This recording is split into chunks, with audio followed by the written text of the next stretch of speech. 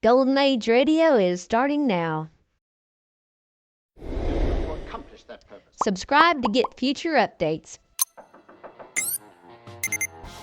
Get ready for some spy thrillers and Noir detective mysteries with The Man Called X, Secret Agent K7, Dangerous Assignments, Richard Diamond, Dick Tracy, The Avengers, Whistler, Shadow, Falcon, and Top Secret. Your price is sure with two great names, Frigidaire and General Motors.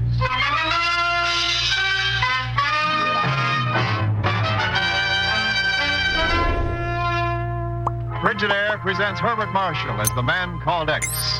Wherever there is mystery, intrigue, romance, in all the strange and dangerous places of the world, there you will find the Man Called X.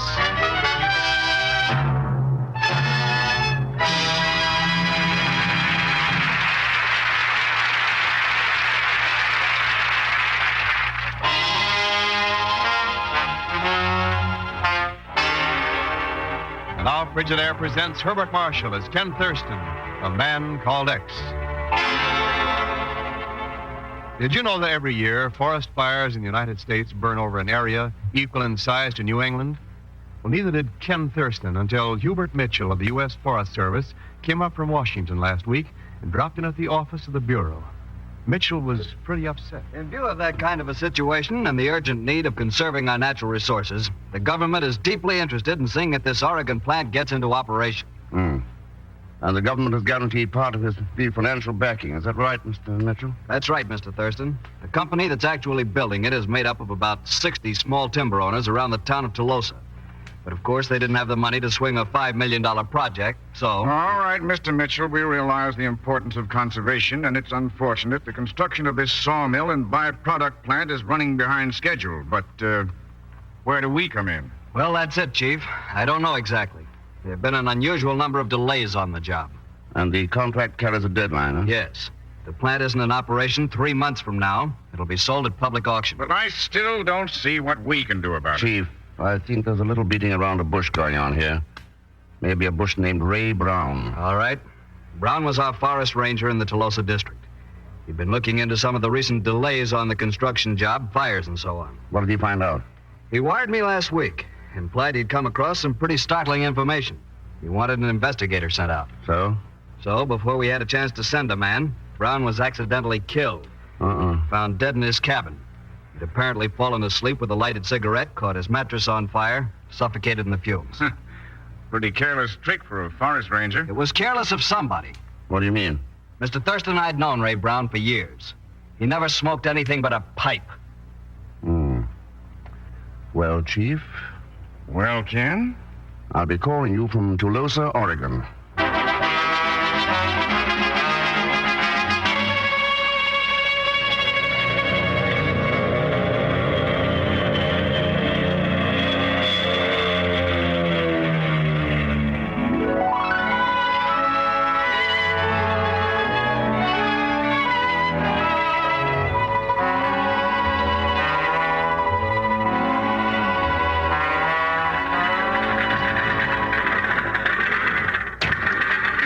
Country through here, Mr. Crumb. Yep, prettiest scenery this side of the pearly gates.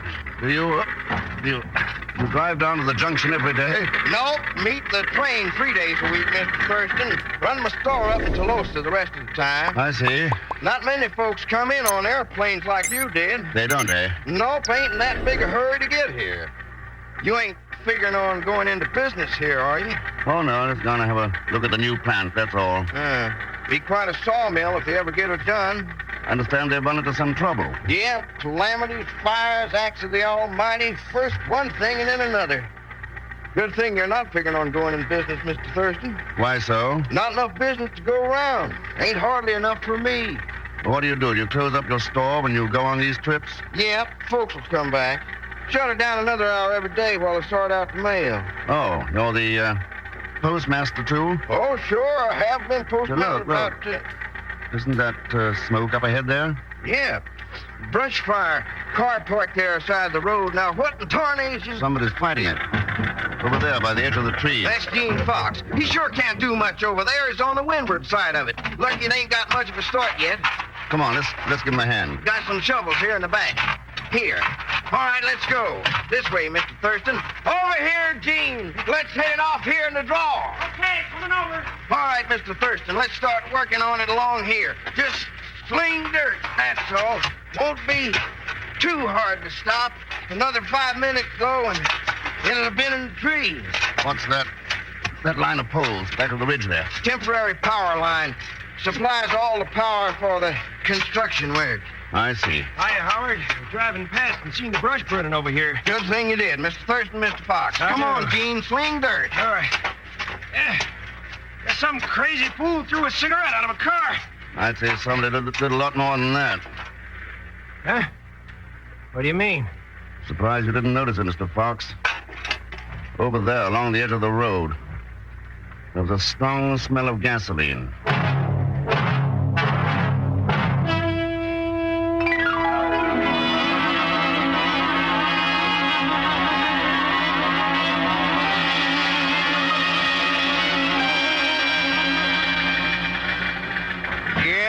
Nothing like a brush fire to show a man he's got muscles he didn't even know about.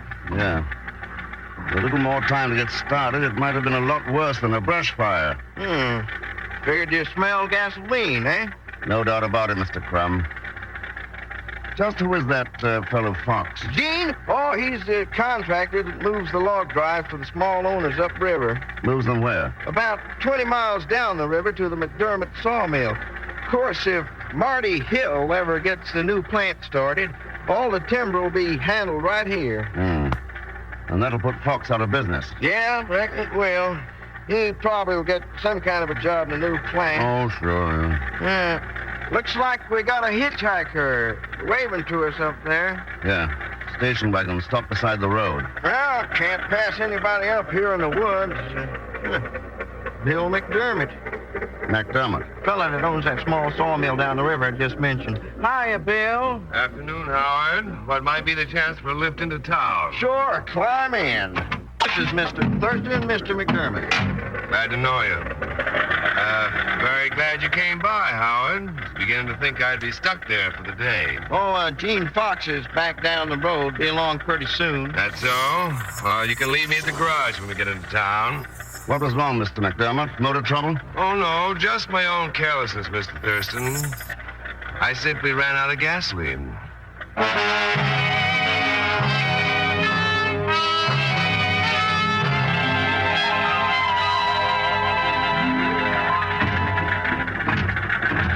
Well, here we are, Mr. Thurston. Thanks. Nice looking place. Best general store in Tolosa. Only one, as a matter of fact. Come on in. Looks like somebody waiting for you on the bench there in front. Must be an out-of-towner. Everybody here knows this is my day to close up. How do you do? Oh, no. I assume you must be the proprietor of this driving establishment? Yep, that's me. My good man, I'm here to save you not only from bankruptcy, but also from... Huh? Pagon Zellschmidt. Why, hello, Mr. Thurston. Oh, I can see this is a very happy surprise for both of us, eh? you need new glasses. Mr. Crumb, this character goes by the name of Zellschmidt. Better lock the cash drawer. Howdy, Mr. Zellschmidt. Come on inside. Pagon, I'm resigned to have you turn up in Africa, Asia, or even Australia. But when you follow me to a place like Toulouse or Oregon, that's the last straw. But I didn't follow you, Mr. Thurston. I'm now a member of the ancient and honorary profession of traveling salesman. Yeah? Selling what? The Ahmed Zellschmidt double-headed hatchet. The what? Sure, cuts all, fells all, patent practically applied for luck. Funny-looking axe. Head on both ends of the handle. Cuts with both ends. Every lumberjack in the woods will want one. All you do is swing it. Pagon, you almost cut your head off. Uncle Ahmed forgot to give me the instructions. Well, Mr. Crumb, thanks for the ride. Now, I think I better look around for a room. The hotel's right next door. I'll show you, Mr. Thurston. I was going to check in there myself, only I didn't have any money. You still don't? Oh. Mr. Crumb, you wouldn't want to buy a gross of this hatchet, would you? A dozen? One little sample, maybe? Oh, well, I didn't think you would. Here's your room key, Mr. Thurston. It's number 16. Best room in the house. Wait, don't tell me that you're the... Yep, I'm the hotel manager, too. Well. Bye, Mr. Thurston.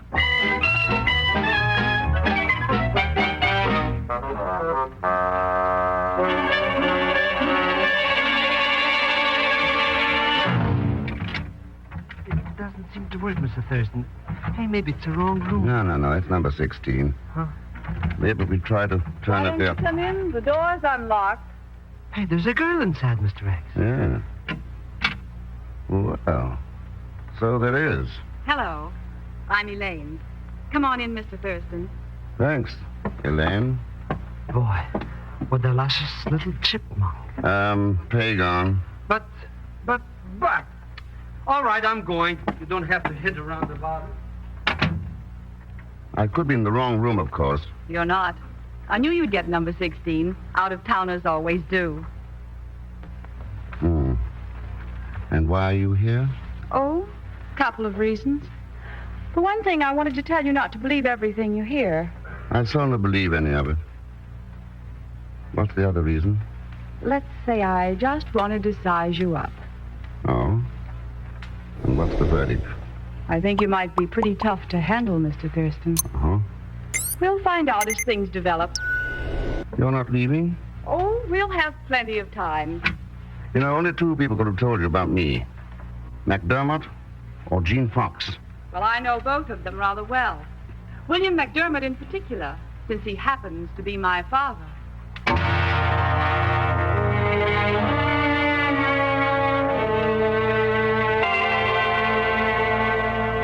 Believe me, Mr. Thurston, we'll certainly cooperate with you Forest Service men in every way possible to get to the bottom of this thing. It's just about got me licked, and I'm willing to admit it. You're in full charge of the construction work? That the setup, Mr. Hill? That's right, and I'll probably run the plant if we ever get it finished. Well, the deadline's still 3 months away, Mr. Hill. A few more of these accidents, and it might as well be 3 years. Suppose you don't finish, and the plant's sold at auction. Who'll be the most likely buyer? Oh, I'd say McDermott. Chances are he'd move the equipment down and set it up in connection with his own mill. The rest of us are in up to our necks already. What's your guess about these accidents, Mr. Hill? If we're still calling them accidents. Mr. Thurston, I'll give you all the help you want on this, but I'm not doing any guessing. A ranger by the name of Ray Brown made that mistake. Yeah, you may have something there. You happen to know a man named Gene Fox? Oh, sure. Fox is the contractor who takes the log drives down the river.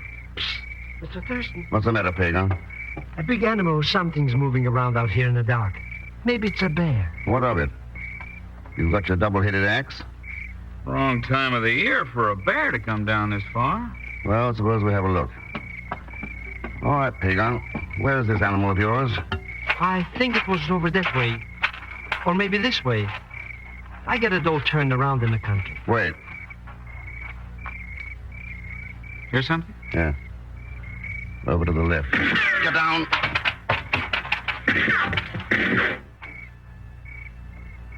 Whoever it was must have beat it. Yeah. Rotten shooting. That light from the door made us perfect targets. Well... Mr. Thurston, I think they're coming back. Huh? Steps coming this way, all right. It's somebody in the path. Here now, what the tarnation's all this ruckus about? Oh, it's Howard Crumb. Discharging weapons in the middle of the night, people hightailing it down the path like it was crazy. Well, you saw somebody out there? Yeah, Bill McDermott, running full speed. Didn't even stop to say howdy. Middle of the night, too. You're keeping pretty late hours yourself, Mr. Crumb. Even for a storekeeper, postmaster, and hotel manager. Just you never mind, Mr. Thurston. Gotta get to the bottom of things. Gotta know what's going on. Ain't nobody that's got a better right to know. After all, I'm the constable around here.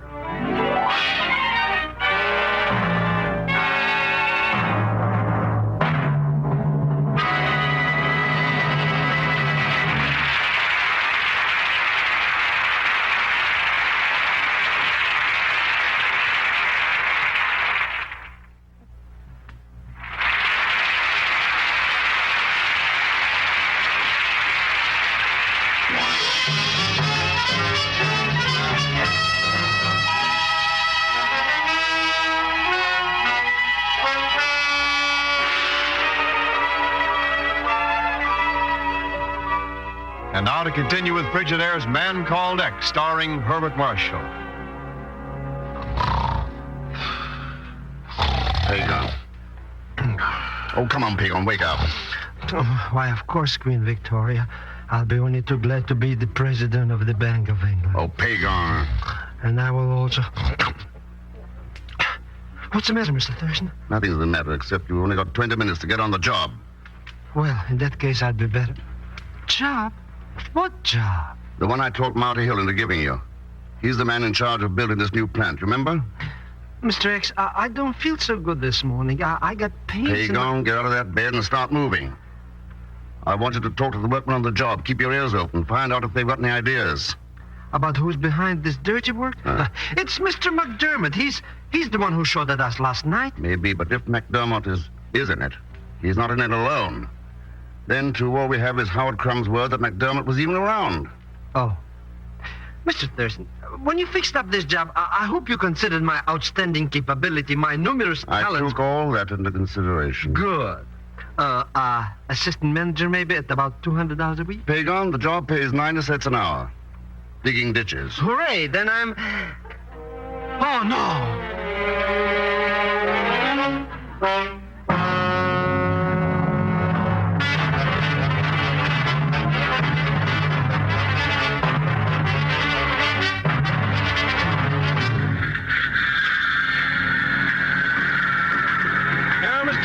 She's quite a project. Yeah. Nice view of the whole job from here, Mr. Fox. Yeah, sure is. I come up here every day or so, just to watch other people working. Not busy yourself right now, eh? Well, it's off-season for log drivers. And I guess it'll be a permanent off-season when Marty Hill gets the plant operating. A big part of the drive is a 20-mile stretch of river between here and McDermott's mill. I suppose there'll be some good jobs in the new plant. Well, I got a little money saved up. I think I'll retire. Great retiring country up here, Mr. Thurston. Fishing, hunting, you know. Yeah, yes, I did some hunting myself last night. Any luck? Not yet.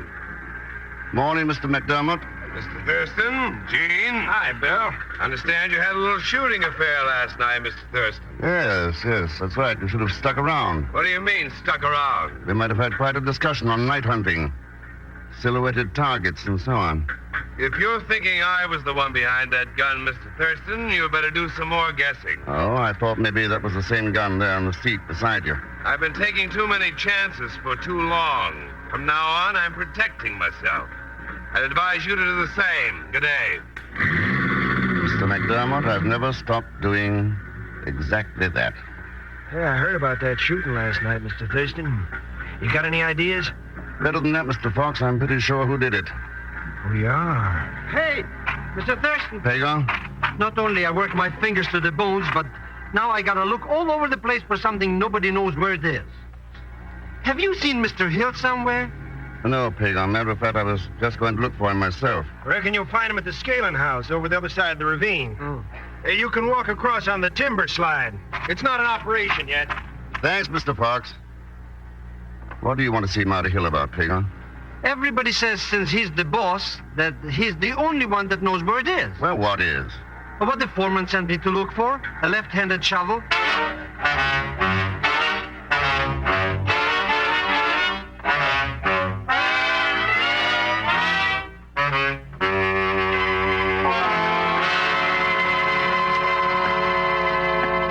Watch your step, Pagon. This slide is pretty steep along here. For me, Mr. X, it's nothing. Did I ever tell you about the time my Aunt Tallulah was a tightrope walker in the circus? Yeah, you told me. And she started to... You told me. Yes. Oh, I did? Hey, what is this timber slide we're walking on? Looks like a wooden sidewalk up on stilts. When the plant starts up, the logs will come in at the far end back there, slide across the ravine on this wooden sidewalk, and go on into the plant. Oh. Now, what have you found out so far? Anything? Uh-huh. I'm very glad you asked that. There's one guy down there that claims he... Oh, you mean about this sawmill? Oh, he was talking about a babe he used to know in Sioux City. Great. That's a lot of help. Anyway, it was a very interesting thing. Hey, Pickle, listen. Huh? Get over the edge there. Hang on to the brace underneath. Hurry up. Mr. X, what is it? Logs coming down this slide. Hang on.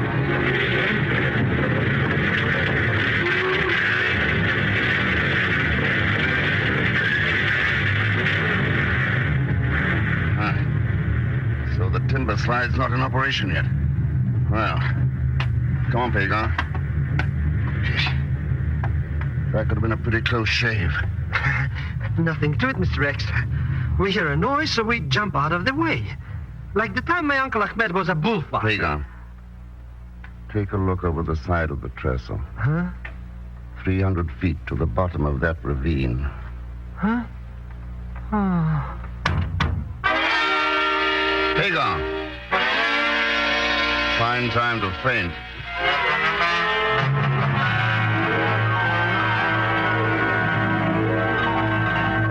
Are you lost, Mr. Thurston? No, as a matter of fact, I was looking for you, Elaine, among other people. Really? How did you happen to know where I was? I saw you tie your horse over here in the trees. Knew you'd be around somewhere. Been hunting? No, riding. I brought the rifle along in case I ran across anything worth shooting. Anything or anyone? Meaning? That rifle's a little surprising. Judging by the empty cartridges I found, you used the pistol last night. Well, that's quite an interesting opinion. Oh, it's more than that, I'm sure of it. Who are you trying to kill, me or Marty Hill? See that little stump about 75 yards up there at the edge of the path? Oh, nice shooting, Elaine. If I ever shot at anyone, I'd hit them, Ken. You can bet on it. All right. So you meant it as a warning, then. Why? If I did anything like that, it might be because I like you. Maybe, but that's not the reason. I do like you, Ken, a whole lot. That makes it worse. Worse? Oh, Ken, I'm scared. Now, Elaine, Mr. Thurston, are you all right? I was. Uh-huh. I see what you mean. Fortunate. I've been looking for you for the last half hour, Mr. Thurston, all over this forest. Wish I'd known it, Pagan. I could have set a trap in the trail. Why aren't you working? Oh, I got fired. I see. How'd you manage it? I wasn't doing anything. That I believe. I was only building a fire to cook some coffee. Trying to keep my body and soul together, you understand? Oh, sure. How should I know those little sticks I used marked the place for some kind of a railroad? Railroad? Uh-huh. Railroad, Pagan. You may have dug up the answer to the whole business. I did? Well, thank you, Mr. Thurston. What did I do?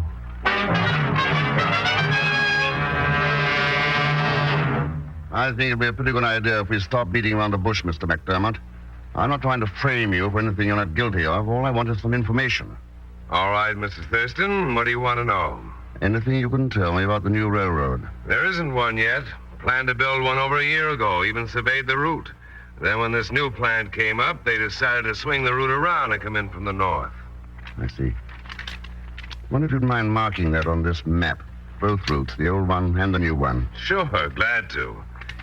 It swings up through the canyon, then follows the river. Where do you plan to get timber after the new plant starts operating? Then runs due south. We've got plenty to keep going for years. There. Hope you got this straightened out. I think I'm about to, Mr. McDermott. Thanks. And, don't do any prowling up around Tolosa tonight. This time the gun might be pointed the other way.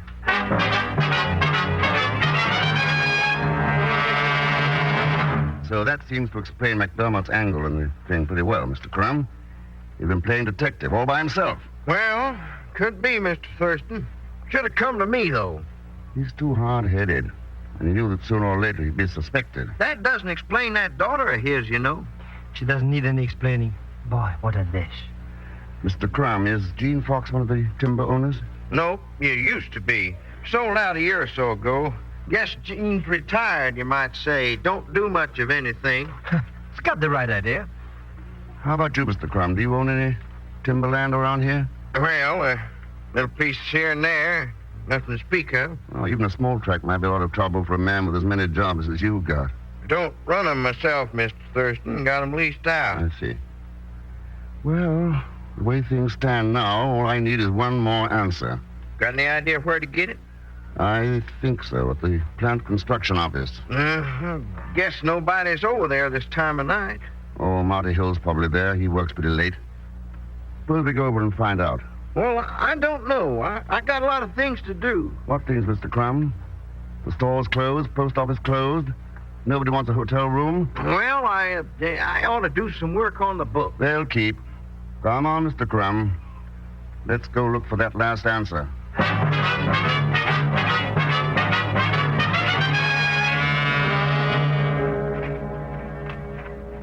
I don't think anybody's here, Mr. Thurston.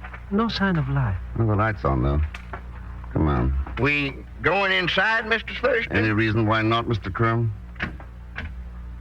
Good evening. Mr. Thurston. Ken, Didn't know you had company, Mr. Hill. How are you, Elaine? Well, she... I was just passing by, Ken. Stopped in to say hello. You stopped in for the same reason you've been hanging around here for days, playing detective. Same as your father has. But I thought Father Relax, Elaine. He's not involved in this. I got a map here, Mr. Hill. I'd like to ask you a question about it. Well, if it's anything about the construction here, maybe I can answer it. You'll notice 2 lines marked there, the proposed routes for the new railroad. The old plan and the new one. Yeah, that's right. If your plant here fails and is sold at auction, McDermott will probably buy the equipment and set it up downriver. Chances are, in that case, the railroad will be built on the old route. No doubt about that, Mr. Thurston, but what are you getting at? Most of both lines are on public land, but one 7-mile stretch of the old route crosses a private tract. A 7-mile right-of-way might bring the landowner a pretty good price. But Ken... Oh, nothing. Wonder if you could tell me who owns that tract, Mr. Hill? You own that yourself, don't you, Marty? As a matter of fact, I do. It's too bad you found out. Look out, Mr. Thurston. He's grabbing an axe. All right, Hill. Drop it. Oh, my arm! I said drop it. I'd have killed you. Like you did Ray Brown, eh? All right, Constable Crumb, take over. Glad to, Mr. Thurston. He'll get life, sure as shoot. You sound pretty sure of that. Don't know why not. After all, I'm the judge. Come on, Marty. It's a good thing for him he didn't have one of Uncle Ahmed's double-headed hatchets. He would have killed himself. Pagan, that's exactly what he did. Huh? Anytime somebody starts out to cheat the people who trust him, he's picking up a double-headed axe. And while he's cutting out a profit for himself with one end, he'll cut his own throat with the other. There's no way he can keep from it, because there are 2 things put together exactly alike. A double-headed axe and a double cross.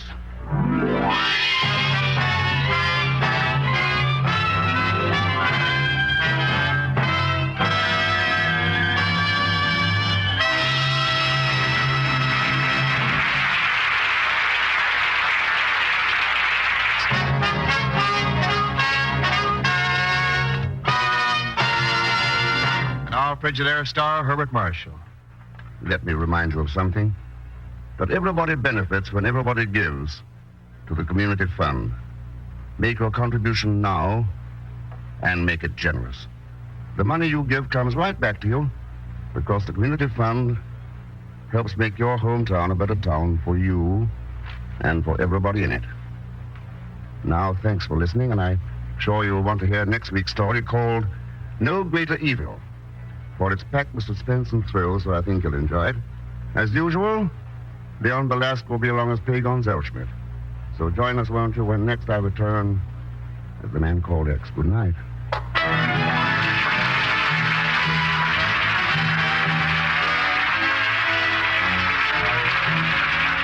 Frigidaire's Man Called X is directed by Jack Johnstone, with music composed and conducted by Johnny Green. Tonight's story was written by Les Crutchfield. And so until next week, same time, same station, this is Wendell Niles speaking for Frigidaire, made only by General Motors. All characters and incidents used are fictitious. Any resemblance to actual persons or incidents is purely coincidental. Remember, every Thursday, for the best in entertainment, tune in and stay tuned in to CBS, the biggest show in town. This is CBS, the Columbia Broadcasting System.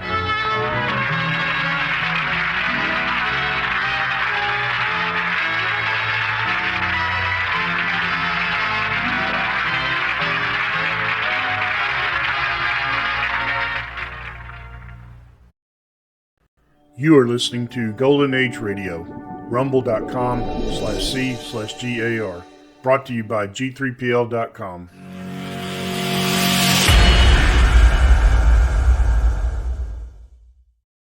Subscribe for more videos.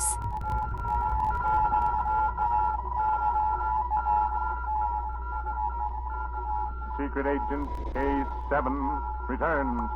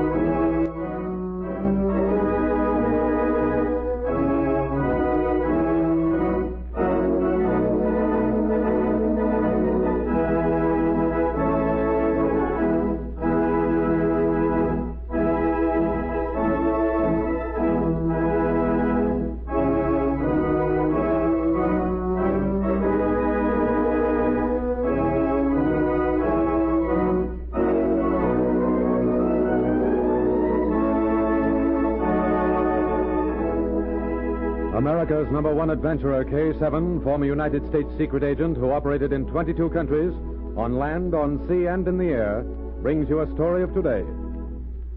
Here is K7. Ladies and gentlemen, twice before in this series, I have told the story of how individual spies entered a country. There are many methods used by enemy aliens to gain admittance to a nation for spying activities. It is the story of how one particular nation brings in many spies at one time that I'm going to ask John Holbrook to introduce now. Thank you, K7. Recently, K7's friend and co-worker, Special Agent B9, and his assistant, Rita Drake, undertook the problem of trying to discover how the spies of a certain nation entered a country. Their investigations led them to the seacoast, where they spent many days. However, their efforts were fruitless until, quite by accident, Rita saw a young girl crying on the docks and went to her. Our story opens as Rita and B9 talk together on the waterfront. Rita, somewhere along this waterfront, there's a mystery that we haven't solved. B9, are you sure that spies are entering this country through this port? I'm positive of it. What are you looking at, Rita? That girl ahead of us. I saw her yesterday in that same spot. Don't you remember? I pointed her out to you. She was crying. It's just the same girl, all right. She's crying now, too, B9. That girl's in trouble. But she might be thinking of... Well, you know what I mean. She sits there looking at the water, but hasn't quite nerve enough. I'm going to her, B9. Perhaps you're right, Rita. Come along. No, I don't want you with me. She'll talk to another woman, but not to a man. Go back to your hotel. I'll pick you up in an hour or so, and we'll go to dinner.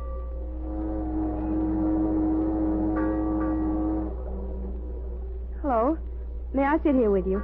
If you want to. I saw you here yesterday and again today. Oh, come on. Please talk to me. You're in trouble. I know you are. It's nothing. Nothing that you can help me with. Perhaps I can. Why don't you let me try? Is it about someone you care a lot about? Yes. He'll come back. No, I'm sure he won't. It's been 3 months.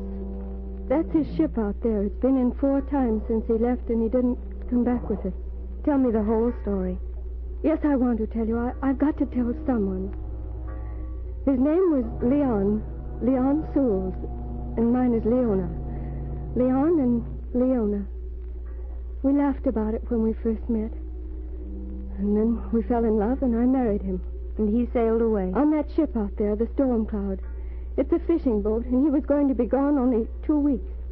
But when it came back, Leon wasn't aboard. Do you mean he got off the boat at some other port? I don't know. It's all so funny. The Storm Cloud was gone 10 days, and when it came back, the entire crew, even the captain, was different. I've talked to all of them, and they won't tell me anything. Even if they knew Leon. Did you say the entire crew changed while the ship was at sea? Yes, and I knew all the men who were aboard with Leon. I met them with him. I see. Leona, perhaps I can help you. I'll find out what port the Storm Cloud put into while she was at sea. Meet me here tomorrow afternoon.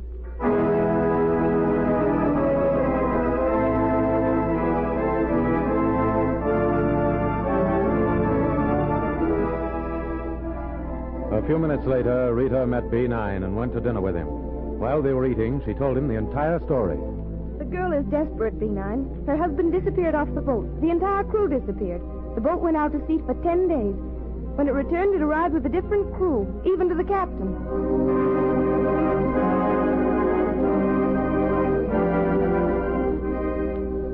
B9 first checked with the harbor master. The Storm Cloud's a converted destroyer now engaged in fishing. It leaves this port every 10 days or 2 weeks, but does not touch any other port while away. Do you have a record of her captains? Yes, she's now under the command of Captain Zdarsky. He's a citizen of... This is funny. The Storm Cloud sailed in the command of one man and came back under the command of another. Yet according to her papers, she didn't touch any port.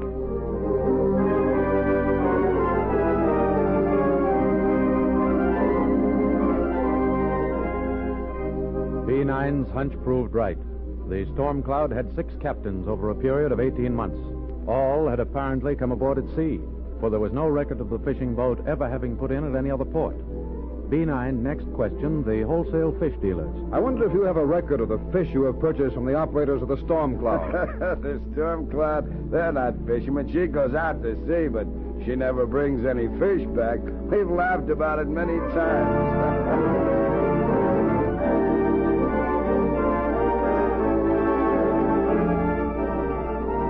B9's next request was sent directly to Naval Intelligence. It went out that night by radio. Storm Cloud is registered under the flag of the nation we suspect. It's supposed to be a fishing boat, and it never brings fish into port. I want to find out where it goes at sea, how the crew is changed. I have found the ship also has powerful wireless sending equipment. Will you grant me permission for me to go aboard and make a search tomorrow afternoon? Permission will be granted.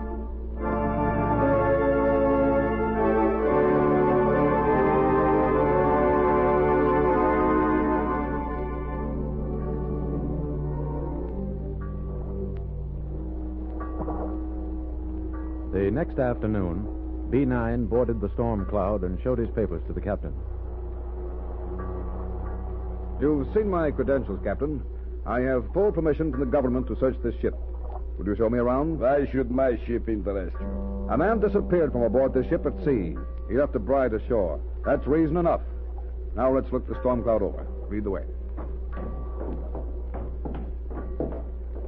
Wait, are those gun emplacements on the deck? This ship is a converted destroyer. We have never removed them. That's interesting. First, I will show you the crew's quarters for. Just a minute, Zdarsky. We'll get to the crew's quarters in time. What about that door we just passed? This one amidships. That is our refrigerating plant to keep our fish fresh. You would not be interested. On the contrary, I am very much interested to know why a boat that never catches any fish needs a refrigerating plant. Open it up. But... Open it up. Step in. And don't try to move. I have a gun in your back. What do you think you're doing, Zdarsky? Get inside. You wanted to know what was in there? Take a good look. Bomb wrecks. You will never have a chance to report them. I am taking you to sea with us.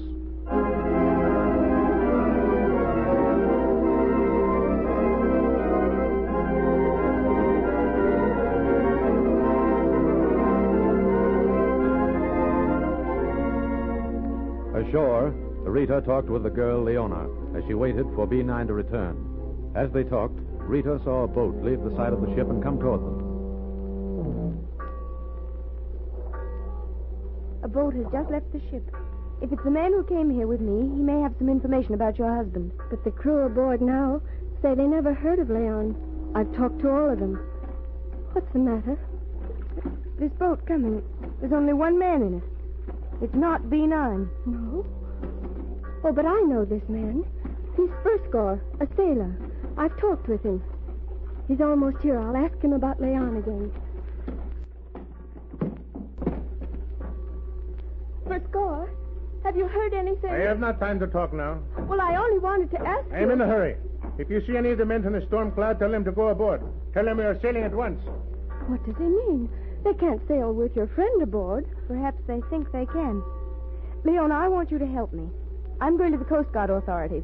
I want you to stay here and keep watch for my friend. I'll be back in a few minutes.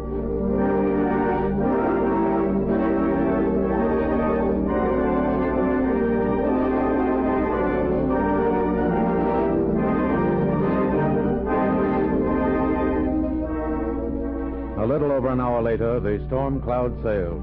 As it left the harbor, a swift gray destroyer followed. Rita stood at the destroyer's rail and talked with the captain. We're almost up with them. Yes, that fishing boat is fast. If they had more of a start on us, we never would have caught her. How will you make them stop? I'm going to stop them now. Stand by to open fire. Aye, aye, sir. Forward gun loaded. Fire a shot across the bow. They haven't slowed up. Hand me that megaphone. Ahoy, Storm Cloud! Stand by to be boarded. They're slowing. Yes, I thought they would. Yeah, we'll come alongside. Come up alongside. Aye, aye, sir. I don't see B9. Would we be in trouble if he shouldn't be aboard? I'll talk to you about that after we search him. There's the captain. I'm coming aboard you, Captain. What do you want? I'm going aboard with you, Captain. Make fast. Fore and aft. Aye, sir.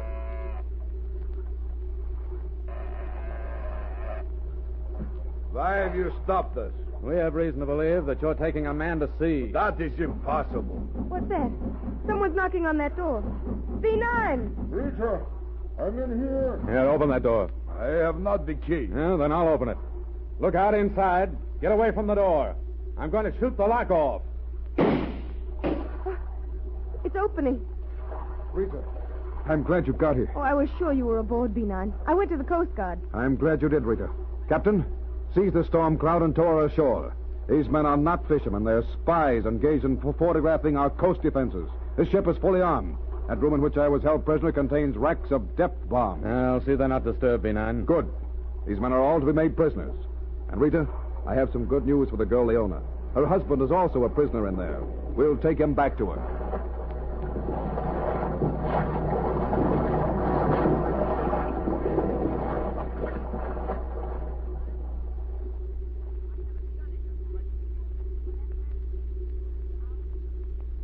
Further investigation proved the Storm Cloud to be a fighting ship disguised as a fishing boat. It also brought spies into the country through the simple trick of sailing into port with a full crew and leaving with only enough men to run the boat.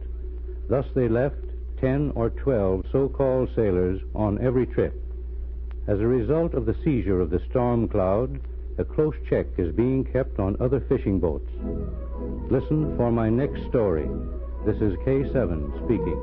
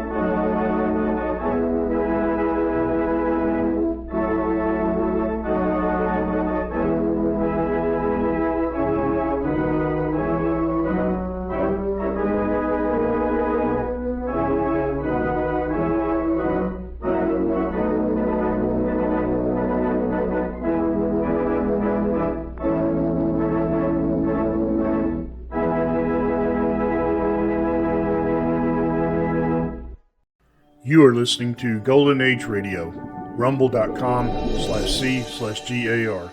Brought to you by G3PL.com.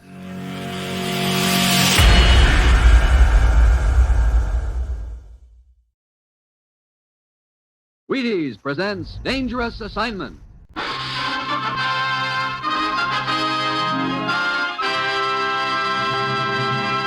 Wheaties Big Parade.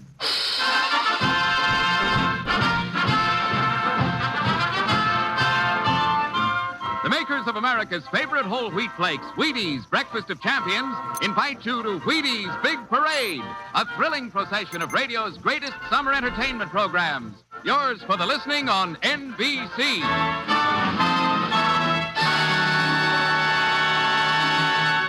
On stage tonight from Hollywood, another in this series of exciting half-hour presentations.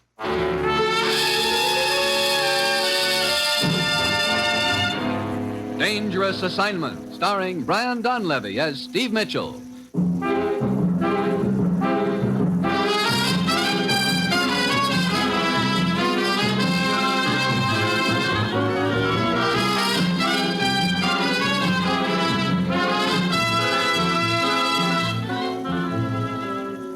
Yeah, danger is my assignment.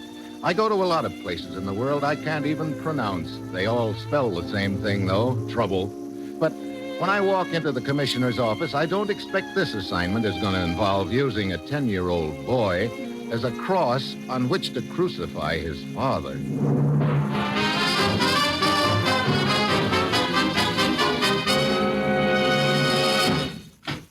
Morning, Commissioner. Steve? Well, I finally got the jump on you this morning. How's that? You're always sending me halfway around the world in 10 minutes' notice. Well, this time I've beaten you to the punch.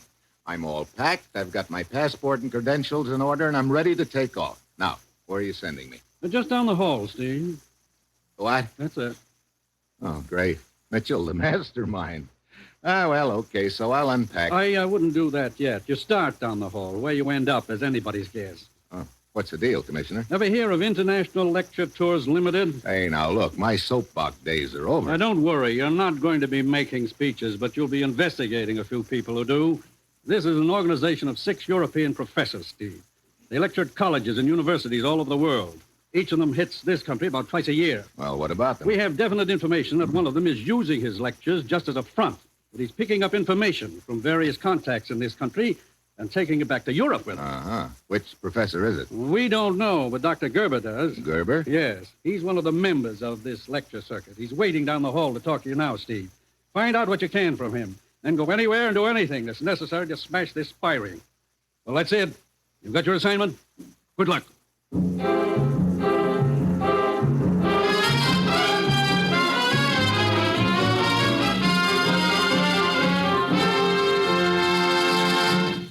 I guess almost as many people read the Reader's Digest as eat Wheaties.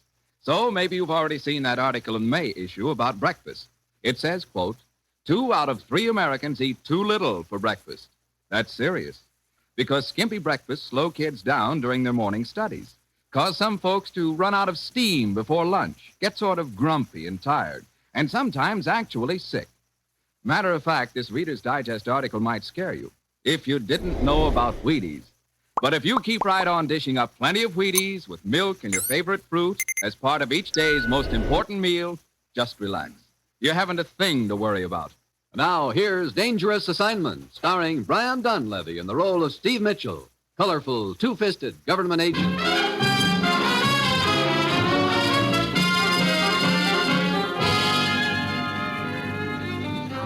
Well, this is really a switch. 10 minutes after talking to the commissioner, I'm usually heading for the nearest airport. But now, here I am, just heading for the next office. From the look in the commissioner's eye, though, I've got a strong hunch that this assignment is going to involve a whole lot more than just a walk down the hall. Mr. Mitchell? Yeah. You're Professor Gerber? Yes. I've been waiting to talk to you. Well, start talking. As you may have heard, I'm a member of International Lecture Tours. I'm now lecturing in this country. I understand that you have reason to believe that one of the other members of the lecture tour is a foreign agent. I'm positive of it. And moreover, I know who this person is. No? Who? I can only tell you that on one condition, Mr. Mitchell. What is it? I must have protection. Well, that shouldn't be too hard to arrange. You're safe in this country, and... You don't understand. I'm not speaking of protection for myself. What? Here, I want to show you something. My wife died last year. This was her locket. I've carried it with me ever since. Look at this picture inside. A little boy. My son, Kurt, 10 years old. Oh, he's the one you want protection for? Yes. I know only too well the measures of retaliation which might be employed against the boy if I were to reveal the information which I possess. Yeah. Where is he? At a school in Stockholm, Sweden. I had to leave him there. He has no other relatives. The school is run by an Englishman, Horace Wakefield. I see. Okay, Dr. Gerber. I'll go over to Stockholm and get your boy myself. How's that? Oh, that's what I hoped you would say, Mr. Mitchell. And when you return, I shall give you the name of the head of the spy ring. Fair enough. I'll see you in about 4 days.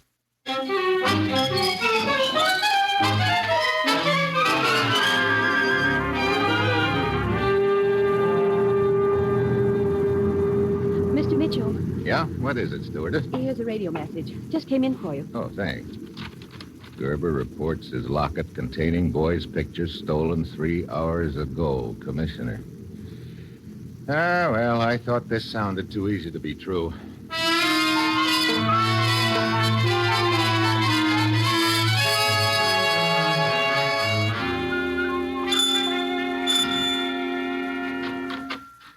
Yes? Are you the headmaster of this school? Yes, I am Dr. Horace Wakefield. What can I do for you? I'm Steve Mitchell. I'd like to talk to one of your students. His name is Kurt. Kurt. Come in, Mr. Mitchell. Now, you said you wished to see Kurt. Why? I have a message for him from his father. Where is he? Kurt has disappeared. What? I can't find him anywhere, Mr. Mitchell, and I'm worried sick. Tell me what happened. Well, last evening, a woman came to see him. She told me she was his aunt. But Kurt's father told me that Kurt had no other living relatives. But how was I to know that? She said she was his aunt. I saw no reason to doubt her. Go on.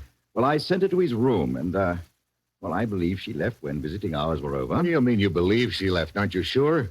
Well, as a matter of fact, I turned in rather early last night. I had a spitting headache, and I took... Sounds like a pretty careless way to run a boarding school, Dr. Wakefield. I resent that, Mr. Mitchell. Ordinarily, I am very careful to see that all the regulations are enforced. But with this headache, I just had to go to bed. Okay, skip it. Then you really don't have any idea when the woman left.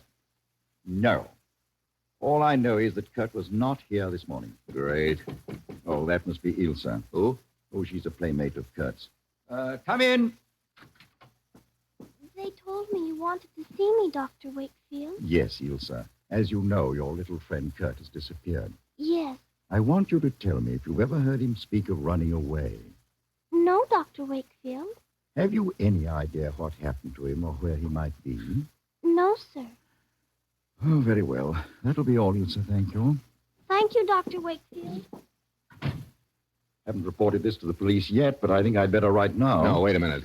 But if the boy's been kidnapped... If he's been kidnapped, I don't think he's being held for ransom. Then what? I think he's being held to ensure that someone will keep his mouth shut. Oh. If that's the case, the boy is probably safe for the time being. But if the kidnappers feel the pressure on them, then it could be another story. I see. No, this has got to be done undercover. Now, don't report it just yet. Let me see what I can find out first. I leave Wakefield School thinking about his convenient headache the night before and wondering where I'm going to start. I know I've got to find Kurt in a hurry, and then on my way into town, I spot a poster on a building announcing a lecture by a Dr. Friedrich, member of International Lecture Tours. And farther down on the poster, I see that the headquarters of the lecture outfit is right here in Stockholm. I copy down the address and go over. Morning. Morning. Is this the headquarters of International Lecture Tours? It sure is. You in charge? Well, guess you could call it being in charge. I'm the leg man for the outfit. Oh? Then I guess you're the boy I want to talk to. My name's Mitchell, Steve Mitchell. Oh, Saunders is mine. Always glad to meet a fellow American. So you're the leg man for this outfit, huh? What Yeah. does that involve? Well, you name it, the works. Shagging around the world in front of the wise men, scheduling lecture dates, making hotel reservations for them. Yeah, and making sure they don't run out of toothpaste. That sounds like quite a job. Ought to be an easier way of making a living. Look, I'd like a little information about these professors. Hey, you don't happen to be an insurance salesman, do you? Not exactly. Well, they want me to be careful about things like that. They don't like to be bothered with salesmen. Here. You'd better take a look at my credentials. Huh? Oh, I see. Well, it's pretty official. What do you want to know, Mr. Mitchell? There are 6 professors in the circuit, aren't there? Yes, that's right. Well, how well do you know them? Oh, how well can you know those birds? They live in a world all their own. Yeah. Where are the various lecturers now? Well, let me see. One of them's in India. That's Dr. Oh, you can skip him. All right. Another's in Canada. Don't forget him, too. Let's see, there's one in Cape Town, South Africa. That makes 3. Keep going. All right. Dr. Buchek in Copenhagen, Dr. Gerber in the States, and Dr. Friedrich here in Stockholm. You know, you always have to try to keep those 2 apart, Gerber and Friedrich. They don't seem to like each other very much. Oh, and you say Friedrich's here in Stockholm? He's lecturing tonight, as a matter of fact. Want a ticket? I'd be more interested in his address right now. He's staying at the Monarch Hotel. Okay. Well, thanks for the information, Saunders. Sure. Anything else I can do? Not right now, I guess. But if by any chance there's a sudden change in the travel plans on the part of any of your professors, I wish you'd let me know. I'll be staying at the Monarch, too. Sure, be glad to. Well, see you around, Saunders.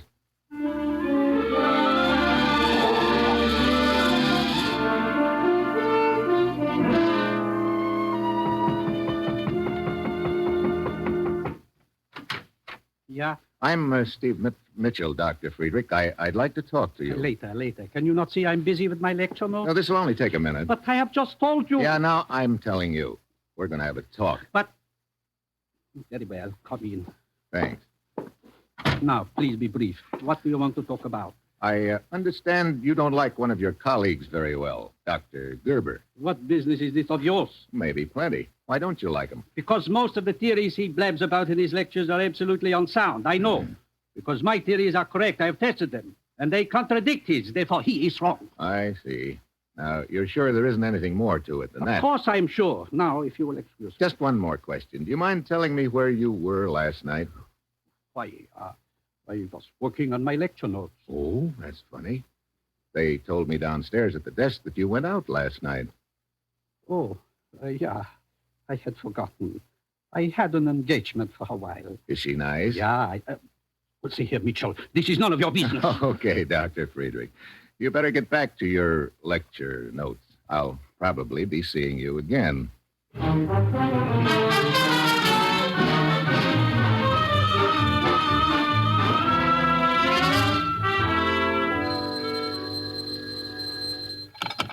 Yeah. Mr. Mitchell, this is Saunders of International Lecture Tours. Oh, yeah, Saunders. Say, you told me to call you if anything new developed with any of the professors. That's right. What have you got?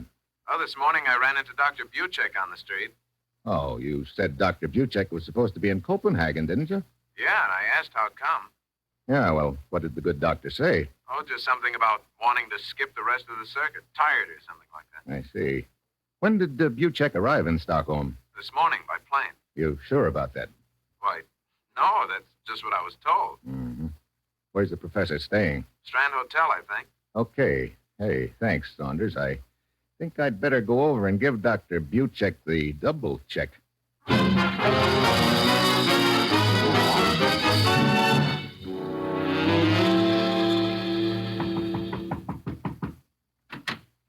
Yes? I'd like to see Dr. Buchek. Well, you are looking at her. Huh? I'm Dr. Buchek. Well, Well, you seem surprised. I am. I thought Dr. Buchek was a man. Oh, I'm sorry to disappoint you, Mr. Mitchell. And I can't say that I'm disappointed. Oh, thank you. Oh, please, come in. Thank you. Now, what can I do for you, Mr. Mitchell? I understand that you canceled the rest of your lecture dates suddenly and returned here to Stockholm. Yes, I did. These lectures are so tiring. I sometimes wonder why I ever started on the circuit. Oh, I don't know. Seems like a good opportunity to do a lot of traveling. At this point, I've had my fill of it. Mr. Mitchell, these questions you're asking me, are you perhaps a newspaper reporter? Yeah, sort of. When did you arrive in Stockholm? My plane landed only this morning. You're sure you didn't arrive last night? Of course not. I've just told you my... And you're sure that you didn't by any chance take a little trip out to Dr. Wakefield's boarding school? I've never heard of the place. See here, Mr. Mitchell.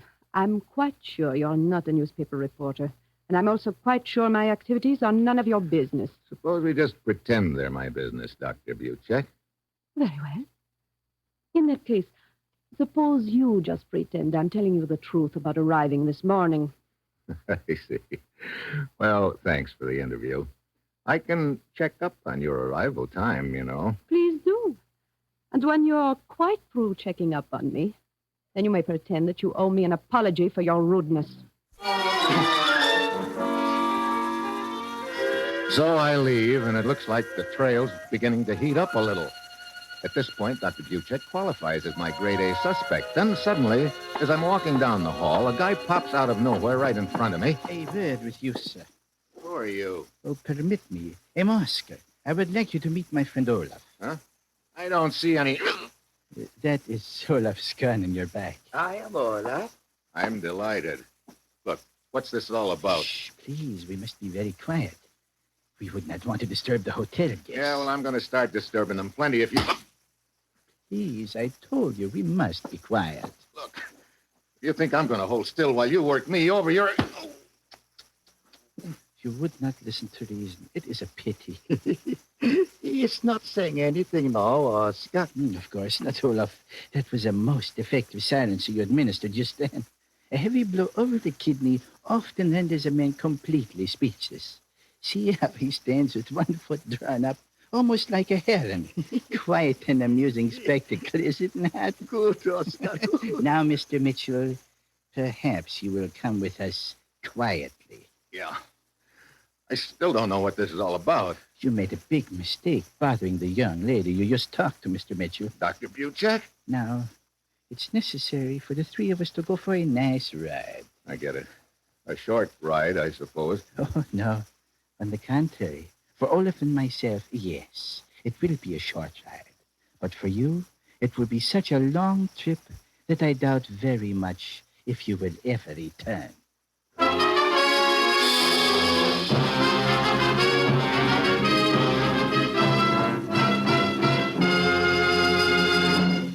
General Mills is bringing you Dangerous Assignment, starring Brian Donlevy as Steve Mitchell. Now, it is a fact that Wheaties have a lot of very nice vitamins. They also have minerals. There's protein in them, too. Not only that, but they're 100% whole wheat. You'd think all that would be enough, but it isn't. Wheaties need people. If you haven't got people, why, how are you going to find out how wonderful those flaky whole wheat flakes taste? Where are all the smiles coming from that people always smile when they dig into a bowl of Wheaties and milk and bananas? How are you going to find out how much energy gets stuffed into Wheaties? See what I mean?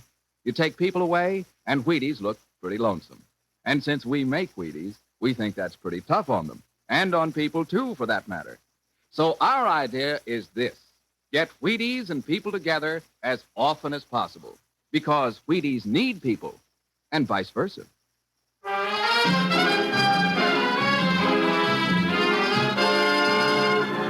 And now, back to Dangerous Assignment and Steve Mitchell.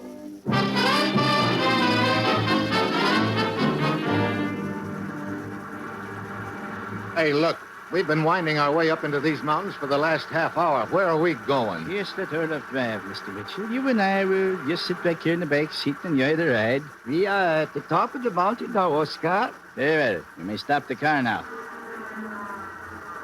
Okay. Now maybe you'll tell me what this is all about, or am I supposed to guess? No, you may guess if you like. I know. I'm supposed to figure out which of you twins has the Tony. Beg pardon? Oh, skip it. What do we do now? Get out and start walking? Oh, no. On the contrary, you will remain in the car. What? Yes. Unfortunately, you are about to meet with a serious accident. I guess I'm only out for a few seconds, but when I come to, I'm alone in the back seat, and the car's rolling downhill, gaining speed. I drag myself over into the front seat. I can see a sharp turn ahead in a cliff. I grab the steering wheel, and it comes off in my hand. I step on the brakes, and the pedal goes clear to the floor, but nothing happens. I start to bail out. Then I realize the windows are closed.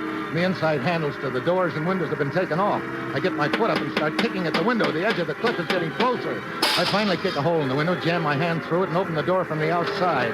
I dive out just as the car goes over the cliff.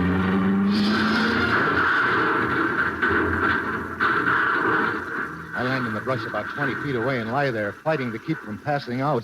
After a few seconds, I hear steps, Oscar and Olaf, and they're heading in my direction. I hold my breath and flatten myself under the bushes. Well, such an unfortunate accident our friend Mr. Mitchell encountered, eh, Olaf? Perhaps we should go down to the bottom of the cliff and make sure, Oscar. Make sure he's dead. Now, Olaf, how could he have survived a crash like that? I mean, we should make sure that he did not get out of the car. Yes, perhaps you're right. Come, we will walk down to the bathroom.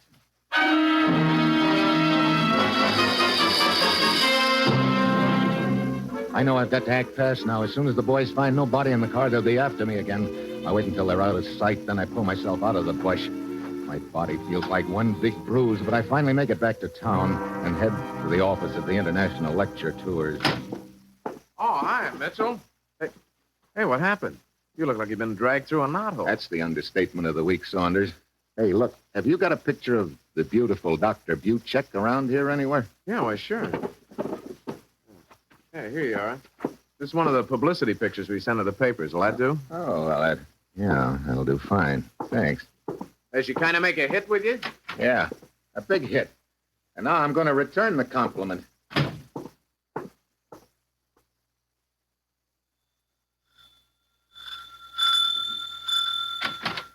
Oh, Mr. Mitchell. Hello, Dr. Wakefield. Come in, please. I'm so glad to see you. Something has come up that you should know about. What do you mean? You remember I told you a woman posing as Kurt's aunt came here to the school to see him the night before last? Sure, the night Kurt disappeared. What about it? Well, that same woman, she came back here this morning. What? Yes.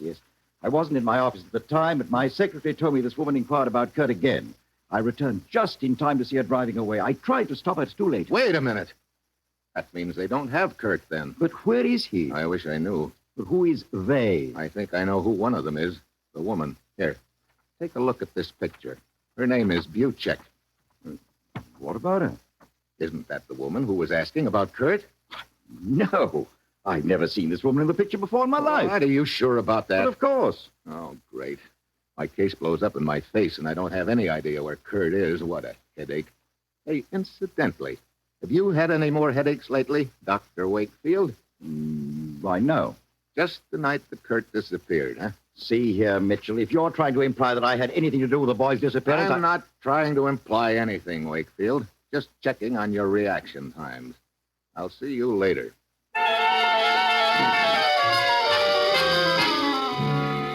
I go outside. I'm really stumped. I've got to find Kirk and find out who's behind this deal, and I'm fresh out of Leeds. Then, as I'm walking through the school grounds, I spot the little girl, Ilsa, Kurt's playmate. She's just slipping out a side gate with a little package under her arm. I get a sudden hunch and follow her.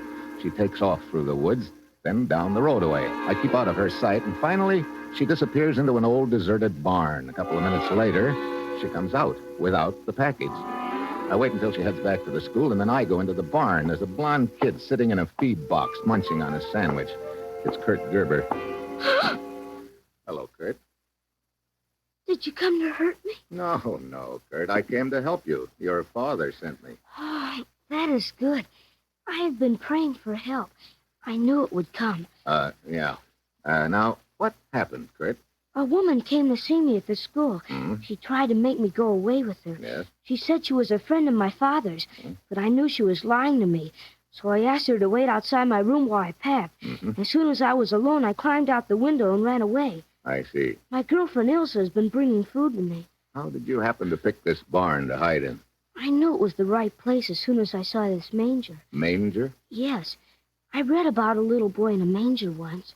I see. Well, I guess you couldn't have picked a better place, Kurt. Will you take me to my father? Yeah, Wait a minute. Hey, 3 of them.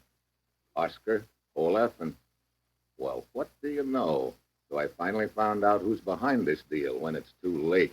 It is never too late. Yeah? Well, it will be if I don't figure out something to do in one big hurry. My eyes flick around the barn looking for something, anything. Then they light on an electric wire running along the wall. It looks like a 220-volt direct current, and the insulation is worn through in one spot. I jerk the wire, and it comes loose in my hand. I trail it behind me, holding it in my left hand by the insulated part. Then I wait. I take a quick look at Kurt. He's sitting there quietly, head bowed. His lips are moving a little. The door opens. Olaf comes in first, and I give him a right cross. Mitchell! Hold it, Oscar. I'm sure my gun will keep Mitchell in order for the time being. Well, my old friend Saunders. Hello, Mitchell. So you're the big boy. Yeah, I'm the big boy. Sure. It's pretty logical when you look back on it. As leg man for the lecture circuit, you had a lot to do, traveling. But you were doing more than making hotel reservations for the professors. You were picking up information from your various contacts and bringing it back to Europe with you. How about that? What some guys will do for a buck, huh? Yeah. You sent me chasing after that Jew-Czech woman, so your stooge didn't know where to pick me up. True, true. Where's your other stooge? The woman who tried to get Kurt. Oh, she's waiting for me at the office till I take care of this little matter. What are you waiting for, Saunders? Why In a don't minute, you... Oscar, in a minute. How did you find the barn? We intercepted the little girl, Ilsa, and managed to persuade her to tell us. So now, at last, we have our boy, Kurt. Not much of a talker, is he? What are you going to do now? Well, I know Dr. Gerber was on to me, so the original plan, of course, was to grab Kurt and keep him as insurance against Gerber spilling about me. But now, unfortunately, you know about me, too. That means I'll have to kill both you and the boy and then discontinue my present enterprise. Sorry, but that's the way it is, Mitchell. You first. His gun starts swinging in my direction. It's now or never. I whip the electric wire out from behind my back and lash at his gun with a spurt of blue flame wraps around the gun. Saunders drops the gun and grabs at his hand. I give him a fist. Oscar grabs at the gun on the floor, but I straighten him up with an uppercut. I tie all three of them up with their belts. Then I turn towards Kurt. He's still sitting in the manger, looking at me calmly. Is it all over, Mr. Mitchell? Well, it will be as soon as we pick up Saunders' girl at the lecture office. I prayed that something would happen to deliver us. It happened. Well, you see, I sort of made it happen, Kurt. Did you? I prayed for a bolt of lightning, Mr. Mitchell. Well, I guess you could call that hot wire a bolt of lightning. But it was man-made lightning. Was it? How did you happen to think of it? Well, it was the only thing to do. But how did you happen to think of it? Why, I guess it just sort of popped into my mind, Kurt. You see? See? Yeah, I see. And I'm the last guy in the world to argue the point, believe me. Come on, Kurt. You're going home to your father.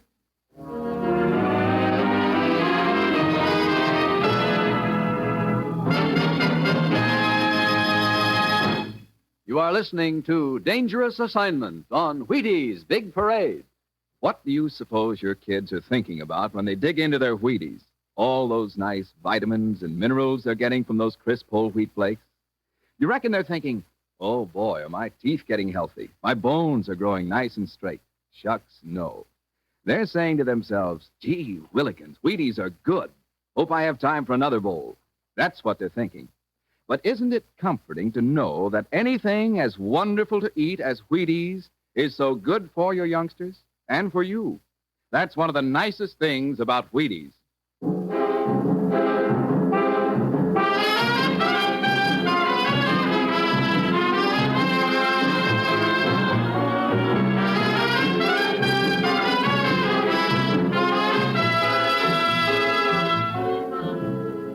Dangerous Assignment, starring Brian Donlevy as Steve Mitchell, is written by Bob Reif with music by Basil Adlam and is produced and directed by Bill Karn.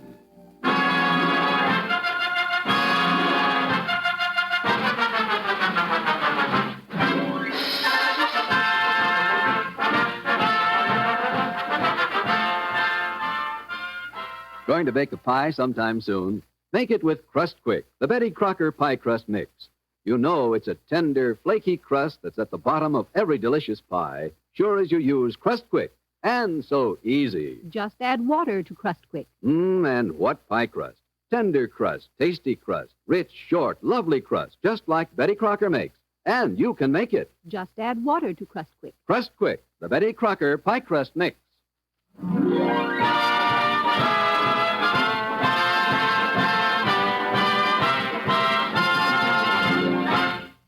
Tomorrow, Fred Allen is guest on the Supper Club. Hear it on NBC.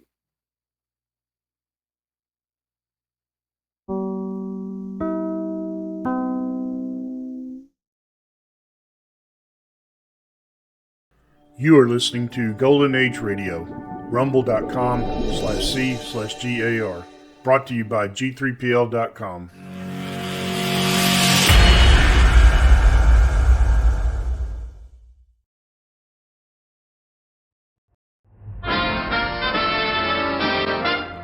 Listen while the makers of Rexall drug products and 10,000 independent Rexall family druggists bring you Dick Powell as Richard Diamond, private detective.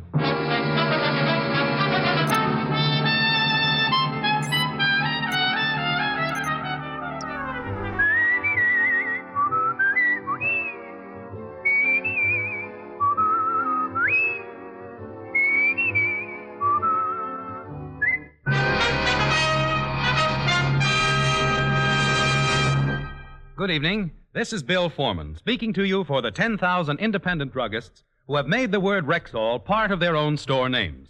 They've done that because they recommend and sell the 2,000 or more drug products made by the Rexall Drug Company.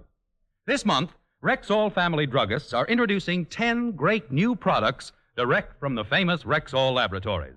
One of them is Rexall Multivitamin Formula V10. Here's a really pleasant-tasting, really easy-to-take liquid that supplies twice the minimum daily requirement of vitamin B1, 5 times the requirement for iron, plus the minimum daily requirement of vitamins A, D, and B2, plus red crystalline vitamin B12. Rexall Formula V10 aids in the formation of hemoglobin, stimulates appetite, and is especially good for convalescents. Remember and ask for it by this name, Rexall Formula V10, at Rexall drugstores everywhere. Good health to all from Rexall. Now, your Rexall family druggist brings you a transcribed half hour with Richard Diamond, private detective, starring Dick Powell.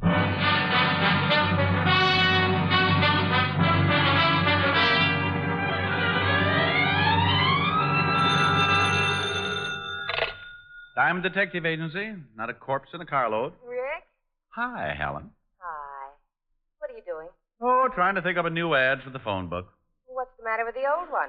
Doesn't seem to be bringing in the business. And see what you think of this one. Diamond Detective Agency, we'll split any case you've got, bonded or dead on arrival. Well, by all means, use it. Like it? No, but think of all the business you'll get from the psychiatric ward. Oh, you're a living doll. Will I see you tonight? Mr. Diamond? Helen, dear, I'll talk to you later. I think I've spotted a client. Bye. Bye. Well, come in, come in. You're Mr. Diamond? That's right. My name is Quimby, sir. How do you do, Mr. Quimby? Pull up a chair. Thank you. Something I can do for you? Yes. You see, Mr. Diamond, I'm the manager of the Far East Importing Company. And when I went down to the store this morning, our night watchman was missing. So? Also, about $50,000 in unset gems. Why come to me instead of the police? But those jewels were on consignment to the store. I was in hopes you could recover them before I had to make an accounting to the owner. Who owned the gem? Mr. Philip Lasdown. He's a very eccentric collector.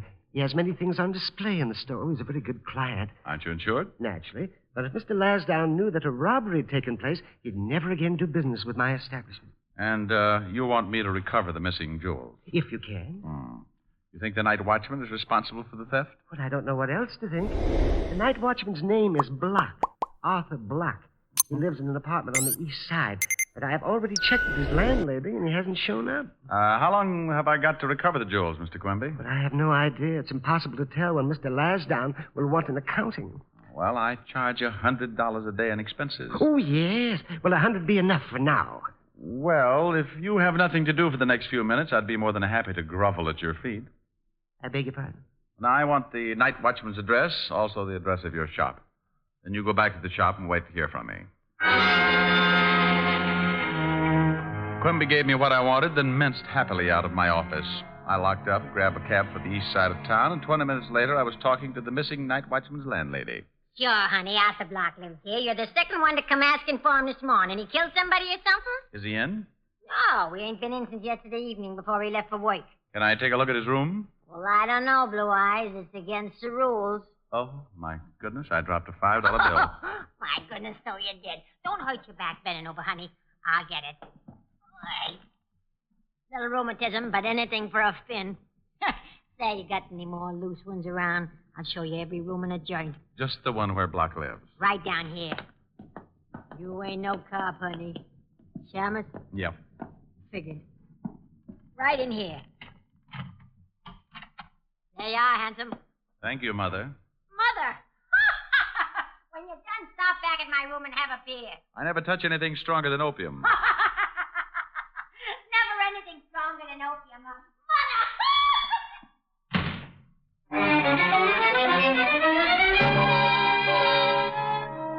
The night watchman's room was a shabby affair, about 15 by 20, and I went over it inch by inch, cockroach by cockroach.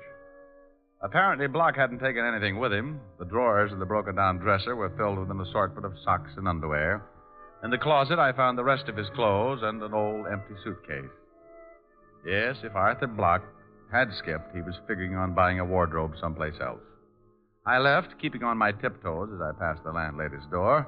Then I headed for the address of Mr. Quimby's antique shop. Hey, Mr. Diamond, did you find out anything about the night watch? Well, his landlady's a lush and likes blue eyes. Oh, my goodness. What's the matter? Mr. Lasdown. Good afternoon, Mr. Lasdown. I do hope you... Enough of your vulgarism, sir. It's a perfectly wretched afternoon, as you very well know. Yes, it is. Pardon me. Mr. Diamond, Mr. Lasdown. Philip J. Lasdown. How do you do, sir? How do you do? Quimby, I've come from my Buddha. You've come to... Oh, You've had it quite long enough. Where is it? Mr. Lasdown, I have someone who's interested I've decided not to sell it. Now, come. Where is it? It's over there, in the corner, Mr. Lasdown. In the corner? Yes. I see. It's not enough that I suffer the torment of lending my exquisite stature to a firm that employs a Philistine as manager. No. I'm now subjected to the ignominy of having it secreted in a corner behind a variety of bric-a-brac one would expect to find only in the men's lounge at Coney Island. Mr. Lasdown... Remember, I told you that Voodoo was to enjoy this room's most favorable location. You made a grave mistake, sir. A momentous mistake. But please, Mr. Enough, Lasdown... sir. I'm repossessing my Buddha forthwith. For years, I forced myself to deal with you in a patient and forbearing manner. But never again. This is the crowning blow. Far be it for Philip Lasdown to cast pearls before swine. Oh, that man, Mr. Diamond. Oh, that terrifying man. I must have been born under an unlucky star. Well, relax. Things could be worse. You've still got a little hair on your head. Even that's getting thin. So who wants fat hair?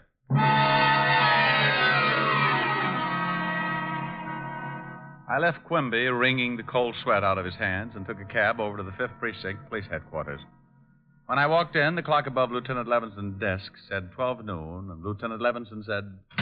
Oh, no. What's the matter, Fatty? I remind you of your lost youth? No, a lost cause. Well, you might as well face it, Walter. You hate me because I have an athletic waistline.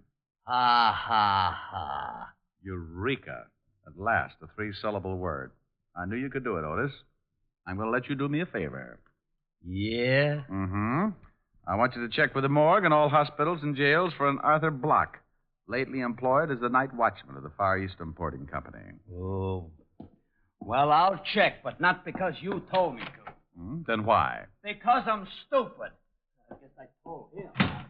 What's all this about, Rick? That's a missing night watchman and $50,000 in jewels, Walt. But you can't stick your nose in it yet. Nobody's dead. I've got a sergeant who could make a liar out of you. What do you know about a guy named Philip J. Lasdown? Never heard of him. Show me that phone, will you? Yeah. Thanks. Forget it. Just leave a nickel. Oh, he's a collector of rare art objects and nasty dispositions. Want me to check on this Lasdown for you? Might be a good idea. Okay. Yes? Quimby, Oh, Mr. Diamond, I was hoping you'd call. you and 10,000 foolish debutantes. Mr. Lasdown has had the Buddha removed, and he is sending his lawyer over in the morning for an accounting. Now, should I tell him about the jewels now or wait until morning? Oh, wait. If you want this thing solved. What's Lasdown's address? Blue Heron Road at Long Island. Thanks. I'm going out to see him. I'll check with you later.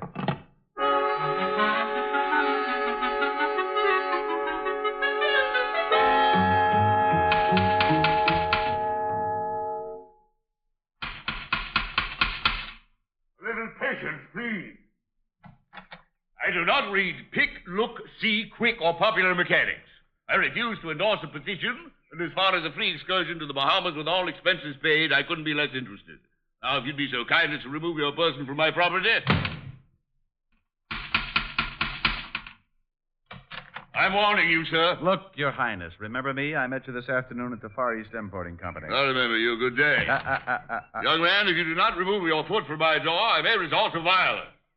You will kindly remove your foot? By all means, as soon as you answer a few questions. Who are you, sir? I mean, what's your occupation? I am a private detective. How earthy. Well, what do you want? How many things do you have on consignment in the Far East Importing Company? Oh, good grief. What kind of a question is that? The first of several. I have many things on consignment there. Anything of extreme value? What are you getting at? Just curious. Yes, disgustingly so. Of course, there are many things of extreme value. Approximately $50,000 in rare gems, a dozen priceless antiques. As a matter of fact, that Buddha which you saw this morning, my most priceless possession. Aside from being very old, the eyes are two perfect pigeon blood rubies. Now, is there anything else? I'm sure your foot must be going to sleep. Did you ever know or meet a man named Arthur Block? Never. He was the night watchman at the shop. The night watchman. So our conversation's at an end. I find your reference to my association with the night watchman the lowest form of discord. Now, good day. Gesundheit to you.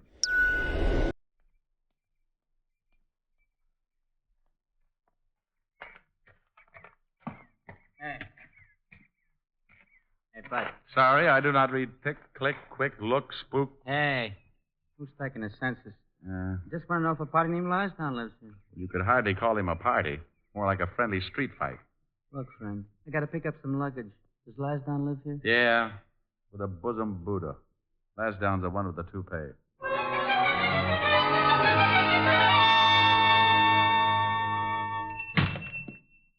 Oh, Mr. Diamond, I was just closing up shop. Have you found out anything? Well, not much. Tell me something, Quimby. Where do you keep those jewels? Why, in the safe? Did the night watchman have the combination? Yes, in case of fire. There are also some perishables in with the gems. Did he know much about the rest of the merchandise in the store? Yes, of course. He had a list and made inventory every night. Did he know Lansdown's Buddha had ruby eyes? But I don't know. Well, how'd you find out? Lansdown told me. If the night watchman knew about those rubies, I wonder why he didn't pry them out and take them along. I never thought of that. Have you touched that safe? Yes, when I opened it and discovered the loss. Well, don't do it again. It may have some of the night watchman's fingerprints on it somewhere. Tell me, did you know Lansdown was planning on leaving town? Leaving town? No, I didn't. Well, I'm not sure that he is, but I've got a hunch. Are you going home after you lock up? Yes. Well, give me your phone number. I'm going down to the precinct and may want to reach you later.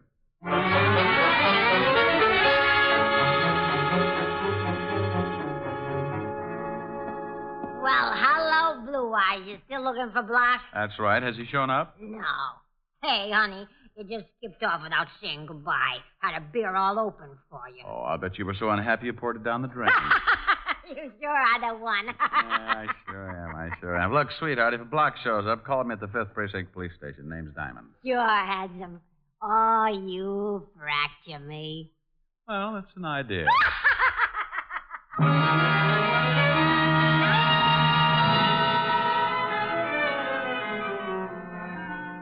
Couldn't find nothing on that missing night watchman, Shamus. Well, thanks anyway, Otis. In appreciation, I may send you a large can of Red Heart, liver flavor. Oh, go chase your tail around the block. Otis. Yeah, and I got plenty more things to say. Funny thing? Funny as your face. I'm tired of you making fun of me. I ain't no dog. You having trouble with Otis again? Oh, I don't think it's anything serious. But I would suggest a rabies shot. Well, here's something that might interest you. Philip J. Lansdown booked passage on the Star of the Orient, sailing for the Far East tonight at 11 o'clock.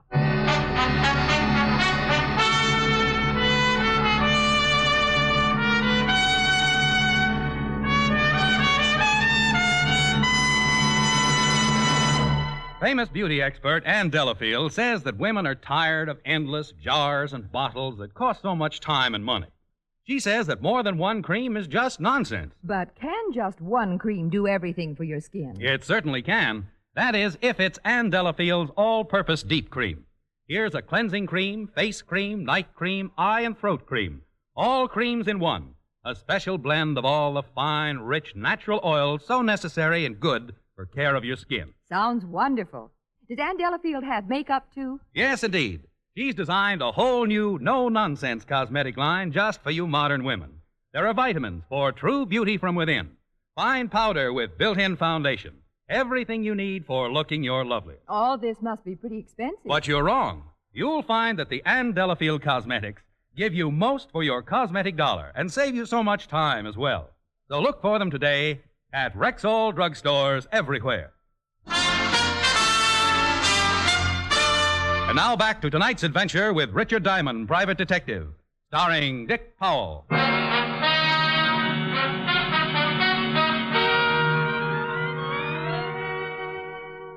Well, Walt's enlightening bit of information certainly seemed important. So I sat down to try and figure out exactly what I had to date. My client, Quimby, had come into my office and hired me to locate a missing night watchman named Arthur Block because $50,000 in gems had been pilfered from Quimby's shop. The gems belonged to a particularly disgusting character named Philip J. Lasdown. The missing night watchman, Block, was still missing. And by the looks of his room, he'd skipped without taking anything with him. And by the look of his landlady, I couldn't blame him. Well, I tied it all together, and the conclusion was amazingly simple. I had exactly nothing. Yeah, I got something hot, Lieutenant. 211 on River Street. I fished the guy out of the bay at the end of Pier 16. Identified as one Arthur Block. Hey. That's your missing night watchman, isn't it? That's his name. They bring the body in? Yeah, it's down the morgue now. Get Quimby down there for identification. Here's his phone number. Does Block have any family or anything? I don't know, but you might check with his landlady. She can get you an identification, too. Otis, get this Quimby and the landlady. Take him down to the morgue. We're going up to see Verdier in ballistics. Right.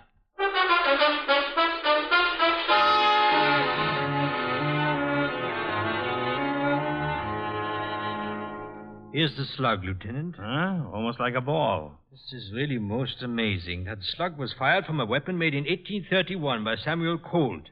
He patented it in Europe in 1835 and in the U.S. in 1836. What did the gun look like? Well, it was the forerunner of the Colt 44. A single barrel with a revolving breech carried 5 slugs. During the Fieschi Revolution in France in 1834, Fieschi had a rifle made like it. Tried to assassinate Louis Philippe. Lieutenant. Well, what is it, you mallet head? Call just came over the hotshot. That guy, Philip Lasdown, said someone had busted into his house and tried to rob him. He said he chased the guy off, but he was screaming for protection. Come on, Walt. I think we'd better go over there.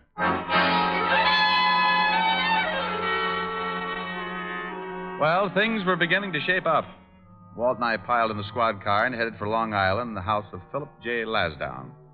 When we got there, Lasdown was hopping around like a kangaroo with a hot foot. Fine state of affairs. It's getting so a man isn't even safe in his own home.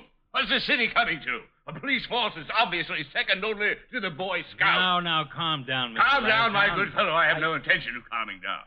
How would you enjoy walking into your own living room and there, slinking around in the dark, a pathological fiend intent on robbing you of your most priceless possession? What was he after? My Buddha.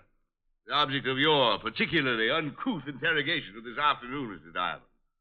By the way, where were you 40 minutes ago? Oh, relax. Did you get a look at this guy? The lights were out. Well, did he take you, Buddha? He most certainly did not. But had I not walked in at the precise moment, he would probably be carrying it piggyback through the middle of Times Square. And your observing police force would undoubtedly stop traffic for him. That's the Buddha right over there, Walt. Keep your hands off it. Now, look, Lassie, you called the police. The police are here, so relax before someone puts their foot in that big mouth. Well, really? Yeah, really. You're getting ready to leave town, aren't you? I don't see that that's any concern of yours, Lieutenant. Well, Buster, in case you don't know it, you're the #1 suspect in a killing. I beg your pardon. Do you own any antique guns? Guns? Sir, I do not collect weapons of any sort.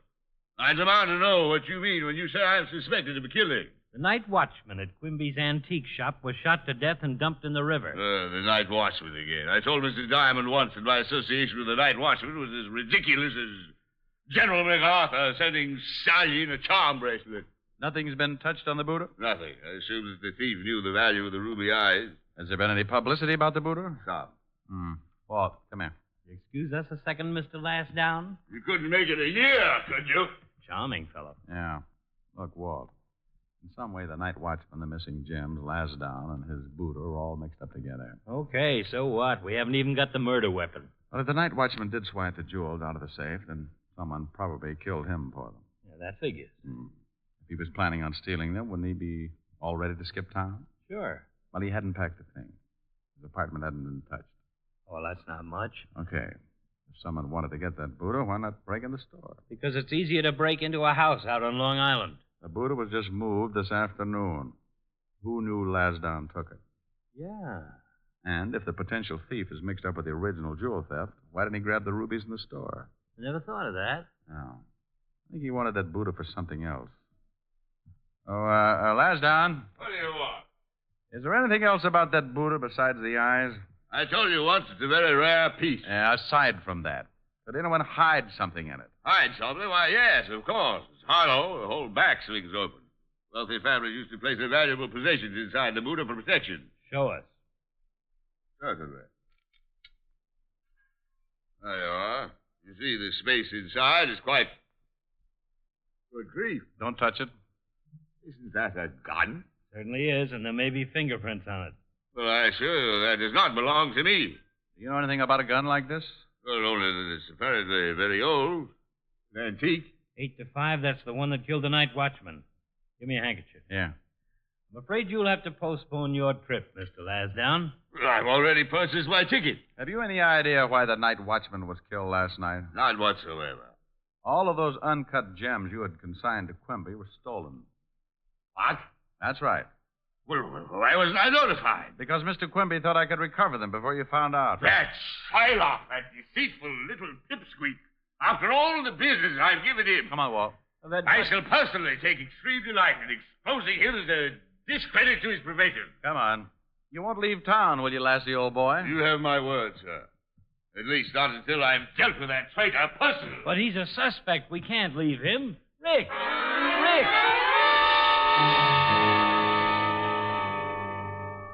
With Walt protesting all the way, we climbed in the squad car and pulled it down the street to wait.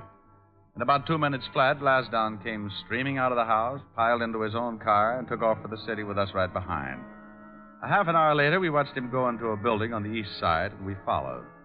The nail box gave us Quimby's apartment, and by the time we reached the floor, we could hear Lasdown raising his blood pressure up past the boiling point. How dare you! How dare you! Please, Mr. Lasdown. After all these years, Quimby, this is He's unforgivable. really going at it. Mr. Lasdown, you couldn't blame me. I couldn't do anything else but blame you, Quimby. There's no excuse. Please, the neighbors. I assure you your neighbors will only be the first to hear of this atrocity. When they find the night watchman. They have found it. You are? Floating in that filthy river out there. And who put that gun in my Buddha? You found it? False on.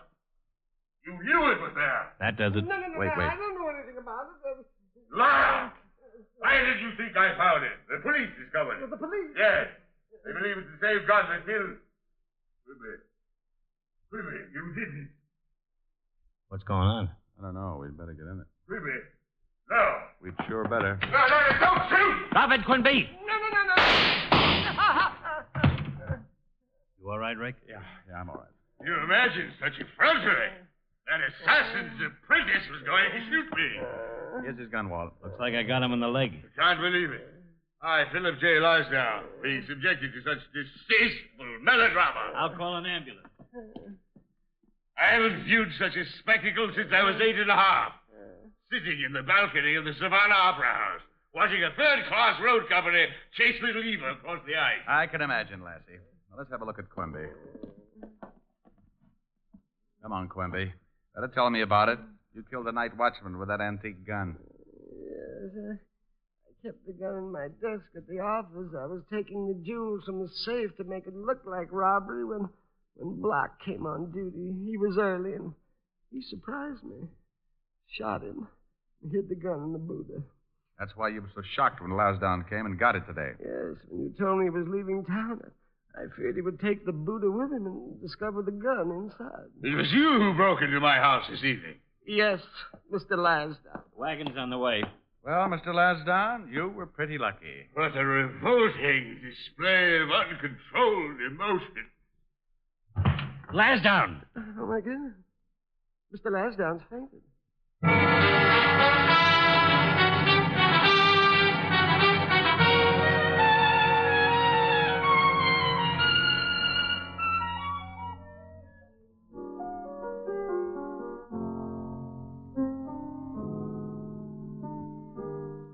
Why were you so late, Rick? Oh, I got mixed up with a screwy one.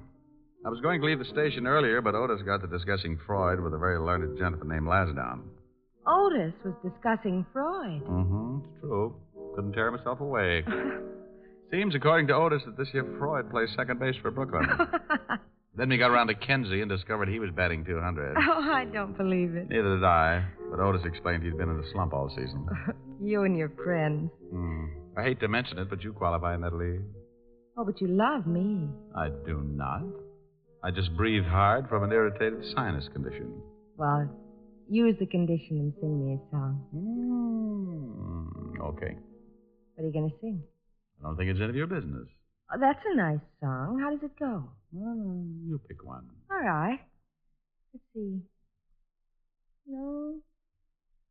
I like New York in June. How about you? That's cute. I like a Gershwin tune. How about you? I love it. I love a fireside when a storm is due. I like potato chips, moonlight motor trips. How about you? I'm mad about good books, can't get my fill. And Doug MacArthur's looks give me a thrill. Holding hands in a movie show when all the lights are low may not be new, but I like it. How about you? I like it. You like me? Well, Come here. Oh, well, do you? I don't think it's any of your business.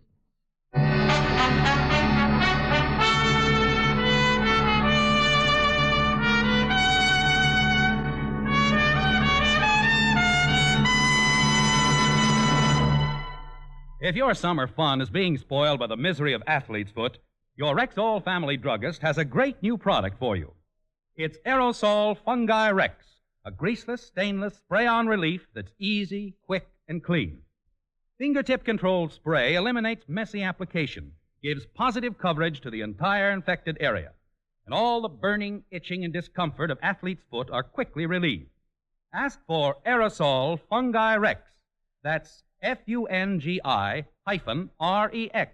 Aerosol Fungi Rex at Rexall drugstores everywhere. Good health to all from Rexall.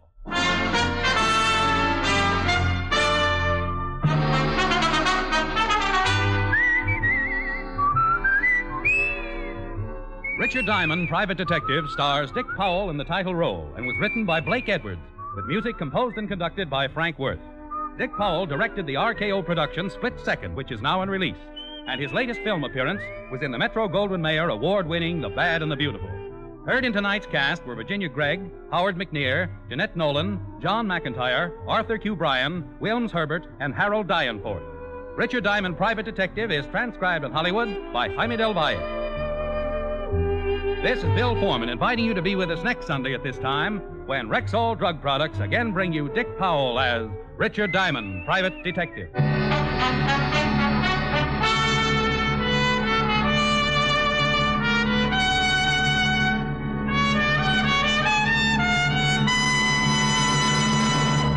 Now get new and better relief from acid upset stomach. Try Bismarex Gel, the new liquid antacid that gives four-way relief. Bismarex Gel contains aluminum hydroxide for the plus benefits of absorbing and neutralizing excess stomach acid and leaving a protective covering. Ask for Bismarex Gel, Bisma-Rexgel, Bismarex Gel at Rexall drugstores everywhere.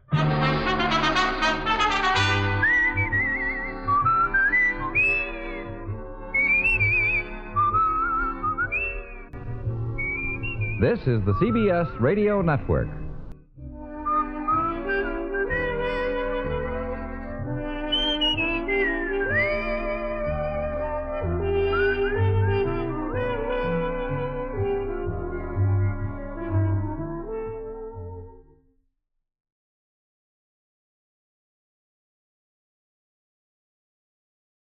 You are listening to Golden Age Radio, rumble.com/C/GAR.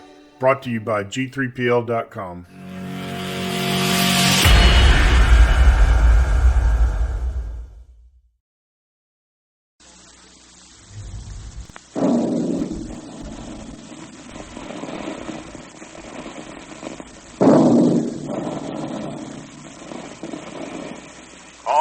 adventure fans, calling all Dick Tracy fans. Stand by. Dick Tracy is on the air.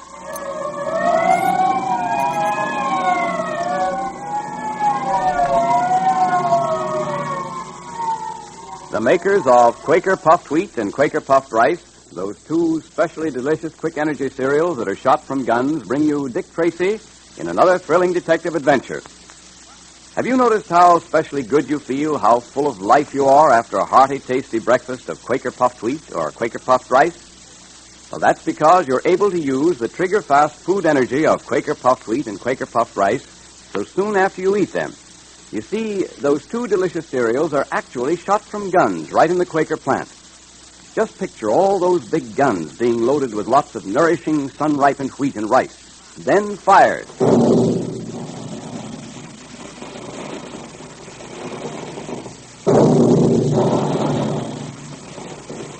Now, each grain of wheat and rice is exploded to 8 times its size. The tiny, hard-to-digest food cells are all unlocked, made specially easy to digest so that you get the trigger-fast food energy you need to be active, healthy, athletic like Dick Tracy much more quickly and easily. Thousands of wide-awake boys and girls and grown-ups have Quaker Puffed Wheat one day and then Quaker Puffed Rice the next day for variety. Try it. Ask Mother to get you a package of Quaker Puffed Wheat and Quaker Puffed Rice at the grocer's. And look for the store that displays the Dick Tracy headquarters sign. And be sure you have a pencil and paper ready for the secret code message in today's adventure. In our last episode, we heard how Umi Batik, the Egyptian high priest of the cult of Osiris, had been released from jail and had secretly set sail for his native land, carrying with him the Black Pearl of Osiris. Dick and Pat were there to see him off. And meanwhile, the Mogul, head of a society of art thieves who want the Black Pearl, and Dryden Small, his henchman, managed to evade the police. Returning to their apartment after seeing Batik underway, Tracy sat down to read a while, and Pat decided to go to bed. Pat walked into the bedroom, turned on the light, and discovered that Junior was missing. I'll say there's something wrong, Dick. It's Junior. He's not here. He's gone. What? Gone? Yeah. Let's see. Bed's been slept in. Look there, Pat. That chair's been knocked over. There's been a struggle here. But who could have... Oh, Dick, what do you think? I think that the Mogul and Dryden Small came here to find the Black Pearl. Failing to find it, they took Junior with them when they left. Oh, but why? Why did they take Junior? Well, Pat, they intend to use Junior to force me to give up the pearl. They don't know that the pearl is now on its way back to Egypt with Umi Batik. Oh, we certainly succeeded in keeping Batik's departure secret. Too much of a secret, if you ask me, if it's going to endanger Junior. We had no way of knowing that, Pat. Well, there don't seem to be any clues. If only we knew where they'd taken him. Oh, we've got to work fast, Dick. Pat, it's just possible that the Mogul may be using one of his old hideouts. One of those we've already uncovered. Come on. Oh, but Dick, they wouldn't be likely to do a thing like that? Yes, they would. For the very reason that we might think they wouldn't dare and neglect to investigate. Come on. You're going to talk, my young friend, or it'll be the worse for you. You'd better tell us all you know. I tell you, I don't know where the Black Pearl is. You sure you don't know? Yes, I'm sure. And if I knew, I wouldn't tell you. Why, you impertinent... Let me handle this, Small. Now, look here. We're not playing. We're serious. We intend to get that Black Pearl, and we're going to stop at nothing. Do you know what I mean when I say that? I don't know where the Black Pearl is. Maybe he really doesn't know. But Tracy must know. Maybe you ought to stop questioning the boy and go to work on Tracy. All right, maybe we'll do just that. Untie the kid's hand. Now, young man, we have a little job for you to do. What kind of a job are you talking about? You're going to write a note for your friend Tracy. You're going to tell him it will be a very good idea for him to turn over the Black Pearl to us.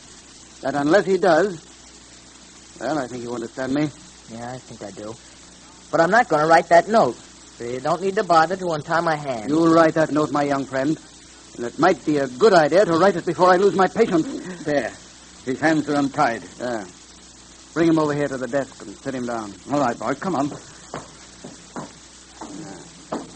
Now, here's some pen and paper. Write as I tell you. Dear Dick, I'm held prisoner.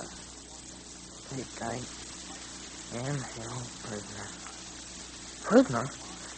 Yeah, go on. Prisoner by the Mogul and Dryden Small. By the Mogul and Dryden Small. They are forcing me to write this note. Forcing me to write this note. The Black Pearl must be turned over to the Mogul at once. The Black Pearl happened over. Once. If it is not, I'm told it will go badly with me. If not, oh, it will go badly with me. Now sign it. There. It's signed. Just one moment. Let me see that note. I wrote it just as you told me to. But these numbers you've written between some of the words, what do they mean? Those numbers? Why, well, It's they the code, don't. obviously. After the word prisoner, there's a number. And there are numbers following along after every word.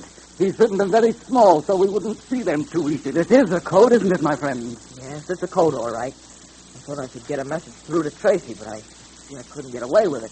You're too clever for me to fool you. Perhaps he's not as bright as we thought he was, Small. Trying to pull an obvious trick like that on us. Now, don't try any more tricks or you'll be sorry. Now, my young friend, you'll write this note to Mr. Tracy once again. This time without numbers.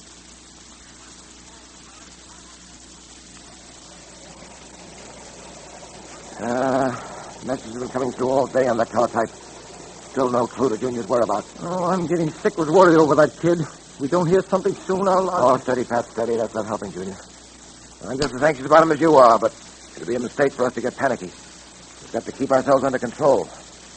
We're doing all we can. We can't do any more at the moment. Mr. Tracy? Yes? Letter just came for you, sir. Brought by messenger. Thanks. This may be something, Pat. Let's see. It is, Pat. It's a note from Junior. Oh, good. Look here. Dear Dick, I am held prisoner. Prisoner. By the Mogul and driving small. Black Pearl. If you don't give it to them, it will be the worst. Let me see that. Oh, a note they forced the boy to write, that's all it is. Where are they keeping him? How are we going to get to him? It doesn't help us at all. I'm afraid it doesn't. The contact, anyway. Let me hold that note up to the light. I want to have a look at the watermark. Here it is. Oh, Dick, aren't we wasting time? Pat. Yeah? I think... Yes, I'm sure. We've got something. Have you really, Dick? Is it a clue? Right after the word prisoner. Yeah. See that mark on the paper? Oh, yes. It's as if someone has written something very hard on a piece of paper lying on top of that one. And the impression of lines came through the paper and were traced on that sheet, too. Yes, Pat, that's exactly what happened. Don't you see? Junior tried to send us a message in code. He must have. But they discovered it, probably destroyed the top sheet, and forced him to rewrite the note on the next sheet of paper. Quick, give me the fingerprint powder. What do you want with that? If it'll bring out fingerprints, it'll bring out those marks on the paper. It's a message in code, Pat. We've got to find out what it is. Oh, Dick, I hope you're right. Here's the fingerprint powder. All right, dust it over the paper. Quick. Right. There you are. Now then, blow it away. Look, Pat, look. I was right. Numbers between each word. Right. Now let me see. Prisoner, 8, 18, 23, 16, 8, 13. We've got it, Pat. Get Sullivan on the phone. Order a squad of men. Right there. Has there been any answer to the note we sent Tracy, Mogul? No, not yet. He'll probably reply by the way of the newspapers. That's the only medium he can use. Don't you think I ought to go out and have a look around? No, you can't do that. Someone's got to stay here with the boy, and I can't do it. I've got an appointment myself in 15 minutes. With whom? With number one. Number one? You're surprised, eh?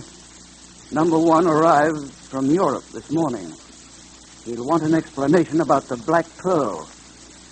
Well, I'm going now. Well, I'll go down with you and pick up the papers. No, you can't leave the boy alone in here. Besides, there's no use looking for the paper yet. Tracy couldn't get an ad in the paper till tomorrow morning. Oh, I can't sit here alone playing with my thumbs. The papers will help me pass the time. The boy will be all right until I get back. He's tied up and gagged, isn't he? All right. Come on. But you'd better get back here as quickly as you can. I will.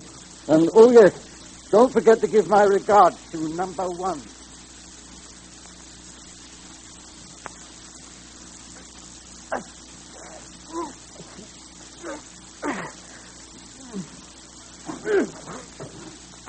Well, my young friend, they seem to have tied you up rather neatly.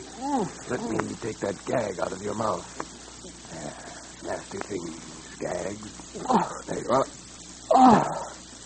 Gee, thanks a lot. Say, who are you? I come mysteriously, and I go mysteriously. I have come this time to help you escape from those who seek to hold you prisoner. We must be quick. A gentleman called Small may return at any moment. Let me untie your hands. I don't know who you are or how you got here. I sure am glad. Thanks. Gosh, you sure are dressed in a queer way. Big black cape, which you're holding over your face, and a big black hat. Can't see your face at all. Who are you, huh? Don't be too curious. Does it matter so much who I am, so long as I help you? There, your hands are unbound. Thanks a lot. Say, what's that? Police sirens. Ah, yes, they're searching the houses in this block looking for you. And Dick got my note. He's come. Yes, and quicker than I expected. The police must not find me here, especially Dick Tracy. Well, who are you? Can't you tell me that? Never mind who I am. All I want to do is to aid you and your friend, Dick Tracy. I go now as mysteriously as I came. Think of me as the unknown. The unknown. Who is the unknown? And who, incidentally, is the person the Mogul spoke of as number one, the person with whom he had an appointment? Well, let's hope Dick finds out soon.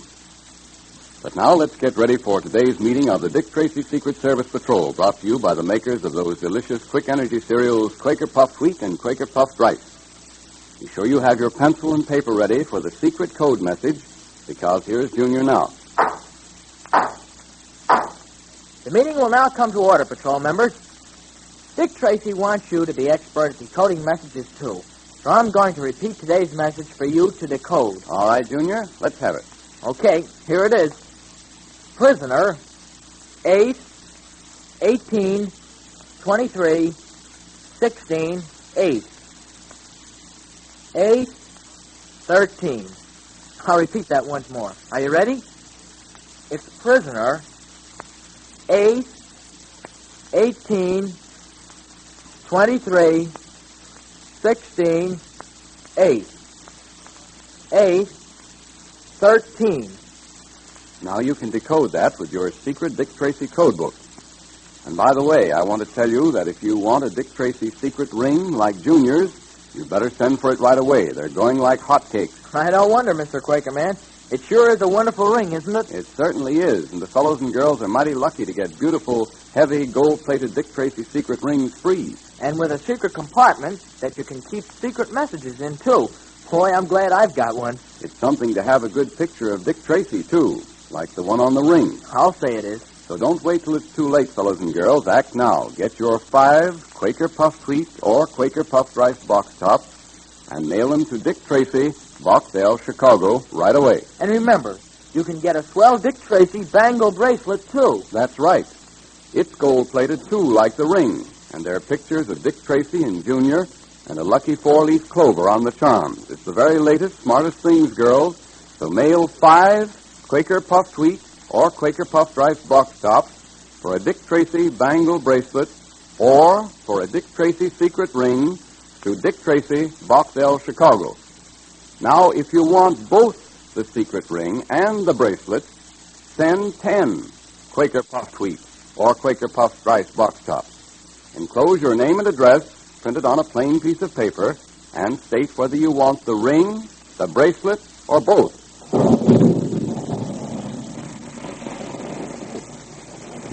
You are listening to Golden Age Radio, rumble.com/C/GAR. Brought to you by G3PL.com.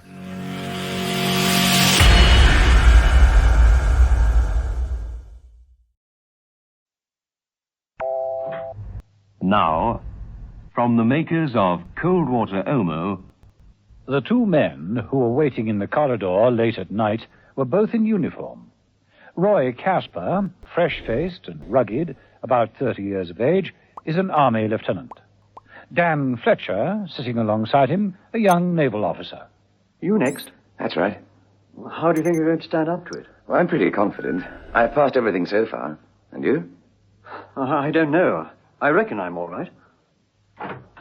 It was at that point that the door at the end of the passage opened. All right, take this one away.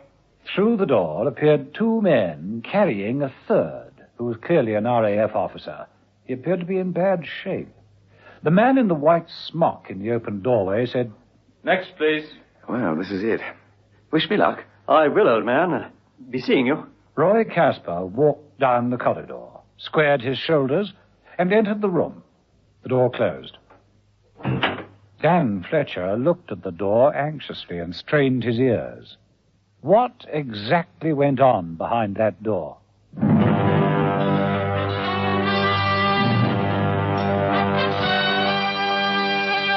The Avengers.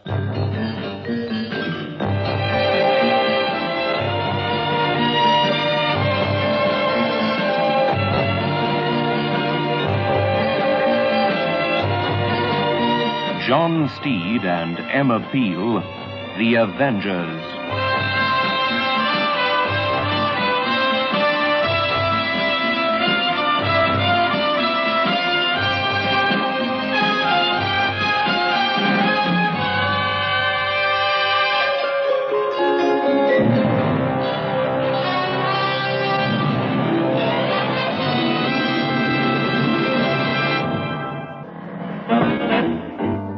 Episode 1 of this story, in which John Steed and Emma Peel are told of a serious security leak and realize that this will be a case of interrogation. The telephone was the old-fashioned type, fixed against a wooden panel. The mouthpiece jutted out into the corridor. The receiver, with its long, twisted cord, hung in the clasp alongside. John Steed walked over to it, removed the receiver, and dialed a number. There was no call sound. Instead, the whole panel began to swing round. Steed entered the opening and replaced the receiver. He was in a large gallery overlooking an office filled with files, desks, and telephones. It was Mother's new headquarters. Mother! Mother!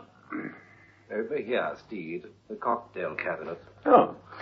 Bit early for mixing martinis, isn't it? I grew impatient waiting for you. I knew the moment I started to slice the lemon you would appear. You will join me? No, of course. I always like to start the day well. No olives.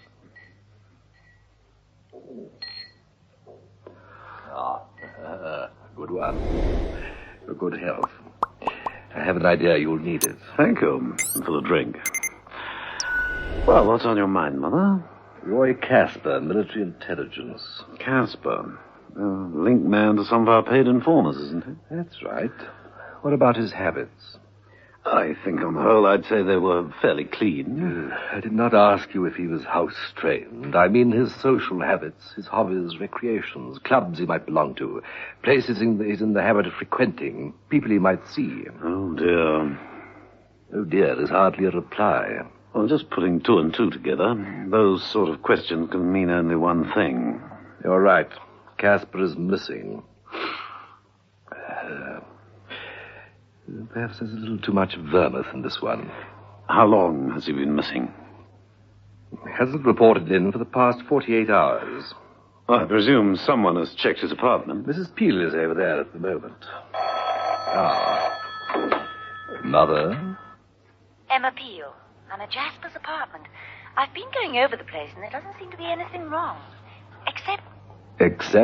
Well, there doesn't seem to be a clean shirt anywhere in the place. A clean shirt? What's that got to do with it? I didn't send you on a wild shirt chase. No, you misunderstand me. I can't find a toothbrush or a razor either. Huh? Oh, I see. Yes, quite. Yeah. Well, stay there. I'll send the forensics mob along right away. Right. Bye. Bye. Yeah. No sign of a shirt, razor, or toothbrush. Looks as though he packed and left of his own accord, then. Exactly my own deduction. But it still doesn't tell us where Casper is, does it? Casper was sitting in a chair, his wrists bound tightly to the metal arms. A white light blazed into his eyes. He'd been there all night. The man in the white smock, whose name is Blackie, stood over him. May I have your name, rank, and number again, please? Roy Casper, Lieutenant 22413791. Good, thank you. You're attached to military intelligence, aren't you, sir? Sir? I asked if you were attached to military intelligence. My name is Roy Casper, Lieutenant 22413791. I shan't ask you again. That will do, Sergeant Blackie. I'll take over from here. From out of the shadows stepped a handsome man of about 40. He wore a black polo-neck jersey, black slacks, and high leather boots. He carried a riding crop, which he tapped lightly against his right leg. Colonel Mannering was a saturnine figure. So, you're feeling brave, Casper. Lieutenant Roy Casper, 22413791. Oh, I don't doubt your bravery. We have had many brave men in here, but they all talk eventually. You'll get nothing from me. Nothing. On the contrary, we shall get everything from you. Everything we wish to know. Colonel Mannering slipped the riding crop under Casper's chin and lifted his bowed head. Casper. Lieutenant Roy Casper. Look at me. Look at me! Sleep. Please. Let me sleep. Sleep, of course. We'll let you sleep. A warm bed, soft pillows, eh? Soft. So soft. Soft pillows. Sleep. Sleep. But not yet. Lieutenant Roy Casper. 224. We know you run a string of informers, Casper, men who pay for scraps of information. The names of those men are known to only a select few. You will tell us the names of those men. You will tell me now. Understand? We know that one of these men is a keen archer. Now, we want his name. And what he looks like. And where he practices his archery. You will tell us. Now!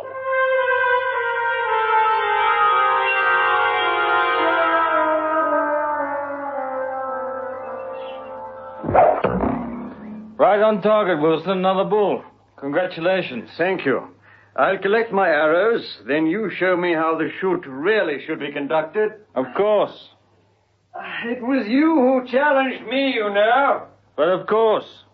Once I was told that James Wilson was the best archer in this district, I had to find out just how good.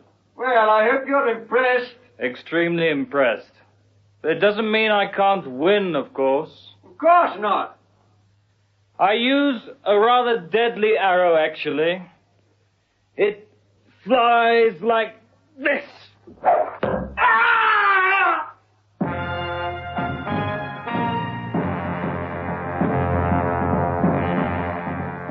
Dan Fletcher, the young naval officer, had followed Roy Casper into the room at the end of the corridor. For him, this was also the testing time. I won't tell you anything. I won't. Listen to me, Daniel Fletcher. You had a friend. His name was Roy Casper. He passed through this room ahead of you, didn't he? Don't know anyone called Casper. Oh, yes, you do. Or at least you thought you knew him. You thought that he would succeed, maintain his identity, not give anything away. But he did. He told us everything we wanted to know. And the man he identified is now ours. You will be equally cooperative. No, I won't. Yes. Yes. Yes, you will. Colonel Mannering began beating a tattoo on his leather boot with the riding crop as he repeated over and over and over again. Yes, you will. Yes, you will. Yes, you will. Yes, you will.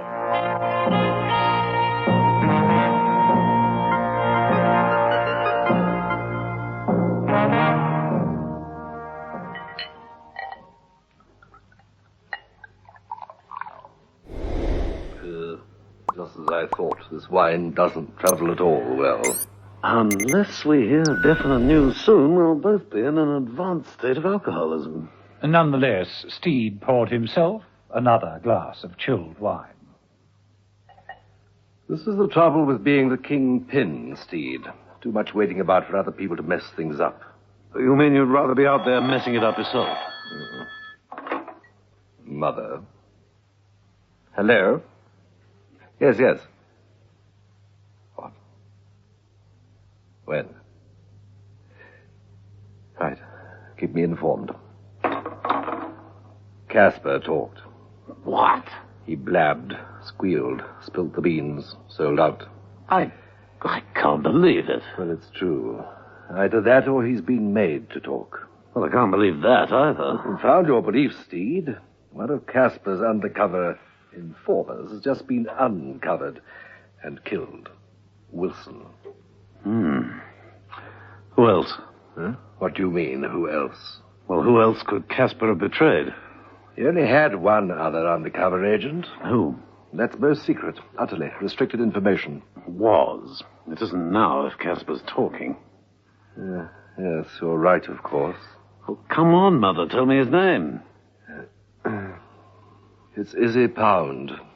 Clever agent. Uses a fairground as his cover, Battersea Park. His name is Izzy Pound and his incredible marching sound. A one-man band. I've often thought I have a great deal in common with that man. In Battersea Park, that rather dreary winter morning, there was a rehearsal in progress. A placard read, Izzy Pound and his incredible marching sound. Now in rehearsal. No visitors. Keep out. Izzy Pound was trying out his instruments. They were strapped all over his person. Across the other side of the fairground, next to the rifle range, the man known as Sergeant Blackie paused and placed a rifle to his shoulder. Izzy Pound! Izzy, I want to talk to you! Stop! Steve's voice was drowned in the cacophony of sound. Stop! So, almost was the rifle shot, Izzy Pound stopped his tuning up and collapsed to the ground.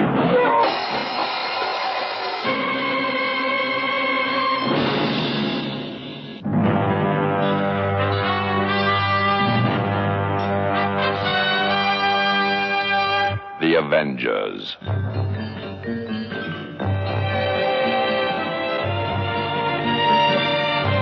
Listen every evening, Monday to Friday, to John Steed and Emma Peel, The Avengers.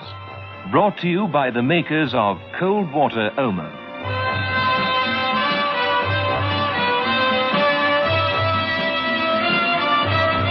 The Avengers. Donald Monat as John Steed and Diane Appleby as Emma Peel is adapted and directed by Dennis Falbig and produced by David Gooden.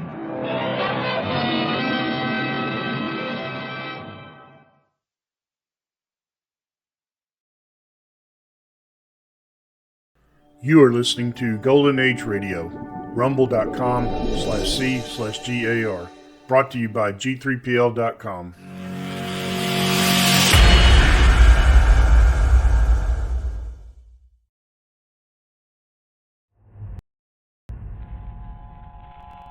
Have you heard the strange tales of the Whistler?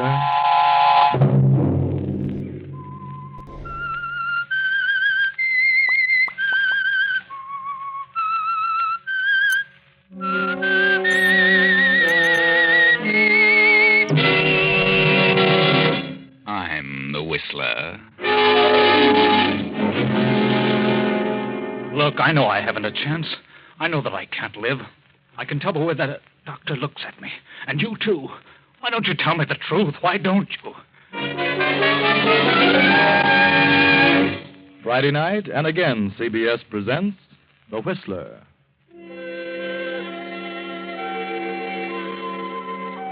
I, the Whistler, know many things, for I walk by night. I know many strange tales, many secrets hidden in the hearts of men and women who have stepped into the shadows. And so I tell you tonight the unusual story of death in the air.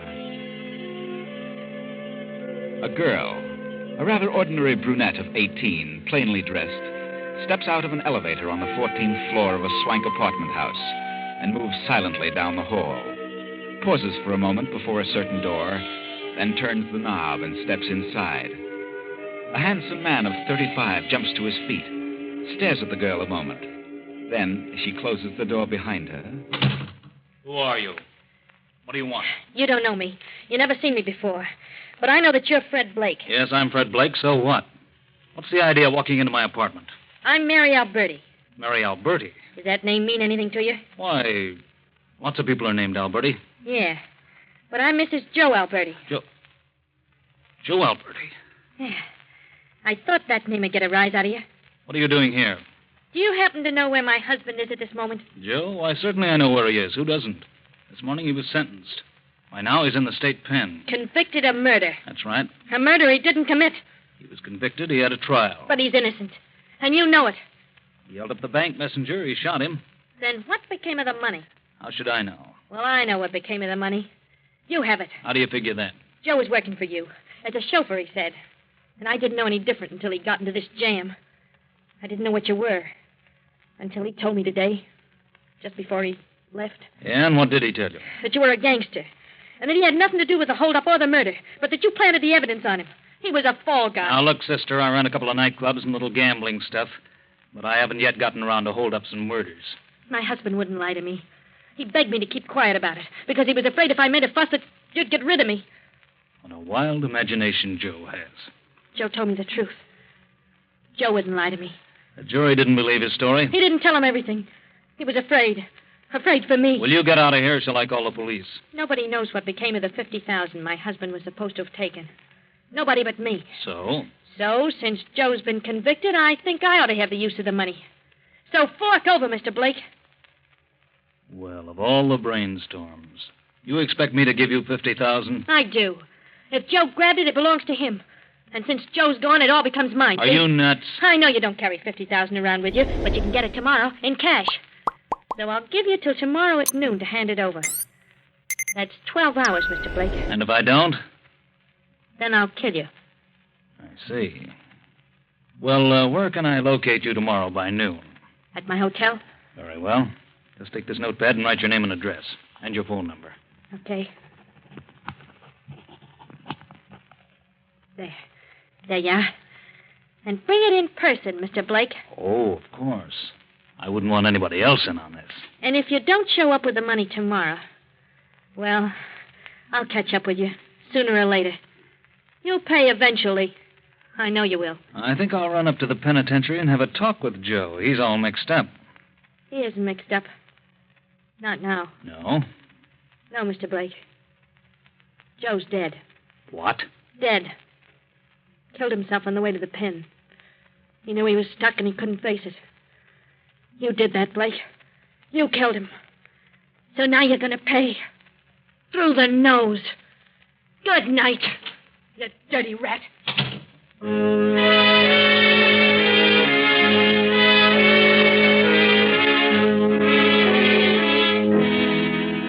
For 10 minutes or so, Fred Blake sits at his desk, thinking, studying the peculiar situation. Then there comes a knock at the door. He steps across the room and... Yes, who is it? Carl Winston. What do you want, Carl? I want to talk to you a minute. Okay, come in. What's on your mind? Well, I was told you wanted to see me. Yes, Carl, I do. But I didn't expect you here at this time of night. What do you want with me? As if you didn't know. What are you going to do about this phony check? Well, I hadn't got the money now, but I'll get it eventually. I've given you a month. Now I want the money. Well, I'll get it. Really, I'll get it. Well, if you can't get it, I can. What do you mean? Your father's district attorney of this county. I'll go to him. He'd pay it to hush it up. Oh, please, Blake. Or maybe I'd tell your father you ran up a liquor bill. Look, Blake, I haven't got the money, but if you wait, I'll get it. I've given you all the time I intend to. I want the money now.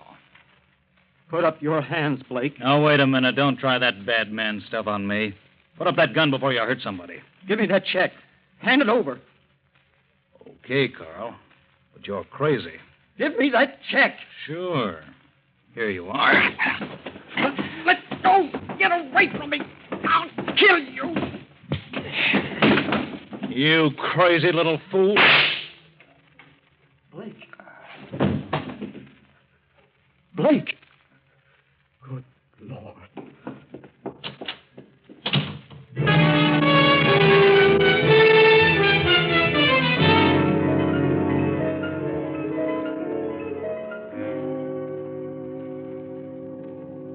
For many hours, Blake hovers between life and death.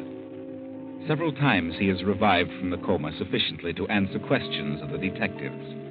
Now, several days later, a week to be exact, the district attorney holds a conference. Tell me, Blake, on the night you were shot, did you see your assailant? No. Do you remember anything that happened? Well, I remember the shot. Felt a stab of fire in my chest. Came to in a minute or so, I guess. Got to the phone and called the receiving hospital.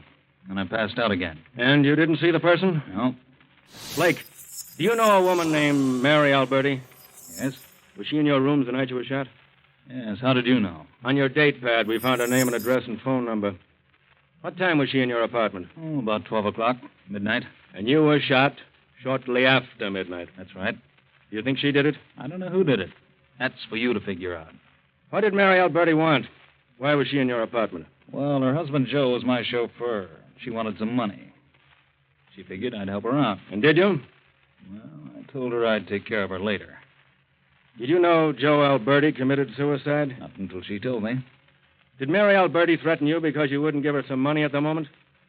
Yeah, she did. Do you think it was Mary who came back later and shot you? I don't know. Could have been.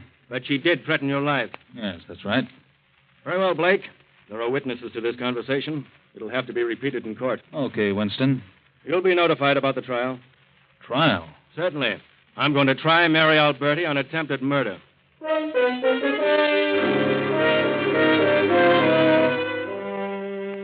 And so Mary Alberti is tried and convicted and sentenced for from 5 to 20 years.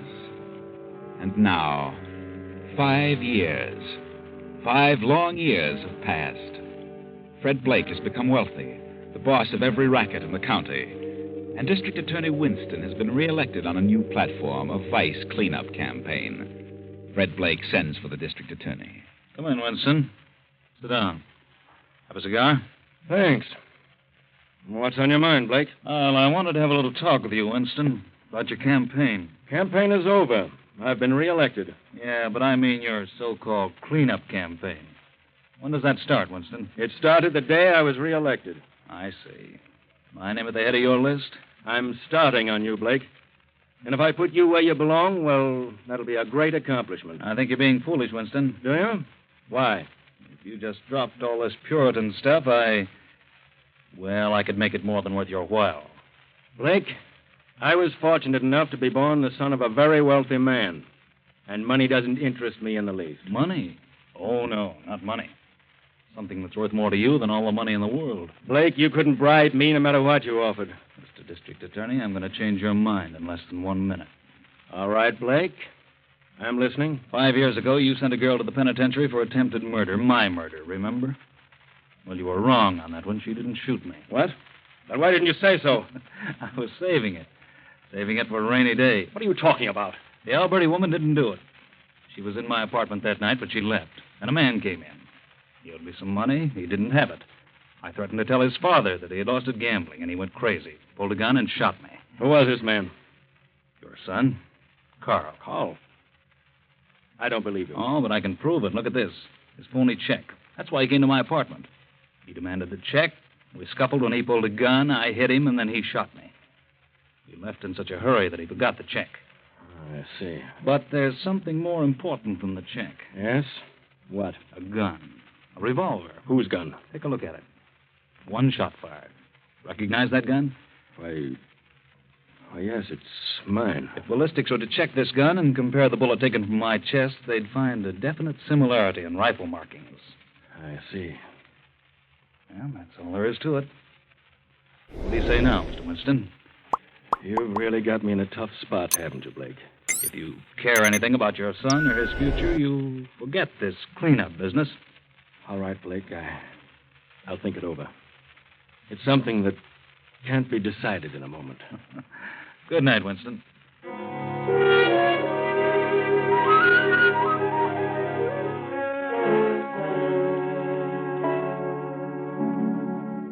cleanup campaign is dropped, and Fred Blake flourishes. He opens more gambling clubs, grows wealthier and wealthier. And a year later, he is a popular figure in the swank set of a southern beach resort. At the moment, Fred is a weekend guest at the beach home of one of the wealthy 400. Oh, what a perfectly divine night. Yes, Anitra, I've never seen such a moon. So peaceful and quiet here on the beach. I didn't want to dance anymore. Now, let's sit down here on these rocks. All right. Anitra, Yes, Fred? What were you going to say? are you going back to Boston Sunday? Why, I don't know. I haven't decided. I've a few more weeks, but I really should get back. The magazine's so understaffed, and I've a world of illustrations to do. Why do you ask, Fred? Well, I thought if you didn't have to go back, you might come over to my place for a week. Your place? Oh, but Fred, Yes, I'm having some guests down for a week. Several couples from New York. Well, I don't know. I really should get back. Please come, Anitra. Please do. Well, it's very sweet of you. Anitra, I really want you to come. Because, Yes? you know, the way the moon shines on your hair, it looks just like spun gold. Does it?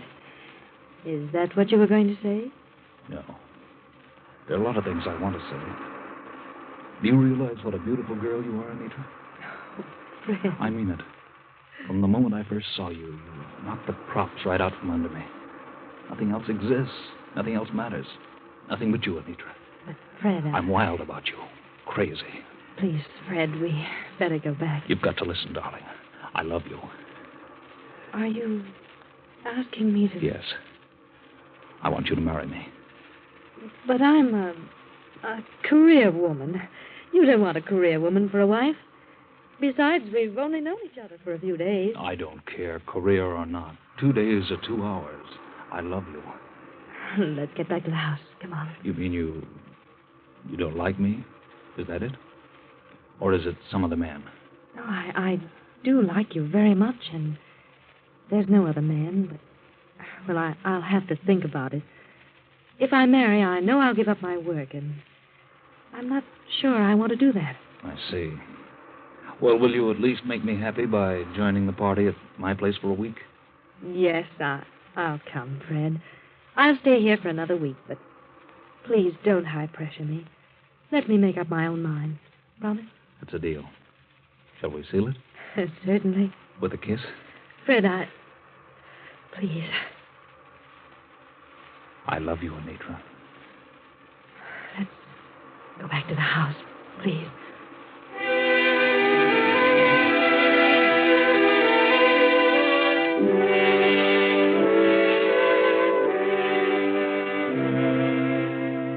But Fred doesn't keep his promise. Fred isn't the type. When he wants a thing, nothing can change his mind. And by the time the week is up, Fred has made up Anitra's mind. They are married and decide to spend their honeymoon in Florida. But a few weeks later, their honeymoon is interrupted. Fred is stricken with an illness. In this room, Dr. Phillips. Oh, thank you. Fred, Yes, darling. this is Dr. Phillips. Yes? Well, Mr. Blake, what seems to be the trouble? I don't know. I don't know what it is. Dr. Phillips is a specialist from Miami. Yes? Suppose you tell me a few things, Mr. Blake. Well, I'm afraid it's some sort of paralysis. Paralysis? Yes. What makes you think that? Well, the first time it hit me, I got kind of faint. My feet and legs became numb, sort of crept up on me. At first, it wasn't so bad, but the next time it came, it affected my hands and arms, too. I got dizzy and I passed out. Oh, I see. You become nauseated, Mr. Blake? No. But after the attacks, I'm so exhausted, I can't even get out of bed. Well, I'd better give you a thorough examination. What do you think it is, Doctor? Well, I don't know at the moment. Well, do you think it's serious? Any interruption in the functions may be serious. Do you think it would be best to take him to a hospital, Doctor? I don't know yet. No, darling, please. I'd rather stay here with you. Yes, dear, of course, whatever you say. Please, Mrs. Blake, would you mind stepping out for a while? Oh, very well. I'll be in my room. Call me when you've finished. Everything's going to be all right, dear. Please don't worry. Yes, I'll be all right.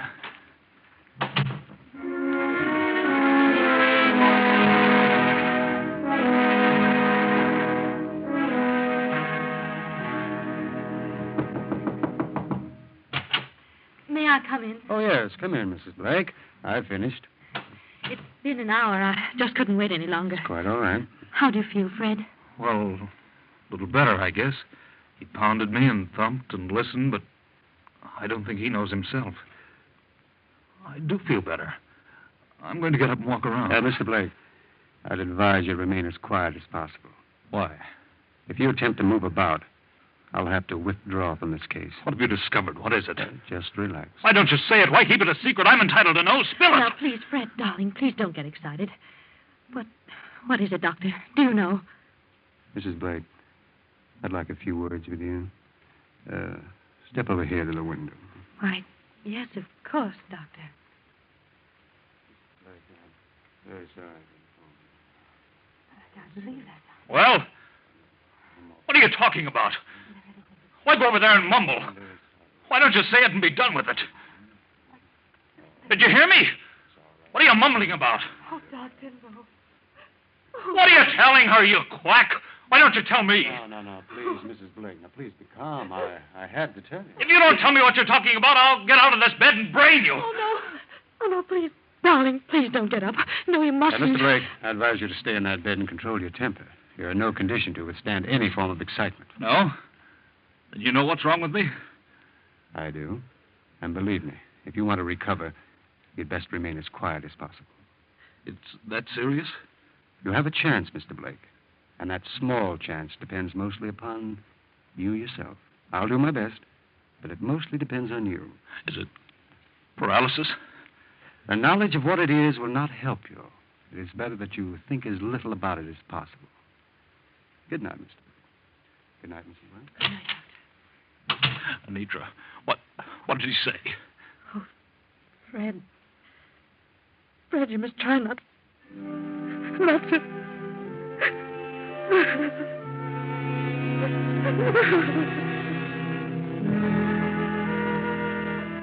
Another week passes, and Fred still remains in bed. He has had several more attacks, each one a bit more severe than the last. The doctor has made several visits, and Fred is now terribly frightened by the doctor's concern regarding his progress. Shortly before midnight, Fred feels another spell coming on, a little more severe. Anitra! Oh, yes, darling. Yes, Fred? I'm getting fainted. It's coming on again. Get the doctor. Oh, yes, Fred. I've already called him. He'll be here in a few moments. Now, be quiet, dear. Please don't exert yourself. This is the worst yet. Please be calm. You're all right. No, I'm scared. This is it. I know this is the end. Oh, Fred. Fred, don't say that. I can tell. No, you've nothing to fear, darling. Nothing. I have. I can't help it. I'm afraid. Fred, you must get hold of yourself. You must. I know I haven't a chance. You know that. The doctor knows. He told you. I know, too. Oh, please, Fred. There's something I've got to tell. Hush, darling. You don't understand. I've got to tell someone. Oh, you must calm yourself. Oh, you've got to listen to me. You've got to. Well, the doctor will be here in just a few moments. Now, please try to save your strength, darling. He can't help me. Oh, come in. I came as quickly as I could, Mrs. Blake. It's another attack, Doctor. It seems to be worse than the last. He's terribly frightened. Come now, Blake. You must try to get hold of yourself. The pulse is... Well... Pulse is what? Just a second. My bag, please. Yes, Doctor. Thank you. Now, let's have a listen with the stethoscope. Mm-hmm. Do you have a chill, Blake? I don't know. I'm just awful numb. It's creeping up inch by inch. Oh, please, Doctor. Can't we take him to the hospital? Hospital? I'm afraid that... Well, he's as well off here as in the hospital. Why don't you tell me the truth? I've got a right to know. Tell me the truth. Now, you're going to be all right, Blake. You're lying. Mrs. Blake, Yes, Doctor. What did you start to say? Well... Tell me. I've got to know. Yes, Fred. Tell us, Doctor. There's no use evading the issue. Fred wants to know. Very well. Since you insist, there is nothing I can do for you, Mr. Blake. Nothing anyone can do for you. You mean it's a matter of days? It may be only a matter of hours. I'm sorry, Blake. Hours. Anitra. Oh, darling, I knew, but I just couldn't let you know. Hours. Doctor, will you leave us alone for a while? Of course. Oh, please, don't leave the house, Doctor. No, I'll stay with you as long as you need me. I'll be in the hall. You call me if you want. Anitra, get a sheet of paper and write what I tell you. Yes, dear. And please hurry, Anitra. Of course, dear. Yeah. I'm ready. To District Attorney Frank Winston. District Attorney. I never thought I'd do this, but here it is. Joe Alberti was innocent in the killing of the bank messenger. He was framed. I killed the messenger and framed Joe. Fred. And Joe's wife is innocent of trying to kill me. She didn't shoot me, and I want her released. I'm enclosing a check for $10,000 for her. And furthermore, what I told you about your son was a lie. He didn't shoot me either. He did come to my room. He had a gun. I took it away from him. And in the scuffle, the gun went off. I shot myself. So that clears everything up. Now you can start your campaign. But I won't be around to participate. Yours, Fred Blake. Fred? Are you out of your mind? What? Well, this is ridiculous. I won't turn this over to the district attorney. I won't. Please, Anitra, please do. I can't die. I just can't unless I know. Please. You've got to do it. Hand me the pen. I've got to sign it before my hands go numb. Oh, no. No, don't sign it. Please don't. It isn't true. It is true. Every word. Hold it for me. There. Oh, darling. You don't know what a relief this is. All right, Fred. I'll do as you say. Oh, darling, I don't care what you've done. You've been so good to me. But if you want me to turn this over, I will. I do. Oh, Doctor! Doctor! Quick, Doctor! You're too late, Doctor. Everything's okay now. Well, it's all over. All over.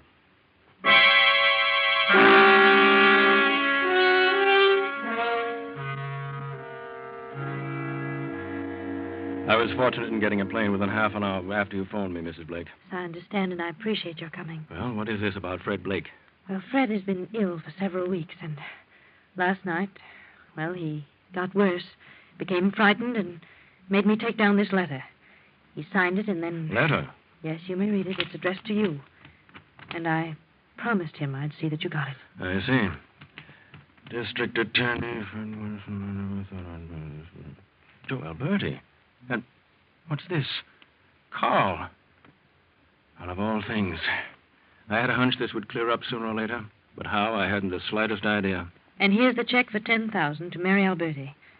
Will you see that she gets it and is released from prison? Mrs. Blake, Mary Alberti was paroled over a year ago. You keep the check and I'll locate her for you. You can give it to her. Do you know where she can be found? I have a pretty good idea. Now, may I see your husband? I'd like to be sure that he is the Fred Blake. Yes, of course. This way.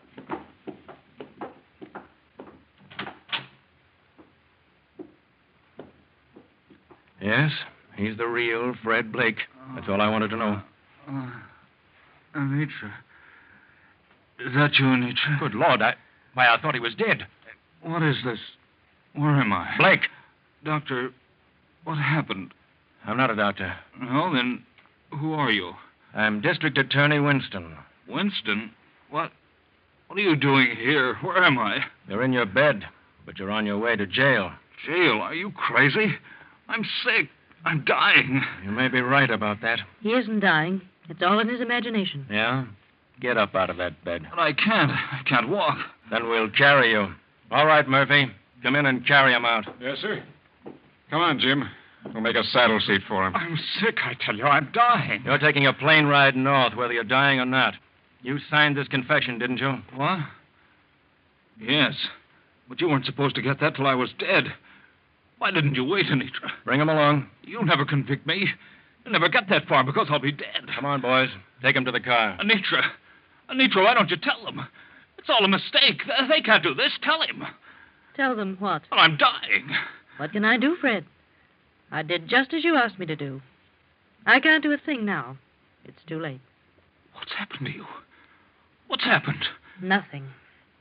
I've never been so satisfied in my life. What? I said this is the happiest moment of my life. Now get up, Fred. You can walk. You're stalling. There's nothing wrong with you. You're crazy. No, she's not crazy. She's clever. I've tried for over a year to work this thing out, and she did it all by herself.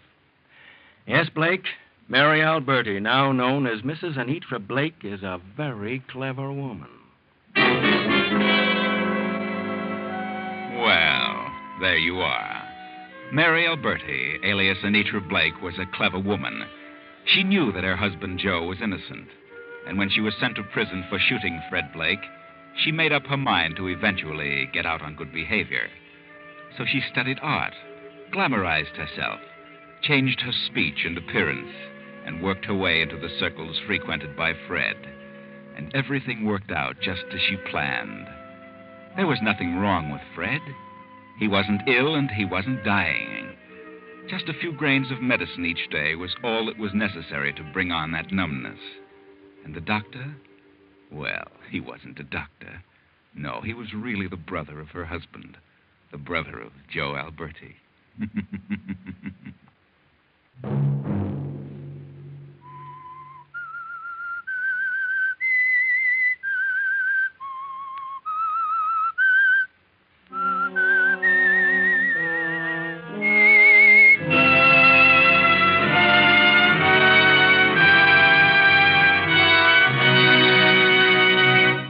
CBS has presented The Whistler.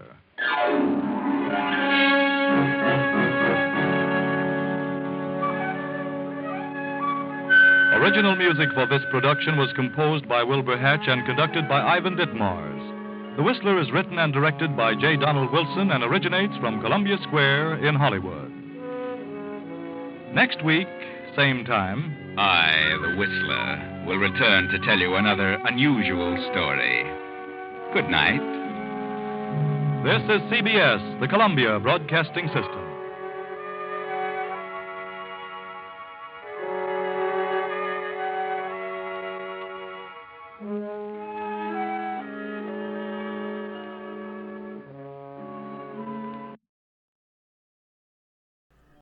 You are listening to Golden Age Radio, rumble.com/C/GAR.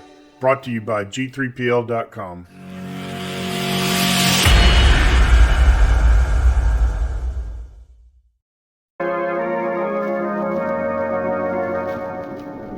The thrilling adventures of the Shadow are on the air. Brought to you each week at this time by your neighborhood blue coal dealer. These dramatizations are designed to demonstrate forcibly to old and young alike that crime does not pay.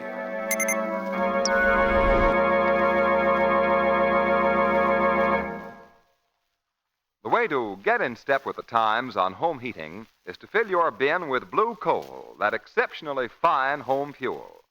Yes, blue coal gives you comfortable, economical heat, and it's effort-saving on your part, too. Yes, it's easy as well as clean and healthy to heat your home the blue coal way. Order a supply of blue coal right now.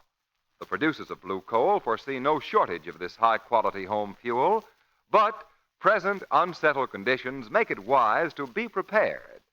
Don't put off ordering.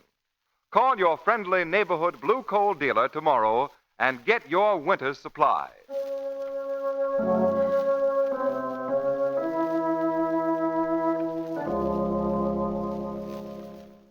The Shadow, mysterious character who aids the forces of law and order, is in reality Lamont Cranston, wealthy young man about town. Several years ago in the Orient, Cranston learned a strange and powerful secret. The secret of hypnotic power to cloud men's minds so that they cannot see him. Cranston's friend and companion, the lovely Margot Lane, is the only person who knows to whom the voice of the invisible shadow belongs. Today's drama, The Devil's Hour.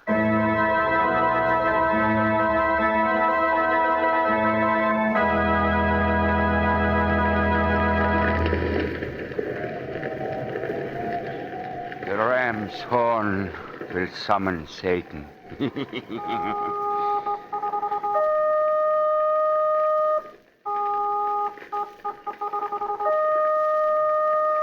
Help me, Satan. Alone in the forest here, I have sounded the devil's horn. I call on you to blot out the life of my enemy, Edward Heller, before the hour of this midnight is struck, and to blot out the life of his sister Deborah before the hour of this midnight has passed.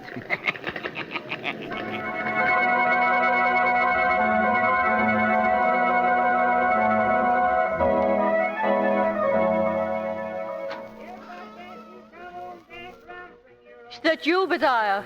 Yes, Miss Deborah. It's Bediah. Them farm people are having a fine time for their Halloween husking party. Oh, we shouldn't have done it, Bediah. Mr. Edvard is in no condition to be lying in his bed upstairs, tossing and turning, while that infernal laughing and stomping goes on. Yes'm. But they'll be leaving soon, ma'am. Now, Miss Deborah, I'm going down to the servants' quarter. Well, there's nothing else for you to do. Bediah. Miss Deborah. It sounded like... The devil's horn, Miss Deborah. Where's it coming from? Mr. Edvard's room. Edvard! Oh, get up there quick, Bediah. Yes'm, Miss Deborah. But there ain't much I can do. You heard that horn. Yes, Bediah. I heard the devil's horn. Means Edvard is to die. But it isn't time yet. Midnight was the hour he always feared. Midnight. Edvard. Miss Deborah! Miss Deborah! Yes, Bediah? Mr. Edvard! Yes, Bediah? Mr. Edvard is dead. Of course he is. What were them shots, Miss Deborah? Who are you to ask? My name is Jarkins, one of the farm folks, ma'am. What is... Mr. Jarkins. My brother Edvard is dead. Edward dead? Dead? Who, Edward Heller?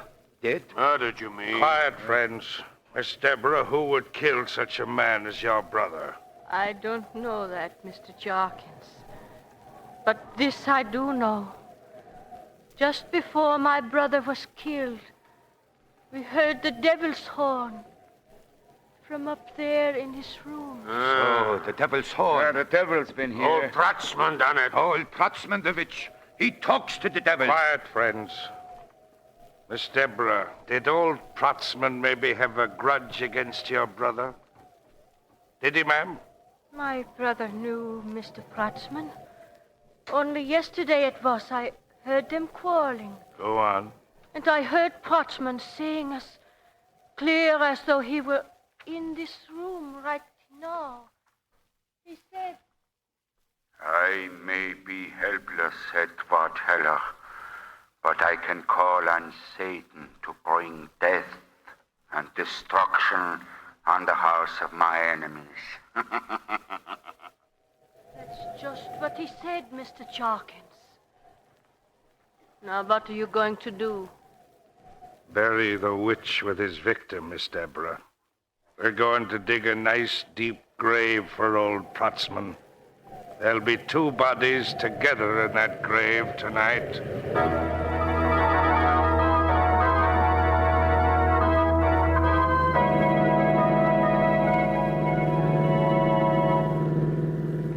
You know, Margot, we haven't yet passed a witch on a broom. Strange, isn't it? Unheard of, Lamont, considering it's soon to be Halloween. Can you remember what an exciting thing Halloween was when you were a kid? Oh, that doesn't require too good a memory, Margot. Oh. Incidentally, I didn't want to frighten you, but I'm afraid we've lost our road. Oh. Well, I'm really too sleepy to care, partner in crime. Well, then, why don't we just pick out a little inn along the road and stay there until morning? This countryside is perfect for Halloween. So why don't you just wave your wand, stop your car, and there you are. Well, you stopped your car, but where are you? You're in. I am. Oh, where? Well, doesn't that sign say inn? Oh, yes, I see. Nailed up on the tree there. P-R-O... I think the name is Protzman. Yes, Protzman. Well, Mr. Protzman's Inn's a little dilapidated. But then so am I. Hurry then, my lady, before you both fall apart. And I'm just in the mood to do that. Well, doesn't seem to be a creature stirring, but we'll take a chance. Serve us right if an old witch took us in and baked us both into gingerbread boys. A boy for me and girl for you, darling. You see, Oh, good evening. You've come to tell me he's dead, haven't you? What? What did you say? You've come to tell me. Oh, I thought you were someone else. Someone else? My name is Protzman. This is my house. What can I do for you? We'd like 2 rooms for the night, if you have them. Step inside. I'll try to. What was that? What? That you hear? Oh, some people on the road. After all, it's Halloween. Look, Lamont, coming over the hill. It's a mob. It's me they want. They're after me. Protzman, where are you? What will I do? What will I do? Well, as a first precaution, I suggest you're ducking inside and locking the door, Mr. Protzman. That wouldn't stop them. They'd burn the house down. Well, then I'm afraid we're in for a first-class... This time they're going to kill me. Quiet. They'll kill me. Listen to me, you men. I'd keep out of this if I was you, stranger. Protzman, you're the one we want to talk to. What do you want with me, Mr. Jorkin? Funny you're asking that, you with your dirty witchcraft and spellcasting. Where are you taking me? We're taking you back to the Heller Mansion, Protzman. And we're going to bury you with Heller in a nice deep grave. Oh, no. Grab him, men. No, you don't. Let me go. Protzman, you ain't leaving us alive. Don't hurt me. I can hold it fast, John. That grave is just going to fit you. Did you hear what I heard, Margot? I'm afraid I did, Lamont. A witch, a murder, and a grave already dug? What were you saying about Halloween being exciting when we were kids, Margot?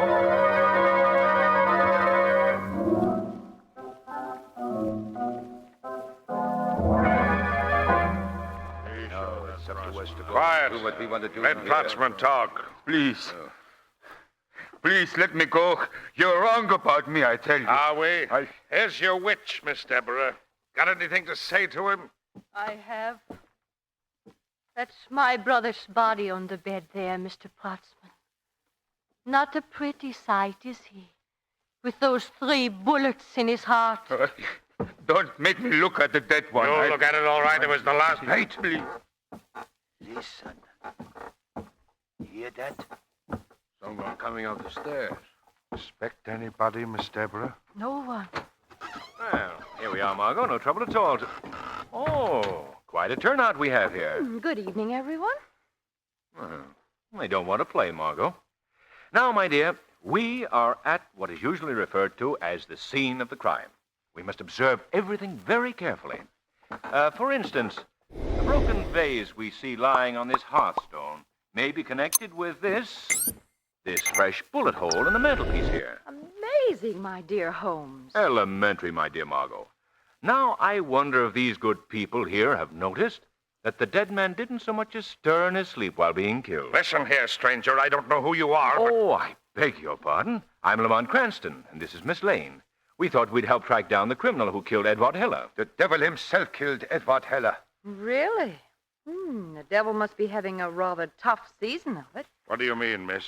That empty watch case on the mantelpiece. Did the devil by any chance steal the contents of that, Mr. Jorkins?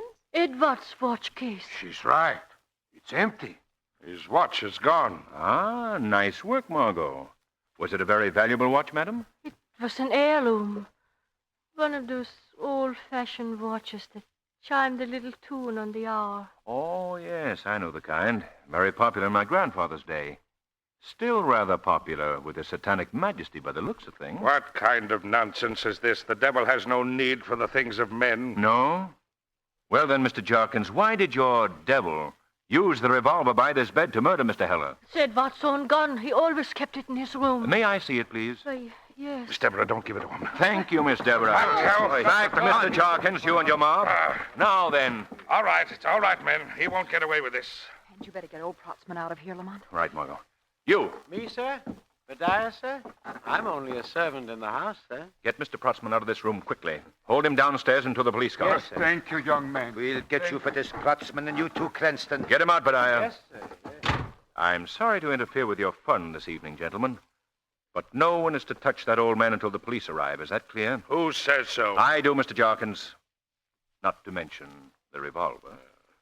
And now we're going to proceed with a sensible investigation of this. What was that? He's gone. Protzman's got away. Bediah! He's a witch, for sure he is. How did he get away? I turned my back for 1 second, and he vanished. Oh, I can't stand this. I'm going falling. Lamont, help him. Here, Miss Deborah. Take my arm. Hold the gun, Margot, while I... I'll take that gun, Mr. Cranston. There. There. Now, sir, you listen to me. You let Protzman escape. Miss Deborah, I want no explanations. He killed my brother. He threatened my own life, and now... Mr. Jarkins. Yes, Miss Deborah. You and the rest will take Miss Lane below and hold her until Mr. Cranston brings the murderer to me. If you fail to do that by 1 o'clock, Mr. Cranston, I will take the law into my own hands. You and Miss Lane have 30 minutes to live.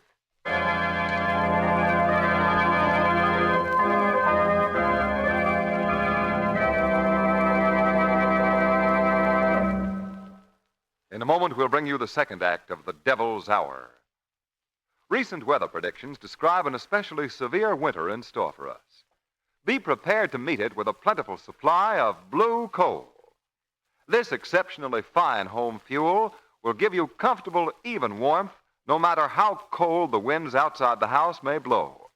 And remember this, that it's especially easy to heat your home with blue coal.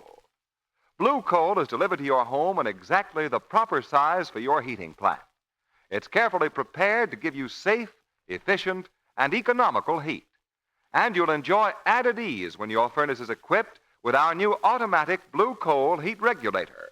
What a truly wonderful improvement this is.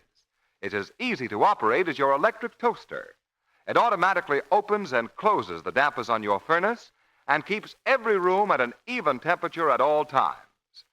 Call your reliable neighborhood blue coal dealer right away and ask for a free demonstration of the Blue Coal Deluxe Heat Regulator in your own home with no obligation whatever. Your neighborhood dealer is listed under the words Blue Coal in the yellow section of your classified phone directory. Blue coal, you know, is color marked for your protection with a harmless blue tint. Get in touch with your Blue Coal dealer tomorrow. And now, back to the shadow.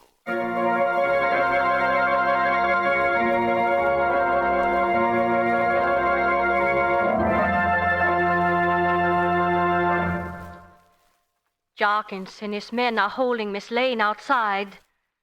And your time is passing, Mr. Cranston. I hope to give you a definite clue soon, Miss Deborah. Now, let's see. This was Edward's library. An art collection. Egyptology, metaphysics. Look at this. Who's that? Witchcraft. A volume on witchcraft. And what's this in the pages? It's a letter, Mr. Cranston. So I see. It seems to begin at the middle. There must be another page somewhere about. What does it say? You were taken away, my own. I will leave no stone unturned to bring misery and death on him who stole you from me.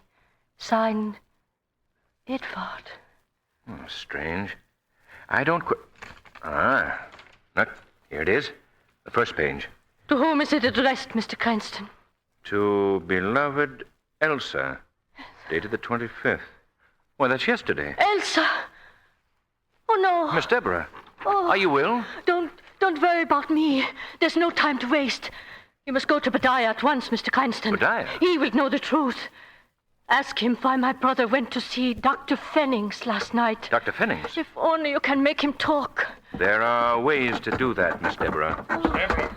Oh, Deborah. I'll have to go out this window. You can tell Mr. Jarkins I'll be back soon.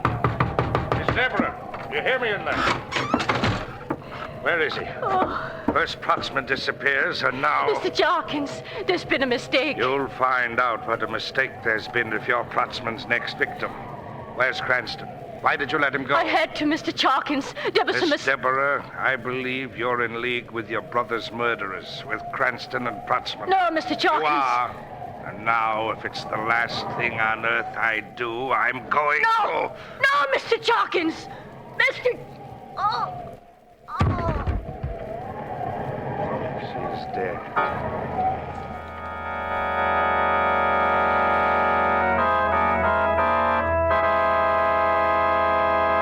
Badiah, Cranston has escaped, but my men are still holding Miss Lane. She has only a short while to live. Meanwhile, I don't want you to tell anybody I talked to you. I won't tell, Mr. Jarkins. Good. From here on, I'm going to shoot on sight. Make sure your aim is good, Jarkins. Very good. Who is that? I am the Shadow. But I can't see you. No. I've cast a hypnotic spell over your mind, Badiah. What do you want with me? Why did Edward Heller visit Dr. Fennings last night? You know that? The Shadow knows. Why, Badiah? Because Mr. Edvard's heart was bad. Dr. Fennings said he couldn't live out the month. I see. Why did you keep that visit a secret? Because I was scared of Mr. Edvard. Death always seemed to be close to him. And that horn we heard... Very interesting. One thing more. Your master, Edward Heller, wrote a letter to Elsa. Who is Elsa? Elsa? Why, that was Mr. Protzman's wife. Mr. Protzman's wife? She's been dead these 10 long years, she has. I see. I'm leaving you now, Badiah. But remember, I'm always near. The Shadow will be watching you.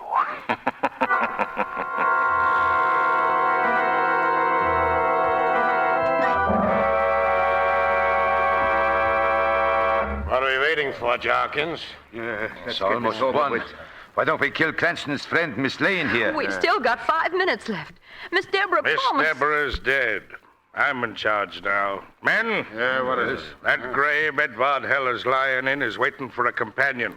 If we can't get Cranston, we've got Miss Lane. But Lamont won't go back on his word. He'll be here any minute. Any minute won't do, Miss Lane. He should be here now.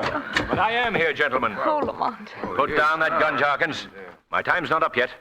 I promised to deliver the murderer before 1 o'clock, and I will. All right, but you'd better do some fast talking, Cranston. Gladly. Now listen to me. First, that broken vase was shattered by the bullet that made this small hole here in this mantelpiece. What's your point, Cranston? Just this. We know there were 3 shots heard when Edward Heller was killed. It's unlikely that the murderer would have missed after getting his range. Therefore, the shot that missed and broke this vase must have been the first shot fired. Right, Mr. Jarkins? Well, yes. Yes, I guess so. Oh, what's that got to do with it? Just this. If you'd been in bed asleep and someone had fired a gun in your ear and knocked a vase to the floor, what would you have done? Frankly, I would have jumped up and tried Of course you would have, Margot. But Edward Heller didn't. See how smooth his bedclothes are? Heller didn't move because he knew he was going to be murdered. Murdered as part of his own plan. Just a minute, Cranston. This bullet hole of yours in the mantelpiece hasn't left a trace of lead. No? Well, let's see that, Jarkins. Oh. It's just possible that this mantelpiece isn't exactly what it appears to be. I'd say... Aha! Quite an interesting little device, eh, Mr. Jarkins? That's right. The mantelpiece open. Yeah, what do you suppose is inside there? I'm not sure, but I've got a good idea. I wouldn't go in there, Cranston. I'll take that chance. Stay here with your men, Jarkins. Come on, Margot. All right. Careful, Lamont. I'll be careful. It's only a question... Lamont, isn't that a figure huddled there in the corner? It is, Margot. It's Protzman. Protzman, are you all right? Here, let me help. Please don't hurt. He's almost delirious. Leave him alone, Cranston. I'll tend to him. Come along, Cranston. Oh, no, you don't, Jarkins. This gun says I do. Please don't. Come on. Please. Well, Lamont, this is a fine pickle. Haven't you found out who killed Edward Heller yet? Almost, Margot. There's only one piece missing from the puzzle, and that's the little stolen watch that plays a tune on the hour. Do you think you'll find it before they kill Protzman? Perhaps the shadow can find it, Margot.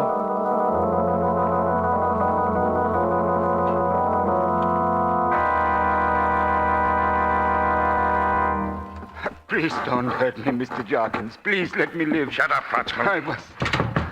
Who's there? It's Bediah, Mr. Jarkins. Well, why don't you come in, Bediah? We're killing a witch in here. Oh, no.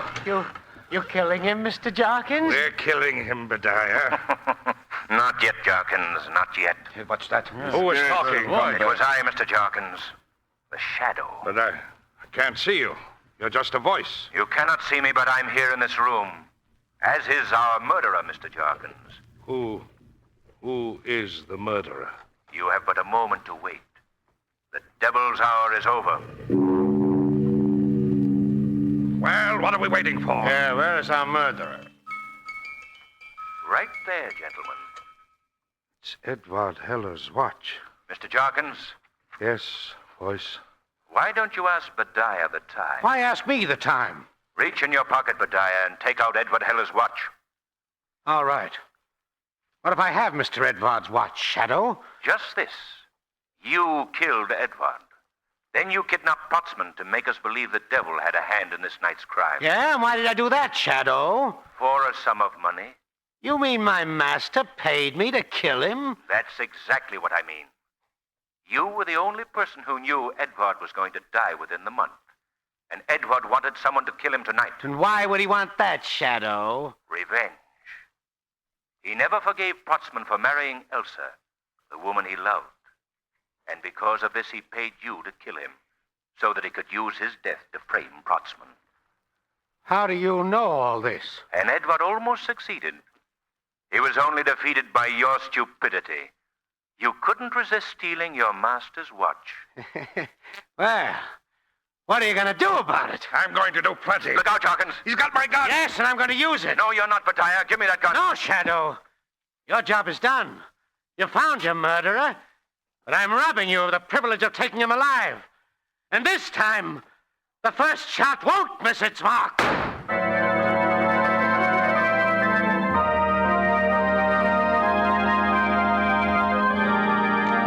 Goodbye, Mr. Cranston. Miss Lane, I have to thank you for giving my life back to me. And I have to thank you for humoring an old fool. Glad we happened along, Mr. Jarkins. Oh, by the way, Mr. Protzman, I'd give up experimenting with witchcraft if I were you. Oh, believe me, I will, sir. I will. Believe me. Goodbye. Goodbye, Mr. Goodbye, Protzman. Mr. Cranston.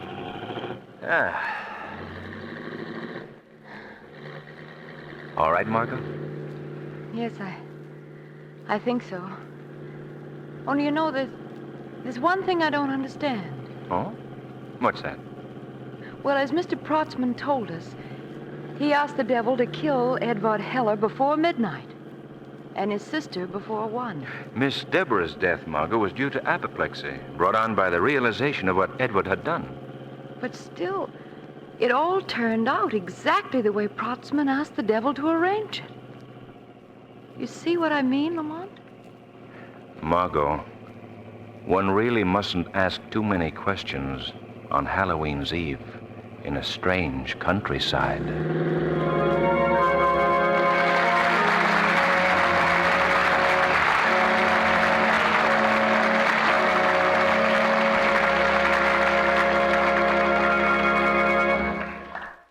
In a moment, we'll bring you an episode from real life proving that crime does not pay.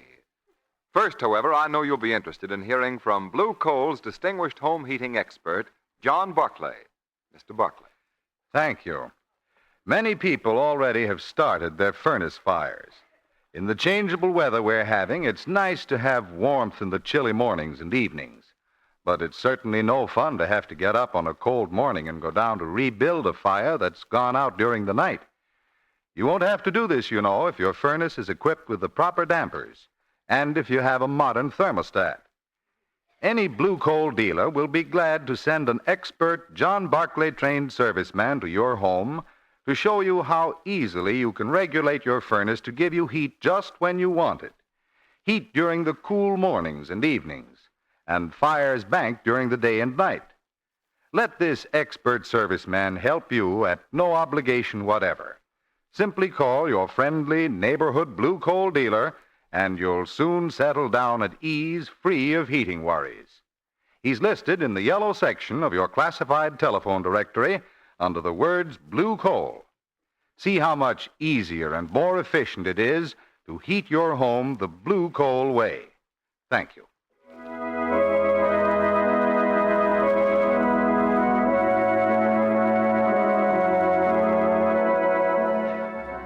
Today's program is based on a copyrighted story. The characters, names, places, and plot are fictitious. Any similarity to persons living or dead is purely coincidental. Direct from real life, we now bring you conclusive proof that crime does not pay. New York City, New York. Irving Levitt, 38 years old, spots a well-to-do victim for robbery. He quickly approaches. You got $145 in that handbag. No. Give me that.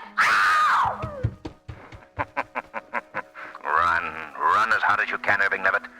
You won't get to spend that money. It profits you nothing. Last week in Kings County Court, Irving Levitt heard the price of his attempted grand larceny. 4 to 5 years in Sing Sing prison. The weed of crime bears bitter fruit. Crime does not pay. The shadow knows.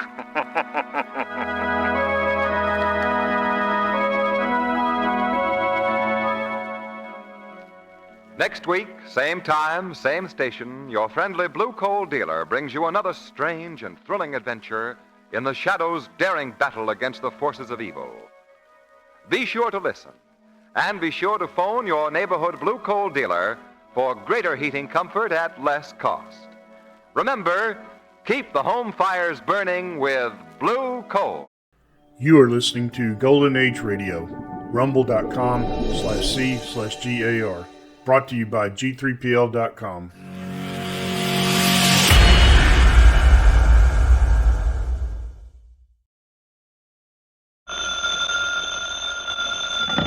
Hello?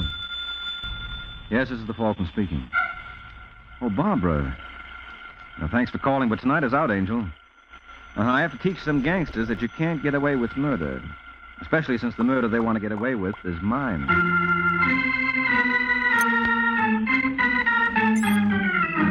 This is Ed Hurley, friends, inviting you on behalf of the Kraft Foods Company to listen to The Adventures of the Falcon, starring Les Damon. You met the Falcon first in his best-selling novels. Then you saw him in his thrilling motion picture series. Now join him on the air when the Falcon solves the case of the substitute target.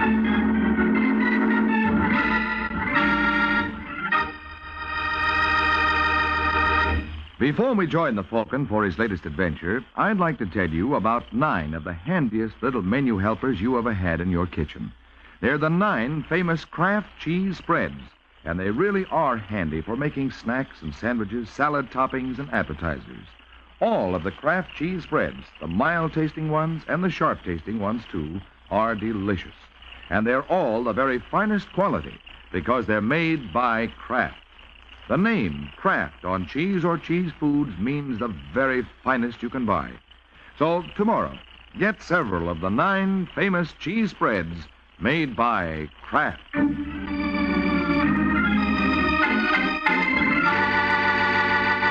And now, the case of the substitute target. It's Sunday night in the expensive New York apartment of Ed Rizzo. Rizzo is the fat, bald mobster who is at the moment taking a bad pushing around from a tall young man who seems definitely to mean business. All right, Rizzo, who is it? Leo! When you talk, I know you don't. Oh, my finger. You shouldn't have reached for that drawer. What are you looking for, a gun? Well, here's one, only I'll hold it. There's no use looking around for protection, Rizzo. I'm your protection, you know that. Only right now, I'm not protecting. Travers, if you'd only listen to me. I want the boss, the top boss. Now, who is he? Where can I find him? I told you I'm the boss. You work for me. You don't seem to understand, Rizzo. I don't work for you, not anymore. I want the boss, not a cheap stooge. So you, Travers? Who are you? I didn't know anybody You was... weren't supposed to know anybody was here. Now stop waving that gun. You better do as I say, unless you want to find out if I'd really put a bullet in your stomach. Hurry up, drop it. All right, don't. I'll drop it. That's better. Pick it up, Rizzo. Yeah. All right. Now, just what's been going on here? You're the boss, aren't you? What gives you that idea? Looking at Rizzo. All right, I'm the boss. So what? So from now on, I'm working for you. I'm tired of taking orders from Rizzo. Ah? And what happens when you get tired of taking orders from me? Well, I won't. I know I couldn't run the mob myself. At least not yet. Listen to the punk. All right, kid. Now here's where you get yours for getting smart. Cut it out. Hold it, Rizzo. Let go of him. We gotta teach these punks to stay in line. Then start by staying in line yourself. Take your hands off him. But Mr. Do Dunlap. as I tell you. Okay. Boy has initiative. I like that. Tell me, Travers, how did you find out Rizzo wasn't head man? He could never make up his mind. He always had to think it over. Ah. Only he wasn't thinking, he was asking. He's got a head on his shoulders, Rizzo. I think I can use him. But Mr. Dunlap... By the way, Travers, I hope you haven't mentioned your deductions to anyone. I wouldn't care to have word get around. What, are you kidding? I look out for Artie Travers. Anybody else wants to get to the top, let him do his own figuring. Good boy. That's the spirit I like. You've got yourself a job. I have a suite at the Hotel Grayson. Be there tomorrow at 10. Yes, sir. Well, that's all. See you tomorrow. Yeah, okay. I'll be seeing. Right. Tomorrow at 10. Mr. Dunlap, how are we going to keep guys in line if you let punks get away with that He's kind not of... getting away with anything, Rizzo. But you told him... And now I'm telling you, he's not getting away with anything. Not even his life.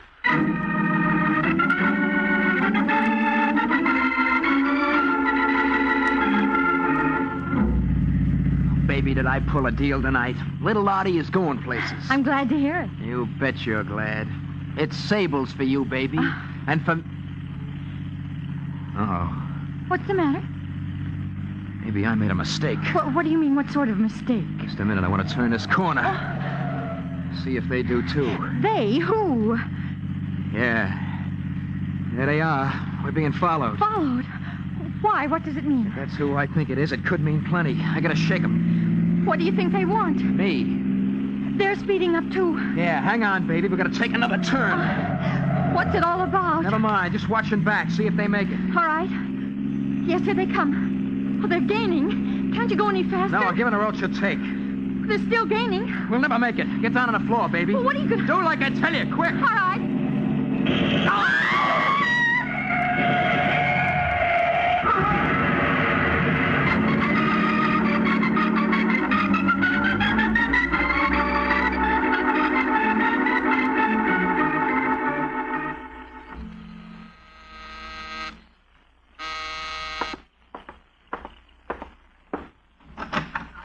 Hello.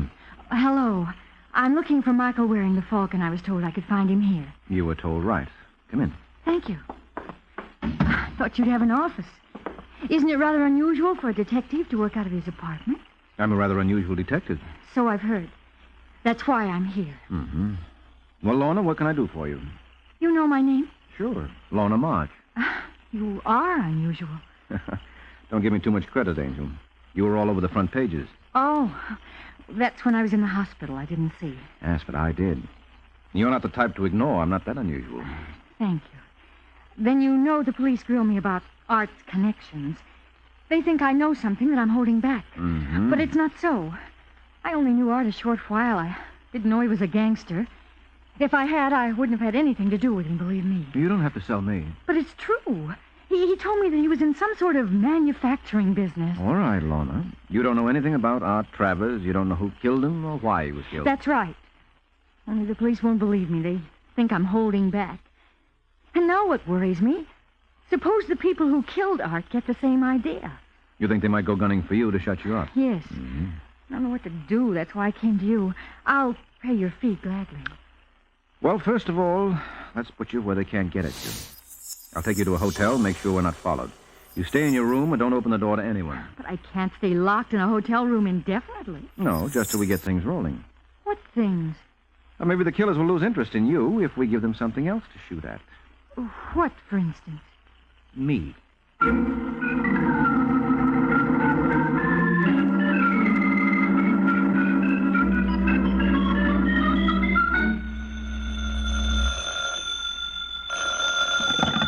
Homicide, Sergeant Corbett speaking. It's your lucky day, Corbett. This is Mike Waring. Goodbye, Waring. Hold it. I want to talk to you. I don't want to talk to you. I've already got a headache. The Art Travers killing, by any chance? You've been listening at keyholes. Naturally, in my profession. All right, Waring, what do you want? I got no time for idle chit-chat. I want you to do me a favor. I told you I got no time. Oh, for this you have. You'll love it. What makes you think so? It might get me killed. All of a sudden, I find myself strangely interested. Tell me more. In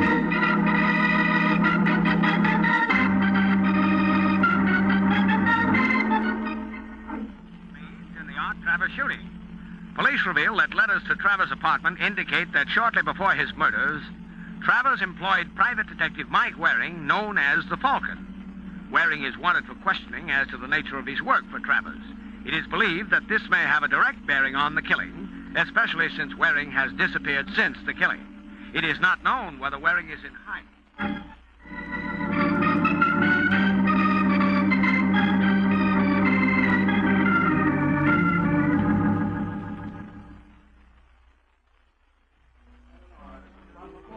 Hello, Joey. Mike Waring.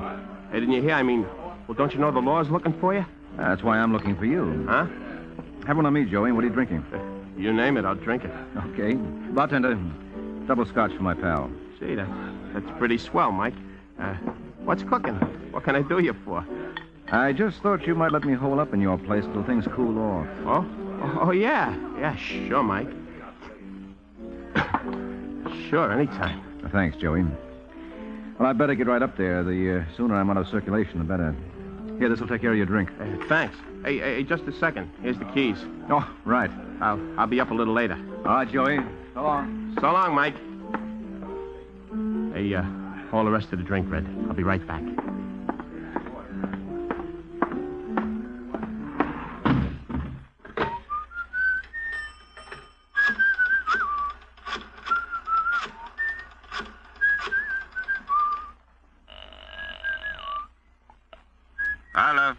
Hello.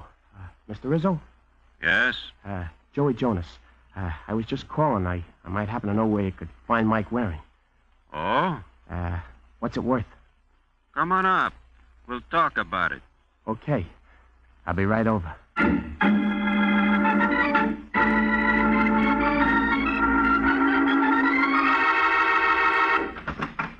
Come in, Joey. Yeah, Mr. Rizzo. Now, what's this about you knowing where to find Waring? Well, you see, he comes to me, asks me to help hide him out. Oh, he comes to you? Yeah, he says, well, Hey, come on, let it go. What does Waring come to you for? I'm trying to tell you. I'm trying to tell you. Hey, don't hit me. You a pal of Waring's? I know him, sort of. You know him, sort of, but he goes to you when he's in a jam. Well, I guess he figured that nobody'd think about him going to me. If he went to one of his real pals, a friend will, you know. Maybe. Hey, look, I'm telling you where to find him, ain't I? You better. Well, doesn't that prove I'm leveling with you? All right, Joey. But you said, well, you know, I'm going to get paid, ain't I? We'll talk about that after I find Waring. Where is he? Well, the dough first. God, my arm. Where's Waring? But Ow! At my place. My place. Okay. We'll see. Yeah, but don't forget you promised if I told you you'd give me the dough. All right, Joey, turn it off. If Waring's there, you'll be taken care of. After we take care of Waring.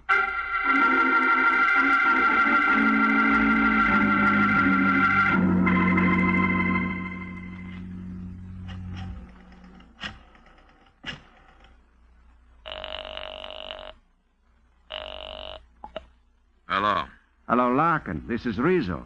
Yeah, Mr. Rizzo. Just thought you'd like to know it pays to keep your customers happy. What do you mean? Just that I've got another job for you. Oh? It wouldn't be Waring, would it? How did you know? According to the papers, he was tied in with Travers. Yeah. Well, will you take care of it? I know where you can find him. You want him to get what Travers got? Yeah. But first I want to talk to him, find out how much he knows. I want you to bring him here. That's not going to be so easy. A guy like the Falcon. You don't think you can handle it? I didn't say that. Then cut the alibis. Okay, Mr. Rizzo. I'll bring you Waring.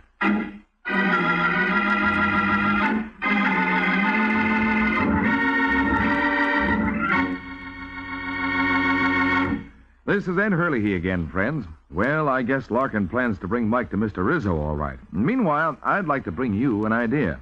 An idea for keeping the whole family pleased whenever they want a delicious snack. Just keep your refrigerator stocked with a glass or two of Kraft cheese and bacon spread. One of the 9 delicious cheese spreads made by Kraft. Kraft cheese and bacon spread is perfect for snacks because it tastes so wonderful and because it's velvety smooth for easy spreading on crackers or bread. Just wait till you taste this fine blend of mellow, sharp American cheddar cheese and hickory smoked bacon with that tantalizing sweet smoked flavor all through it. Mm-hmm. You'll keep coming back for more. And snacks you make with Kraft cheese and bacon spread are snacks you can enjoy often. Because like all 9 Kraft cheese spreads, Kraft cheese and bacon spread is wholesome dairy food, made from only the finest ingredients. And for variety, try some of the 9 other tempting Kraft cheese spreads. There's sharp Old English brand, Roca brand, and full-flavored Smoke Hill, too. Look for them in the tulip-designed drinking glasses in your choice of 4 gay colors. And remember, these are America's favorite cheese spreads.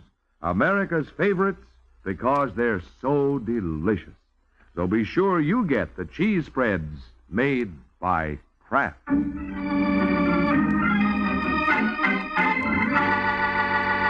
Now, back to the adventures of the Falcon.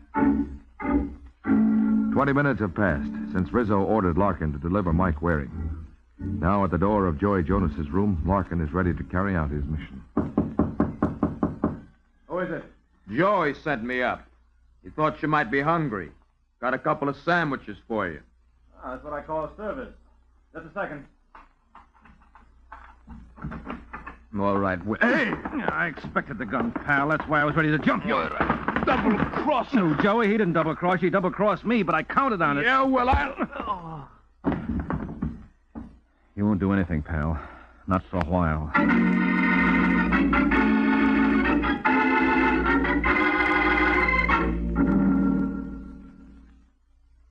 All right, Larkin, who gave you your orders? I want a lawyer. He wants a lawyer. Well, get him a lawyer, Corbett. Waring, he's just a professional trigger. I want the higher-ups. He's got to talk. With your charm, I don't see how he can resist you, but I have a hunch he will. You're wasting your time. Well, you got any suggestions, Waring? Yes, I told you. Get him a lawyer like he asked you. Believe me, he doesn't want a lawyer. He says he does. Yeah, what'll a lawyer do? Spring him? Yeah, then the mob will rub him out to shut him up in case we want to pick him up again. We're doing him a favor keeping him here, believe me.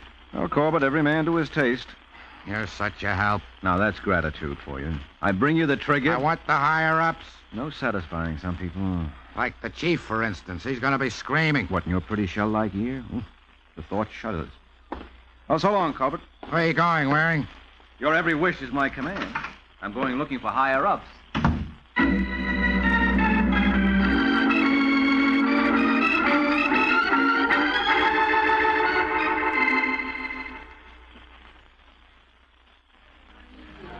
Hello, Joey. Huh? Falcon. Hey, stay away from me, Mike. Stay away. Come here, Joey. I'm warning you. Now stay away or I'll let you have it with the spear bottle. Well, Joey, if you're so anxious to give me that bottle, I'll just take it. Now cut it out, Mike. Yeah, sure. As soon as I get this away from you. That's it. All right, Joey. Now we talk. Please, Mike. Don't be sore. You sicked a gunman on me. And what are you so startled to see me walking around? I can explain. All right, explain. Well, we wanted it, and it's... I guess I can't. As a matter of fact, you don't have to. I expected just what happened. Huh? Well, why? Because I know what a cheap rat you are. I suppose you wouldn't believe No, it. you're right, I wouldn't. But there's no use crying over spilled gunmen, Joey. So I'm willing to make a deal. Hey, what kind of a deal? I'm willing to forget the gunman, provided you tell me who hired him. Well, what if I don't know? You do know. You know plenty about what's cooking in mob circles. That's why I latched onto you in the first place. I can't say anything else, Mike. Hey, don't hit me. I'm not going to hit you. I'm just going to explain something to you. Explain? Yeah. You can deny it if you want to, but this is the way I see it. You tipped off a mob that I was at your place. They sent around Larkin to get rid of me. Oh, Mike, but that's look, just what I counted on. I was waiting for him. Now he's in the jug. Oh, it's not the And what way do you think the mob thinks about that? They think you double-crossed them. Huh? Sure, can't you see it? Larkin walked into a trap. You laid the trap. No, I didn't do... That's the way it looks to them. And they won't sit still for that kind of an act. No, Joey, I'm not going to hit you. I'll just leave you for the mob. Oh, what am I going to do? Well, you could help me round up the mob, put the finger on the boss. If they're behind bars, they can't touch you. Yeah, but if something goes wrong... So what? You couldn't be any worse off than you are. Think it over, Joey. All right, Mike. Mike, I'll tell you all I know.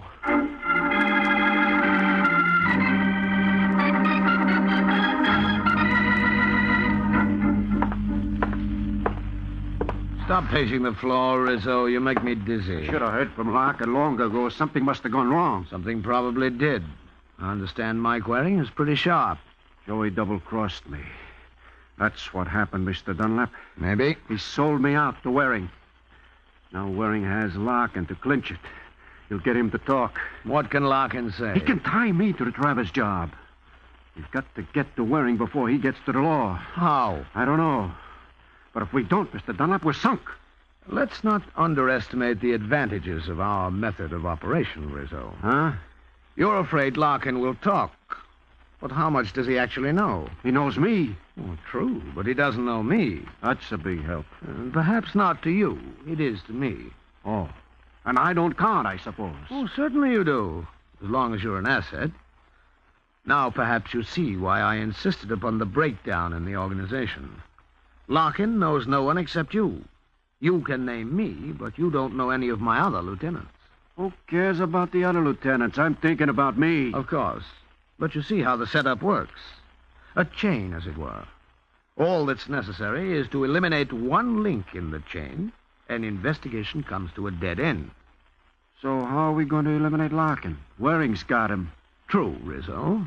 Therefore, we're forced to move on to the next link. Huh? Hey, now, wait a minute. Sorry, Rizzo. Please, Mr. Dunlap. As long as we take care of the weakest link. I wouldn't talk. You don't have to worry about me. Too bad I have to do this myself, but there's no time, and I don't want to risk anything going wrong. Boss, look, I won't talk.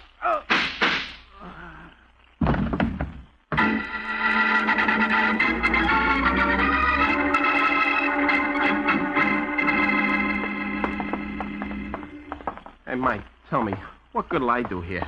I told you, Joey, it's not what good you'll do being with me. It's what harm you might do if I let you out of my sight again. Yeah, but Rizzo's going to be sore. Let me handle Rizzo. Let me get down. I'll wait downstairs. You'll wait right here. Let's go. There's nobody here. You hope. I hear somebody in there. Well, it was just maybe somebody upstairs. I don't think so. I heard somebody moving around inside. Well, it's funny they don't come then. Yeah, very funny. Well, Joey, I guess he's not here. Let's go. What's the... Come on. Hey, you gone nuts? Yeah, sure. All right, Joey. This is far enough. Well, what are we doing? Obviously, visitors aren't welcome. But maybe if we pretend to go... Or maybe if we really do go. Will you stop that? Well, what do we do? Just stand here in the hall? Yeah, for a minute. If nobody opens the door now, we'll have to try something else. Now, just be quiet. Okay. Here he comes. Oh, fine. You scared him. Back. What's the matter, Waring? Nobody home? Huh? Corbett, where'd you come from? Larkin finally cracked. Said Rizzo hired him, so here I am. Oh, good. There's something going on inside, but Hey, where's Joey? Joey? That must be the guy who just ducked down the stairs. I should have known he'd fade the second I turned my back. Well, maybe he doesn't matter for now. Look, we've got to get into Rizzo's. But that's not the kind of door you can break into. What's going on? That's what I'm trying to find out. I knocked at Rizzo's door. Nobody answered. But I could hear someone inside. So I hid and waited. Then somebody opened the door, but Before I could see who it was, Joey chirped and the door slammed. Well, a door slammed in your face should be no new experience to you, Waring. All right, I'll waltz with you later, Corbett. Right now, this calls for a search warrant and an acetylene torch. Now get on it, huh?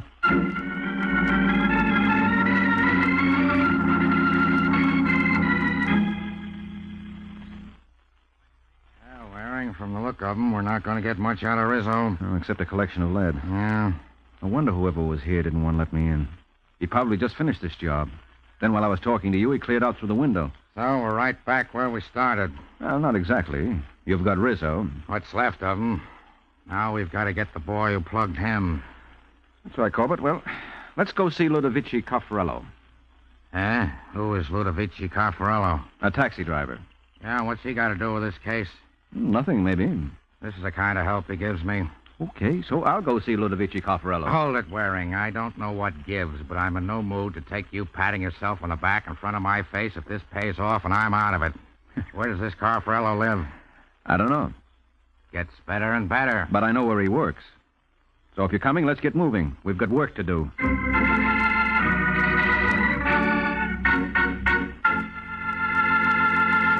This is Ed Hurley again, friends, and while Mike and Sergeant Corbett go about finding Mr. Caffarello, I'd like to help you find out about the 9 most delicious cheese spreads I ever tasted.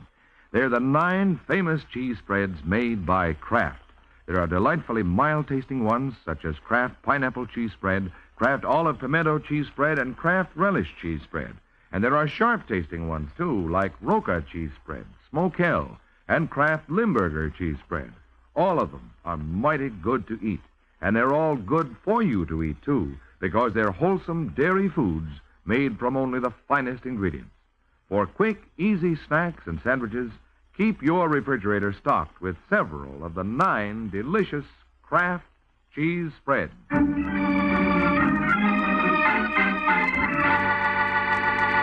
Now, back to the adventures of the Falcon. It's an hour and a half since Mike threw the name Ludovici Caffarello into the case. Corbett is still wondering if it was a straight, fast one or a curve.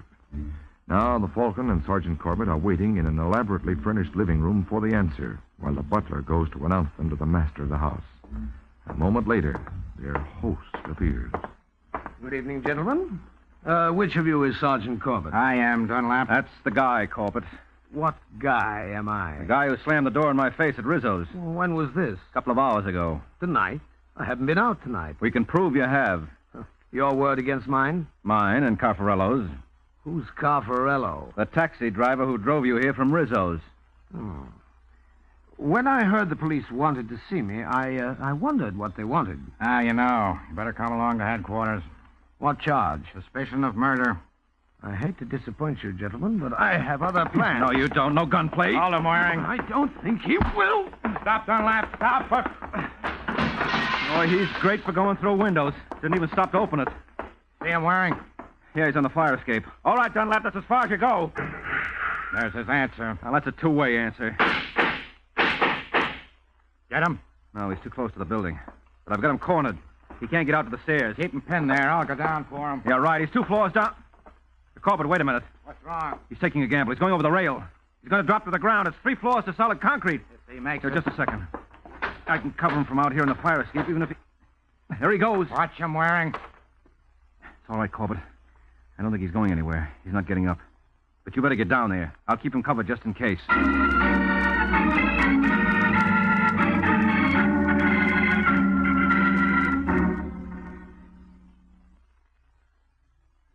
All right, Mike, so you and the sergeant found Rizzo's body, but then what?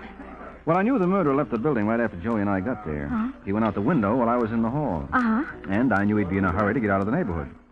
He might have taken a taxi, and since the taxi we arrived in was probably still out front... Oh, I see. Well, you know, they have the driver's identification in the cab. I remember the name because it intrigued me.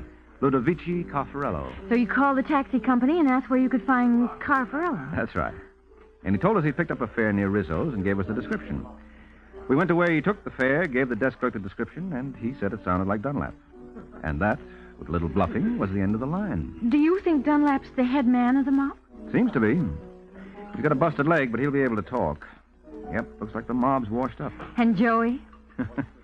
Probably on his bicycle heading for Texas. Oh, poor Joey. Oh, I wouldn't worry about him. Well, the main thing is I don't have to worry about myself anymore. No. It's no fun having to hide out from gangsters. Well, still, just to play safe, you better keep a bodyguard with you for a while. You think there's still danger? I thought you said the mob was finished. Well, it probably is, but why take chances? Well, do you know a bodyguard? Mm-hmm. Me. Oh. I'd stick real close, Lorna. I'm sure you would. You'd be well protected. I don't doubt it. There's only one thing that concerns me. What's that, Angel? Who'd protect me from my protector?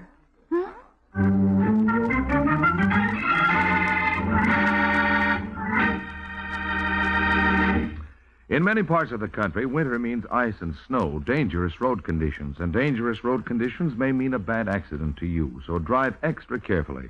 For safer driving, do these things. Adjust your car speed to the road and weather, keep your windshield clear of snow and ice, fog and frost, use tire chains on snow and ice, brake slowly to avoid dangerous skidding, keep well back of the car ahead. Whether you walk or drive, be careful. Remember, an accident doesn't always happen to someone else.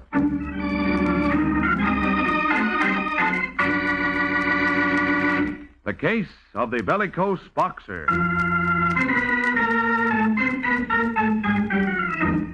The case of the bellicose boxer. That's the title of next week's adventure of the Falcon.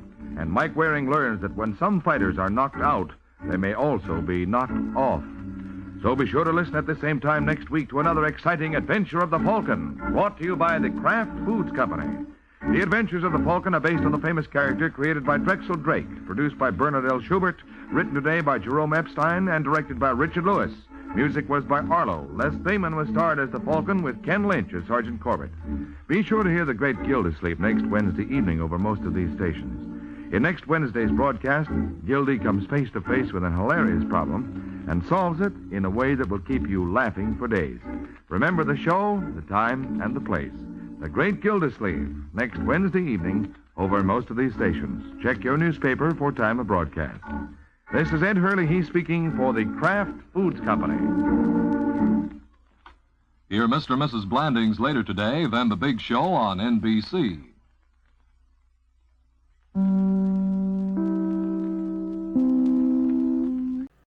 You are listening to Golden Age Radio, rumble.com/C/GAR. Brought to you by G3PL.com.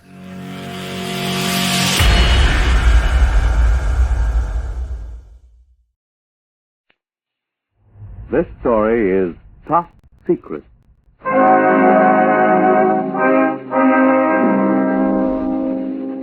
Top Secret, starring Ilona Massey as the Baroness Karen Gazer, in transcribed dramas of present-day intrigue and espionage. Stories of a courageous woman fighting the war of ideas and ideologies in her own way with her own weapons. Tonight, The Dream That Meant Death. A story still labeled Top Secret.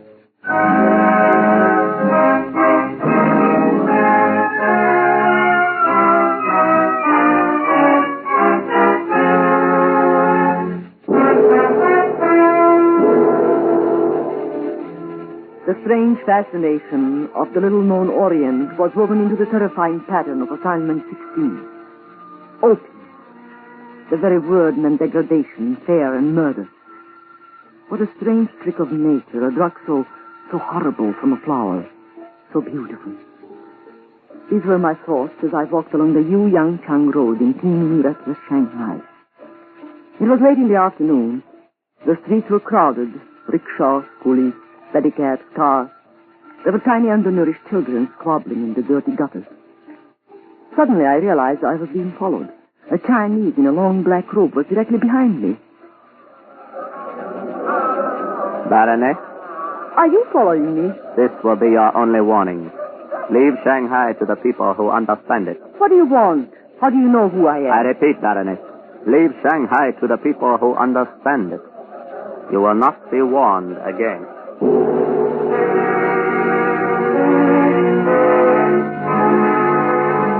I would never understand Shanghai, and I couldn't leave until I had uncovered the hellish scheme pressed by a nation bent on victory at any cost. My work on this assignment had begun weeks ago in Washington, The Narcotics Bureau. The office of Walter Desmond. So the point of all this, Baroness, is that we want you to go to China. Shanghai. You lived there once, didn't you? Only for a few months. It was before the war. Will you go? Well, there's been a steady flow of opium into the United States from a large dope ring in China. Where it's going in America is a matter of secondary concern. Secondary to what?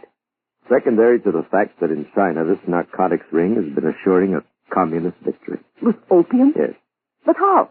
Every time the communists launch a major offensive, the defending nationalist troops are supplied with opium in their rations. After smoking the stuff, they're defenseless, stupid, helpless. Oh, how horrible. Then they're systematically slaughtered. But I don't understand. Surely the entire nationalist army isn't composed of dope addicts. Of course it isn't. But supposing every American soldier was given a bottle of whiskey just before he went into battle. He's nervous, tense. What would happen? He'd drink it. Of course he'd drink it. Yet he wouldn't necessarily be an alcoholic. Yes, I see what you mean. It's one of the rottenest things we've ever come across, and it's got to be stopped quickly. We've got to find out where the stuff is coming from, how it gets into the troop ration. I'd be glad to help. Good. Who's my contact in Shanghai? Now, his name is Qi Wai Lung. Has a shop at 243 Yu Ya Chang Road. He poses as a jade merchant. Actually, he's a general in Chinese intelligence, working for us. He's short, stout, about 60, gray hair. Now, when you go into his shop, you will ask him if he has any jade from the Great Wall. He will tell you the best jade is still in the Great Wall and ask you for a sample of the kind you're looking for. And then? You give him this. You see, it's a tiny jade Buddha with 2 arms missing. General Lung will have the missing arm. I see. Incidentally, I know someone else who might be of use to us. Who? A man named Bob Reynolds. He and I did some work together for British espionage in Germany. He's in Shanghai working with a Chinese export firm. Can you trust him? I worked with him before, Mr. Desmond, under circumstances where my life depended on my trusting him. You needn't mention General Lung to him. Our agents' identities must remain secret. Of course. Well, that's all. I'll arrange your transportation, visa, papers. I hope you'll be successful and careful. You're plunging into a nest of maniacs.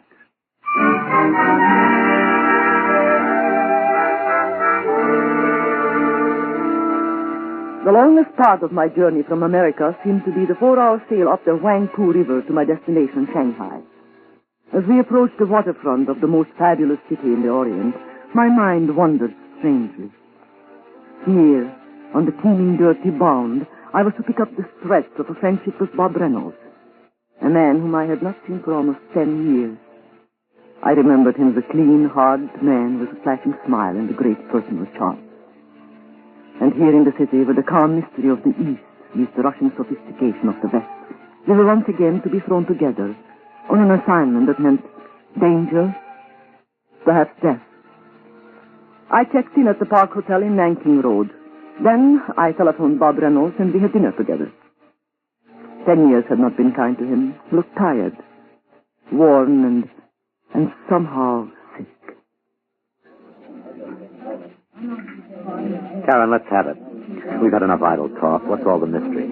Your cable told me nothing. The Narcotics Bureau has asked me to... Yes. Are you working for them? Yes, why? Does that surprise you? No, it doesn't. Opium is being used for the vilest purpose imaginable. Even the word itself is vile. It's going to Chinese soldiers fighting the communists. Before a big communist drive, the men get opium in the rations. You can imagine the results. Yes, I can. The brain goes wild, burns up. I want you to help me. What can I do? First of all, you are familiar with our methods of carrying out assignments. Yes, but... And you know China intimately. Karen, I haven't been on a job like this in years. I need you, Bob, very much. And any time you've needed me, I've always come running. You are a good friend. I'll never be anything else. Will you help me? I'll see what I can do. Can I see you tomorrow? Suppose I pick you up tomorrow night about 7:30? We'll have dinner on the park roof. In the meantime, I'll see what I can find out. Yes, that will be wonderful. Yeah, like old times. Karen, do you suppose that you and I could... Bob, dear, I'm terribly tired. I have to see someone early in the morning. Would you mind taking me home now?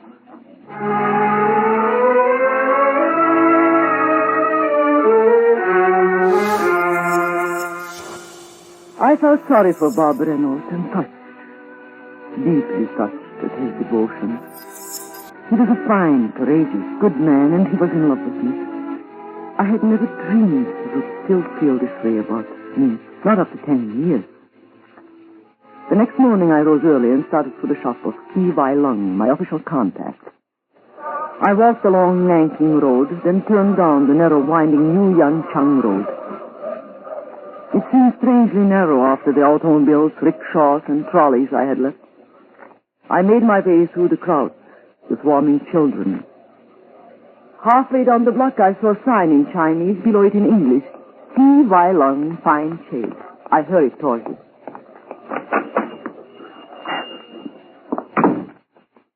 There was a faint odor of incense in the dimly lit shop. A short, stout Chinese with a long gray goatee approached me. What do you do? May I be of some assistance? Yes, I'm interested in buying a jade. Jade from the Great Wall. But the best jade is still in the Great Wall. Do you have a sample of the type you are seeking? Yes. May I see it? Certainly. You will notice there are certain parts missing. I believe I can supply them. There. Both arms are now in place. Good. I am Baroness Karen Gazer. Forgive me, but I did not imagine they would send a woman. I am not inexperienced. Perhaps the delicate touch of a woman in a difficult situation will help us as the dewdrop enhances the beauty of the lotus blossom. I will do my best, General. Ah, do you know about me? Yes, General. And I understand that you can tell me how the opium is getting to the nationalist soldiers. In direction. Is that all you know? For weeks I've been searching for the source, but each road I followed has led me nowhere.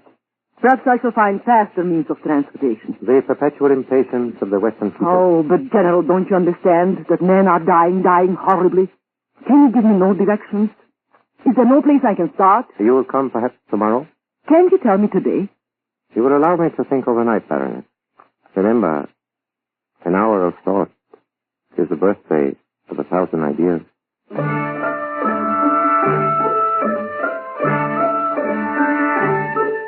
It was useless to argue with that inscrutable Oriental calm. I left the shop feeling angry and frustrated. Opium. The very word meant degradation, fear, and murder. I hurried along the Yu Yang Chang Road, between the rickshaws and the coolies, when suddenly I realized I was being followed. Baroness, Are you following me? this will be your only warning. Leave Shanghai to the people who understand it. What do you want? How do you know who I am? I repeat, Baroness, leave Shanghai to the people who understand it. You will not be warned again.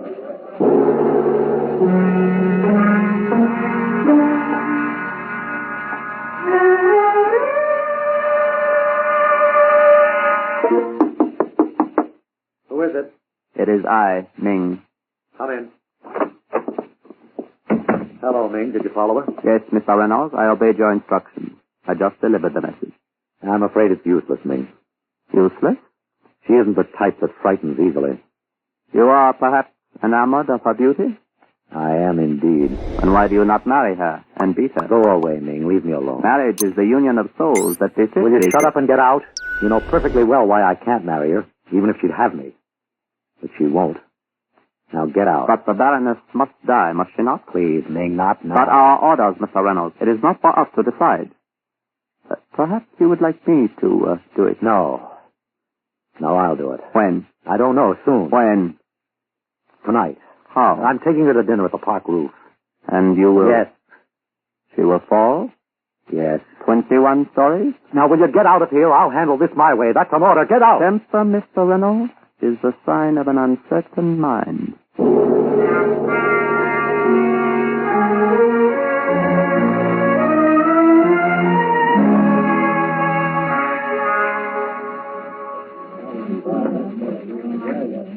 The dinner was delicious. I'm glad you enjoyed it. Maybe talk business now. All right. The stuff's coming from Tsingtao. That's north of here, isn't it? Yes, the best port on the coast of North China. Large? 500,000 people. Is it held by the communists? The city's run by them politically, but the Red Soldiers aren't in occupation. Yet. What else did you find out? I have a friend in Tsingtao who said he'd help. I telephoned. Who is he? His name is Lin Wang. Lin Wang. I've been associated with him in some export deals. He has the contacts and the money to find out anything we want to know. Can we trust him? I've known him for years. What do you suggest? That we take a steamer to Tsingtao tomorrow at noon. How long will it take? About a day. Well, tell me all about Lin Wang. Karen, let's go out on the roof. On the roof? Why? It's a wonderful view. I want you to see it. All right, if you want to. Which way? To the right. Through those French doors. Is it allowed? In China, anything's allowed if you've money enough. It's like New York. Quite a cynic, aren't you? Watch your step here. Thanks.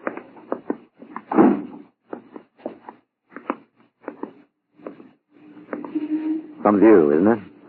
Oh, it's wonderful.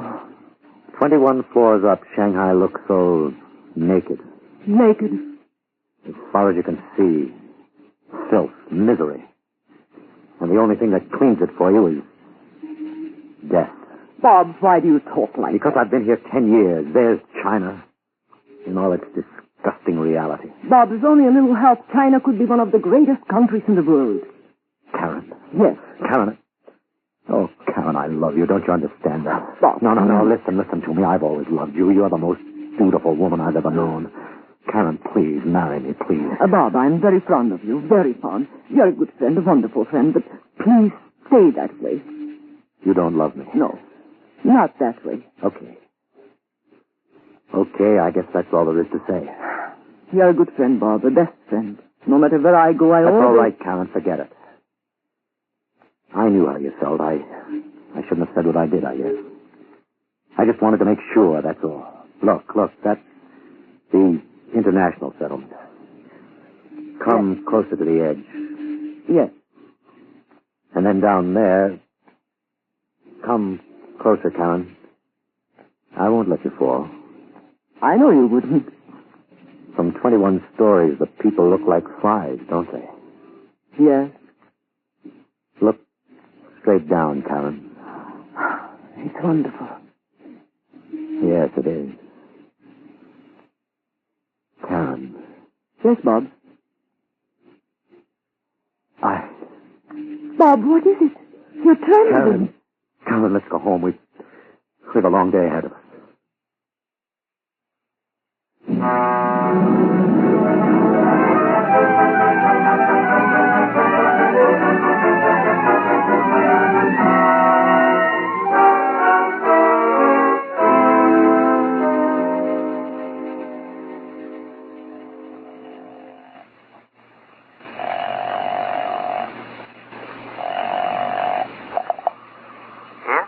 General Lung, this is Karen Gazer. Bob Reynolds has discovered the main source of our trouble is in Tsingtao. We are going there on a 1 o'clock boat. Your arrival in Shanghai has acted a sunlight on the garden of our problems, Baroness. May you have the best fortune in Tsingtao. You will return when? The day after tomorrow, or the next day. And, General, I would like... I shall await your report with gratitude and interest, Baroness. Goodbye. General Lung! Hello!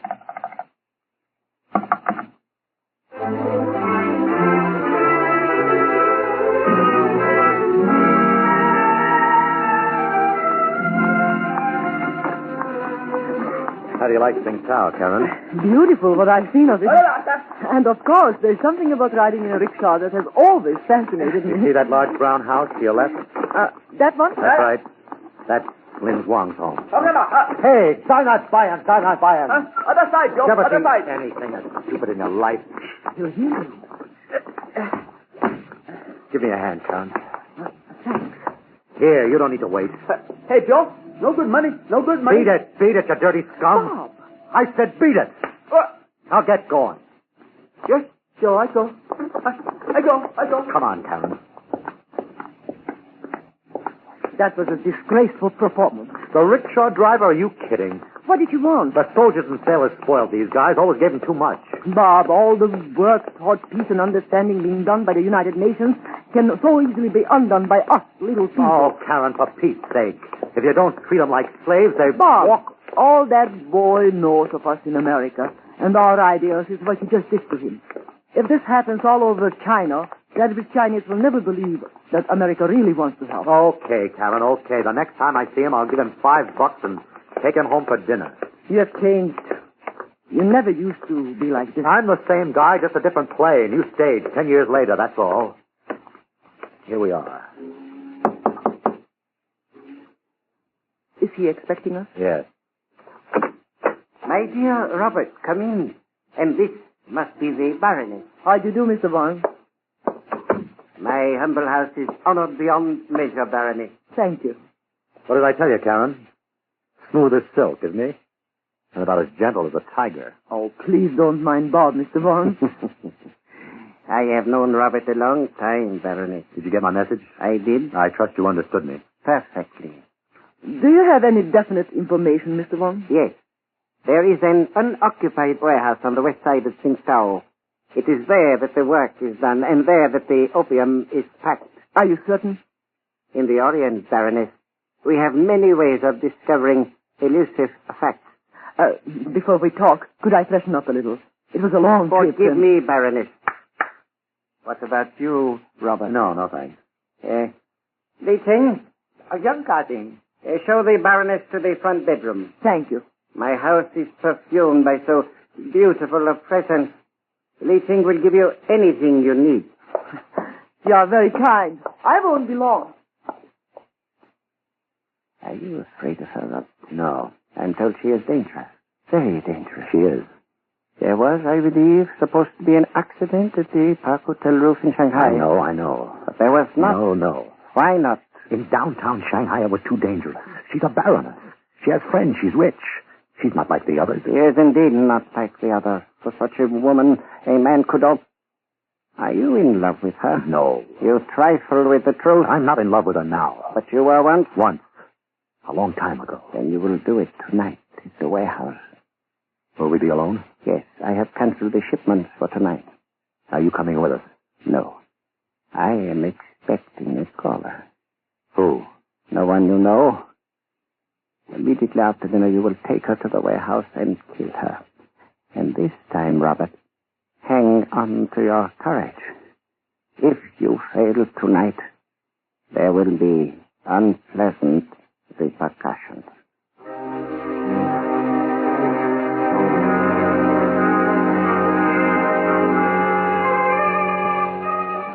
So Robert has taken her to the warehouse? Yes, General Lang. Did you tell him I was flying to Tsingtao? I said I was expecting a caller. I did not say who. And you feel that Robert is... He is in love with her. On his face it is written like the moon in the sky.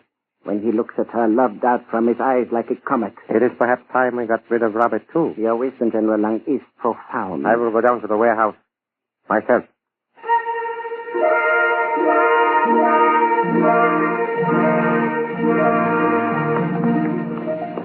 Careful, Karen. Those cobblestones are slippery.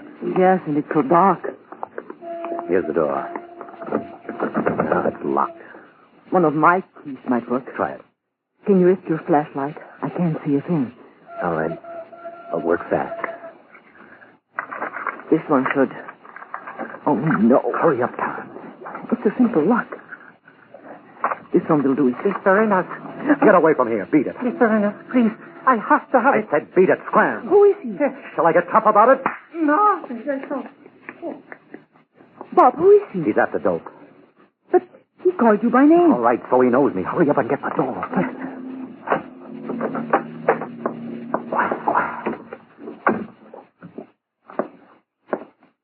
Shine your flashlight over there.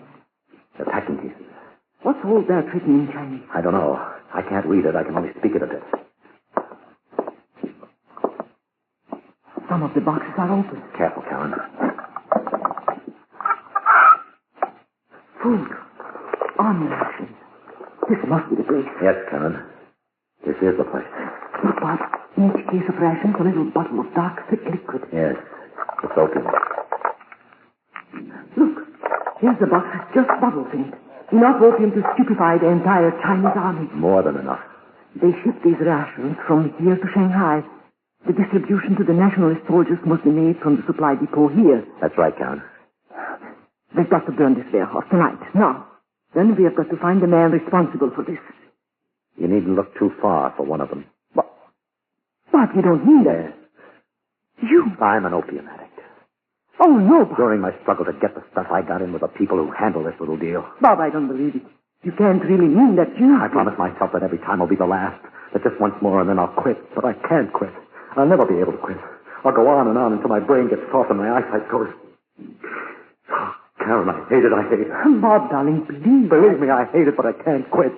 Don't you understand? With opium, once is forever. You can't quit. Once it gets in your blood, you're through, finished. That's why... So, Karen, why did you have to come here? Bob, you can quit. I'll help you. You'll come home to the States and I'll help you. Nobody can help me. I can. I know I can. No. Listen, Bob. We can burn this place now. Right now. It'll burn like a matchbox. We can get the steamer back to Shanghai in the morning and we'll fly home and get you medical help. Oh, Karen, you're talking like a child. Bob, please listen to me.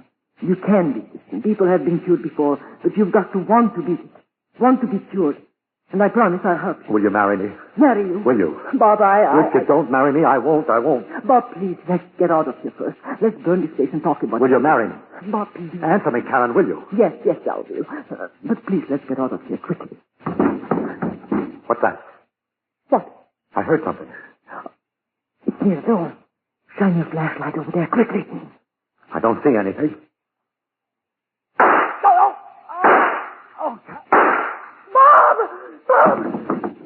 As the shots rang out, I jumped behind a pile of cases. The flashlight Bob had held had been the only light in the warehouse. He had been a perfect target. The shots had come from the door. I stood there helpless, terrified, as I heard the slow, deliberate footsteps of an unknown killer drawing closer, closer. As Bob had fallen, the flashlight dropped from his hand. It beamed through an eerie circle of blinding light on the opposite wall. Into this beam, as an actor would appear before a spotlight, stepped a tremendous shadow, which instantly picked up the flashlight. Who is it? Who is it? The flashlight began to flare on the warehouse. I crouched behind a packing case, watching this ghostly finger of light pick out tires, machinery parts wrapped in canvas, gasoline drums, and case after case of opium. It moved towards where I was hiding. Slowly, relentlessly. Baronet, I know you're in there. Come out. It's only a matter of time until... Now stand up. Quickly. You maniac! You are with the communists? Yes. Someday you will have driven out the last traces of Western democracy. Then China will be able to take a true place in the communist world. Its people will be delivered from poverty and ruin. I will use opium. I will use anything to gain this end. Now, please, let us leave here quickly. I do not wish to harm you physically. Yes. Who the devil? Please give it to me. Senor, I'm going out of my mind. Out of $1,000. Don't shoot him. I have to have it. Get out. Don't shoot him. He was here before. He's harmless. He's on the door. Give it to me. Give it to me or I'll kill you. General Lung missed. The bullet hit a gasoline drum, and in an instant, one end of the warehouse was in flames. I stood there too horrified to move. Rage and murder were in the addict's dope-racked eyes as he stumbled toward General Lung. An inhuman power filled his crazed mind. Get away! Get away! Give it to me! There were no bullets left in General Lung's gun. The dope-fiend's fingers contracted in a death grip around the general's neck. Give it to me! Let go! Let go!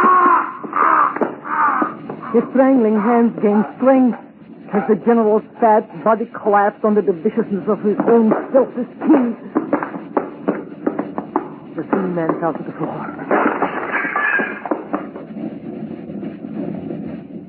They lay still, both of them. The fire drew closer, cleansing, purifying, and I ran out into the clean, cold night. At the doorway, I turned back for a last look at the closing scene in Assignment 16. The warehouse was burning furiously, and in the flames, it was a picture I would see forever.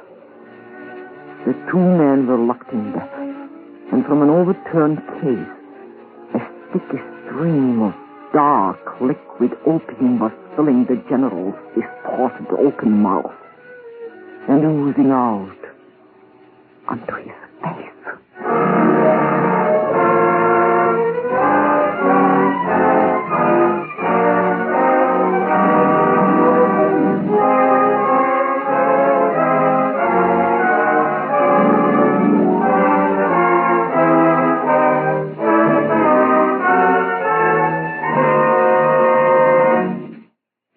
just heard Ilona Massey starring in NBC's transcribed series of intrigue and espionage, Top Secret. Here is Miss Massey with a preview of next week's story.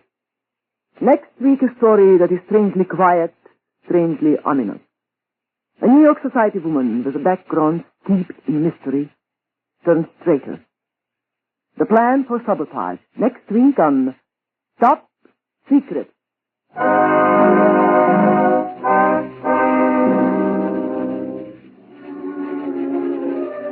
Top Secret is directed and produced by Harry W. Junkin. Tonight's script was written by William and Mary Schwartau. Heard in support of Miss Massey this evening were James Monk, Jack Edwards, Joe DeSantis, and Guy Repp. The music was composed and conducted by Dr. Roy Shields. All characters in Top Secret are fictitious. This is Fred Collins speaking.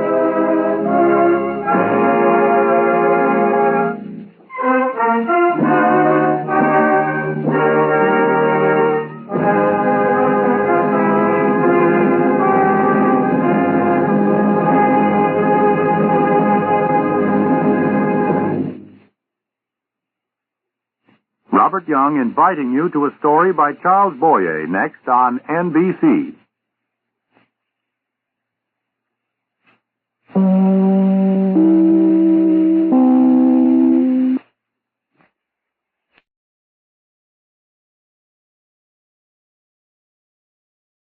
Exciting news and diverse culture of Brazil.